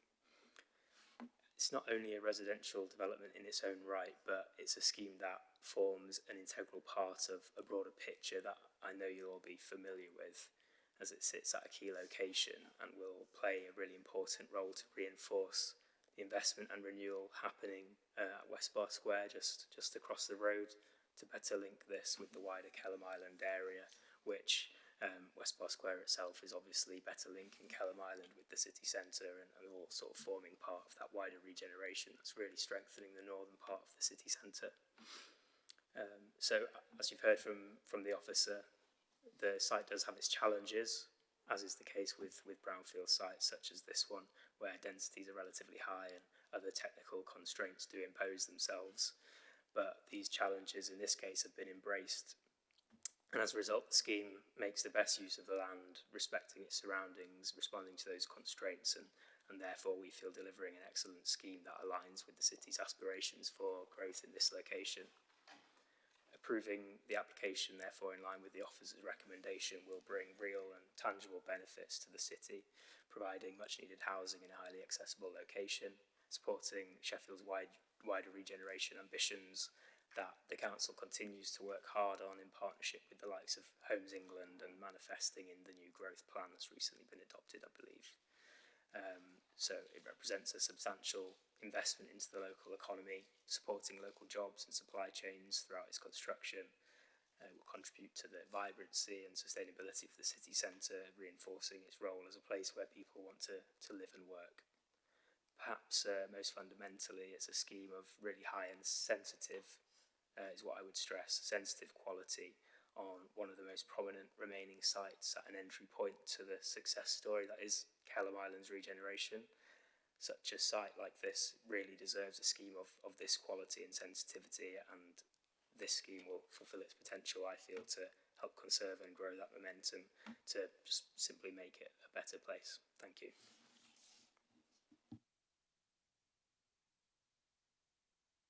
Thank you, Charles. Members' questions? Henry, I saw first. Thank you, Chair. So in terms of its location in the conservation area, my understanding is that development in the conservation area has to enhance and protect the nature of the area. And looking at the proposal and walking around Kelham Island on the site visit, it looks and feels very, Kelham Islandy. But the last appraisal of the conservation area was done in 1999, which was before the situ development and before a lot of the regeneration. Are we trying to protect and enhance the conservation area as last appraised, or as it is now, effectively making it, a live document? So, yeah, the wording in the MPPF and in the relevant legislation is preserve or enhance. So in some cases, there might not be preservation, but there would be enhancement. And I think this is one of those cases where we're not able to preserve the historic fabric, but actually what we're delivering is something that would enhance the gateway to the conservation area, and that historic fabric that does remain has not been assessed as kind of significantly contributing to the conservation area. The character of the area has definitely changed a lot since the appraisal. There is actually work beginning on a new appraisal and management plan for Kelham Island, so that will be updated shortly, and I think that will be really helpful in terms of the further regeneration that we do down there. At the moment, really, we're looking at the key characteristics of the conservation area, mainly still in terms of its historic fabric and the street layout, which, in this case is retained as existing, and the kind of use of materials in the area, and we're still expecting new development to respect that character in terms of architecture, detailing, materiality. So I think this scheme strikes that balance relatively well by recognising that it's at the edge of the conservation area and it's viewed partially in a modern context, but also kind of negotiating the prevalent scale within the conservation area and the materiality and detailing of buildings within there. So I think even though there are parts of the conservation area where you've not got much historic fabric anymore, generally those developments have been required to respect the character of the conservation area in their design, albeit in a modern interpretation of some of those key characteristics. I hope that answers your question. Good answer. Thank you, Chair. Yeah. I mean, I must admit I do like this development, but I have concerns over light levels, and I did sort of look at the consultative document, and I drilled down, and it is very detailed and gives light levels for every single window in the opposite property, and I can see that by and large, over average, light levels will be reduced to about 2/3 of what they are at present. But some of them go a lot worse than that. So, for example, if we look at the daylight distribution document, window 250 on the first floor, at present they get 60% light, afterwards, the new building goes up, they get 18% light. That's a huge reduction. And I would be very aggrieved if I lived in that place. And there are others, you know, nearly as bad. I mean, is this really acceptable? Yeah, I can't really argue with that point, Councillor Woodcraft. There are definitely some windows that would be severely affected, and that's really acknowledged in the report. It comes down to a planning balance judgment in terms of whether the level of harm outweighs the benefits of the scheme. And the view that we've taken is that the impacts have been reduced really as far as they can be on a site like this. And now the substantial majority of windows and rooms that do face onto the site would pass the standards set out in the guidance when assessed against a mirror image baseline. It's also worth saying, actually, I kind of went through the figures again myself this morning in terms of that comparison with the mirror image. And just over half of the windows actually get more daylight than they would if you constructed a mirror image development. So that's a significant improvement that's really achieved by the courtyard arrangement, the angling of building B, and then also the stepping, and the areas of building A that sit closest to cotton mill flats are lower in height than that development. So yes, it's unavoidable that there are a few windows that are really quite severely affected, but in the context of the benefit that the scheme would bring in terms of the number of new homes, weighing that against, and also the regeneration benefits in terms of the character of that gateway to the conservation area, I think weighing that against the harms that are caused in terms of daylight, we've come to a position that we can support it. And also, I suppose it's worth saying as well, the cotton mill flats have units facing both east and west, so it's about half of the flats within that building that are affected, and then only about a quarter of those flats that face onto the application site that aren't passing the standards. So that's like an eighth of the flats in that building overall. Sorry, that's the windows, not the actual flats, but about an eighth-ish are adversely affected, really. Thank you for that. Yeah, I mean, it does strike me that the mirror image comparison, you know, would work well in some locations, like if you've got a row of ordinary sort of dwelling houses, where you've got tall blocks of flats with very narrow roads. Nobody in their right mind would build a mirror image block like we've already got on the other side, because for obvious light reasons, and obviously the developer's taken this into account. I still don't think it goes far enough. I mean, that's a comment rather than a question, but you might want to comment to that. Yeah, if you don't mind me responding on that, Chair. So the BRE guide, Building Research Establishment Guide, specifically sets out the mirror image test as the kind of baseline that you should accept for an urban location like this. So the guide in the main is sort of designed more for suburban developments that would expect a much higher standard of light. The mirror image is set out in an appendix as an alternative baseline specifically for urban and city centre locations, where actually, particularly in a historic environment such as this, where buildings are generally to the back edge of the footway, you would expect, even on narrow streets, a lot of buildings to be kind of a similar height opposite that street. So it's specifically designed for this kind of scenario. I kind of agree with you in that when you take a look at the site, in this case, it's natural for you not to want to do that and to create that courtyard arrangement and step the building away. But that's why that baseline is set as it is. So I think that's a reasonable method to use in this case. Gary? Yes, thanks, Chair. Thanks for the report. Just a couple of things. I like how it's always banded about where we always have on planning balance. And I just want to ask you where the studio apartments, what national spaces what's the standard of an apartment, you know, the space of it, you know, measurement wise, and can you tell me what these are compared to the national average? Yeah, so the lowest acceptable overall floor space for a studio flat in the national standards is 37 square metres. The smallest in this scheme is just over 30 square metres, so it's a shortfall of just under 7 square metres.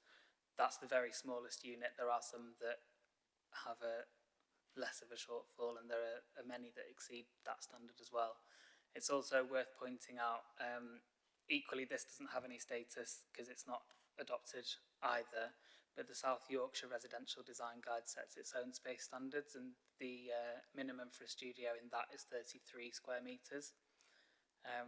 So overall, it's 9% of the units that would fall below those space standards, and again in the planning balance, in terms of the high amenity to the other units, we think that's just about acceptable, and we've accepted that on other similar schemes in the city centre. And in fact, the Cotton Mill apartments opposite, many of those fall much further below the space standards. So we're pretty happy with the level of internal space we've got for this scheme, albeit it could have been improved. But again, looking at the scheme in the round, we don't think it's a reason for refusal. Thank you so much for that. I've got a comment as well, Chair, after. Mike? Yes, I flagged up to you that there was a word I couldn't quite make sense of. It's in the layout section or near the bottom of page 147, where it states that the northeast corner of building A would be canted, comma, reflecting the previous layout of the industrial buildings and softening the approach. I just wondered if that was a typo or whether you did mean that word. That's what I meant. So that just means that you essentially sort of cut a 45-degree out of the right angle at that corner. So it just means it's an angled corner. That's what that means. So nothing to do with sanctimonious or hypocrisy or singing. That wasn't my intention. No. So it's that sort of 45-degree angle. It is difficult in some respects, and that with a site like this, you can't get everything that you want on it. And I thank Gary for raising the issue of the studio apartments, which have relatively smaller space than national standards would normally allow. But going back to the daylight issue,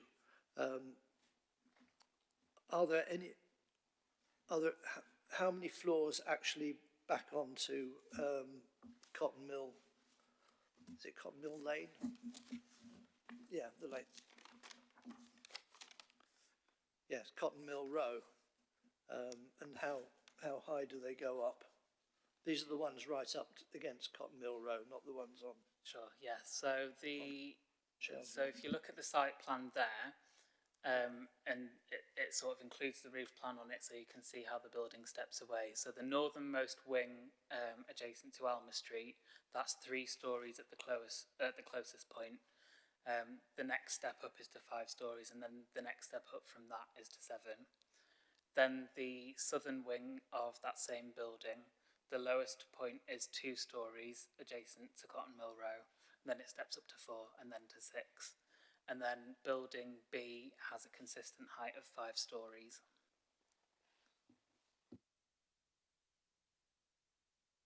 Mary?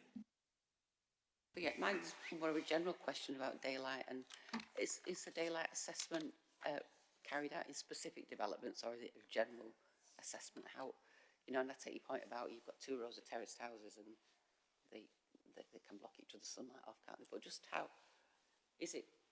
Just an assessment you do to specific developments? Yeah, so it's kind of officer's discretion as to when the need for that kind of assessment would arise.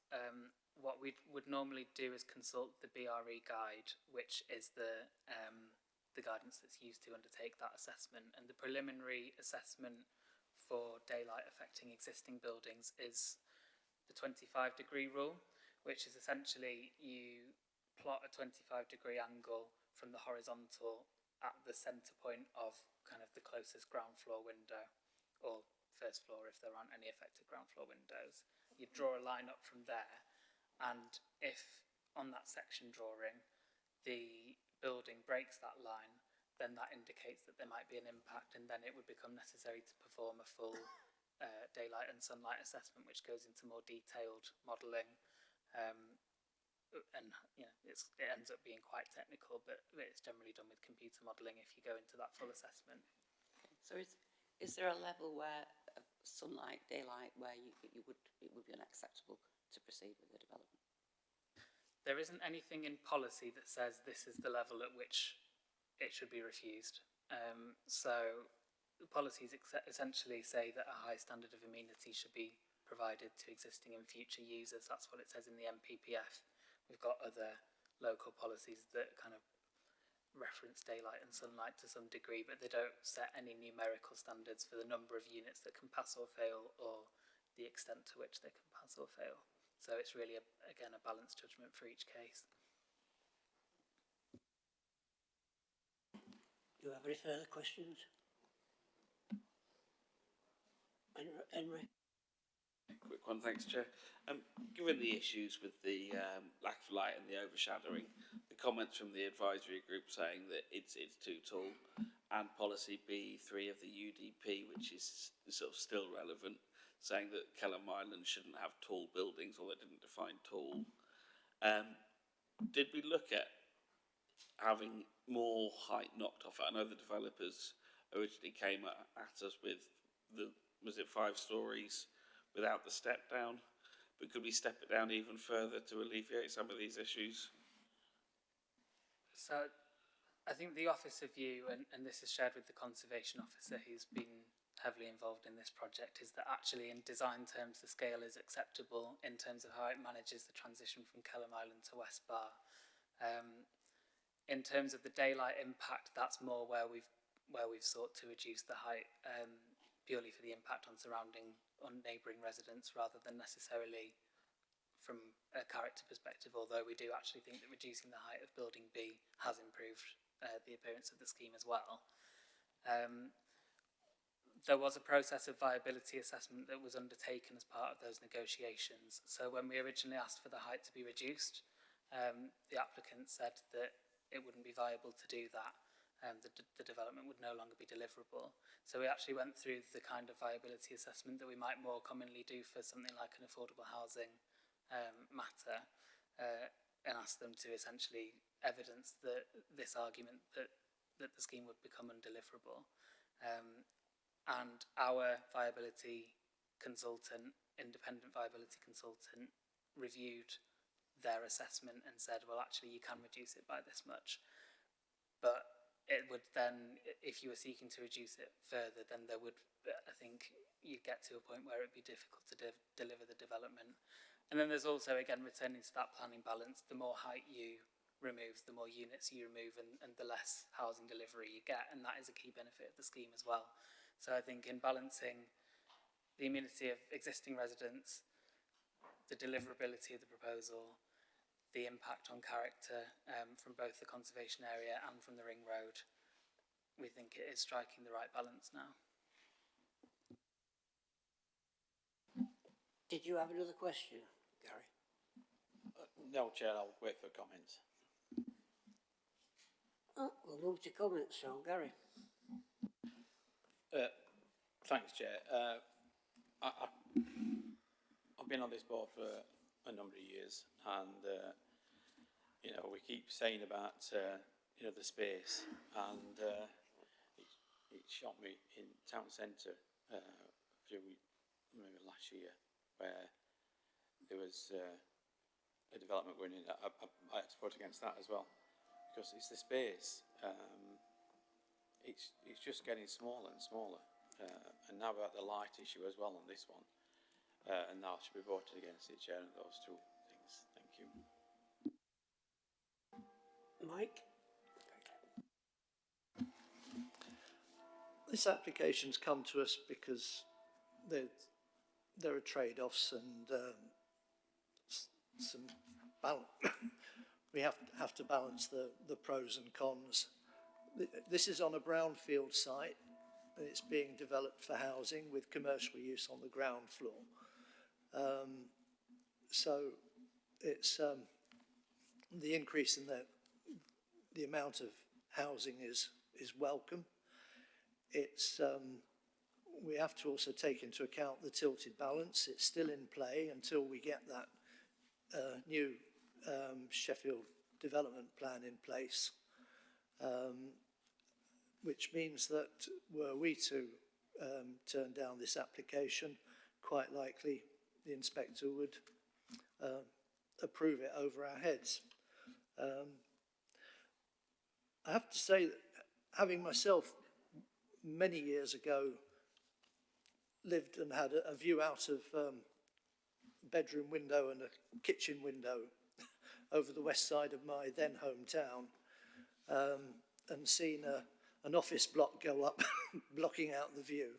It is disconcerting, but the people who've been living in the other development on Cotton Mill Row have known that this site was going to be developed one day.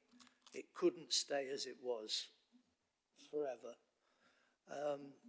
And something that was going to come along of a similar height. And I think in view of the work that's been done on working out the viability of this development, I think it's come to the best arrangement possible. I certainly welcome the number of new homes, and I will be supporting this application. Thank you. Okay. Thank you, Chair. I mean, there's a lot in favour of this. I like it. But I am really concerned about how it's going to affect people in the existing building. I'm going to struggle to vote for this, I'm afraid. I take up Mike's point about people knew when they went there that it was going to be built. I've heard that the drawing showed a nice landscaped park in front of it. Well, when they originally moved, thinking of moving into the building, I don't know whether that's actually the case or not. But we've all seen these things, haven't we? And you know that. It all looks pretty, doesn't it? So I'm going to struggle on grounds of light, and I think I'm going to be voting against it. Do we have any further comments? Can we move to a vote, please? Those in favour of the application?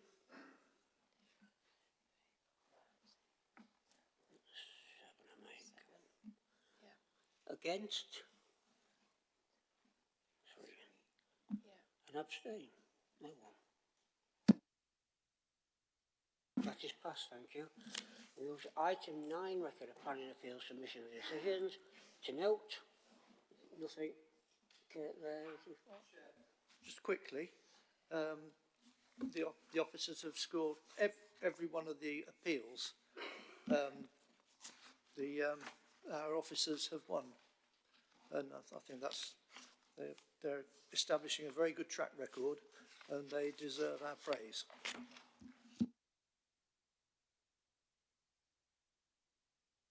Thank you. That concludes this meeting. At 7 o'clock.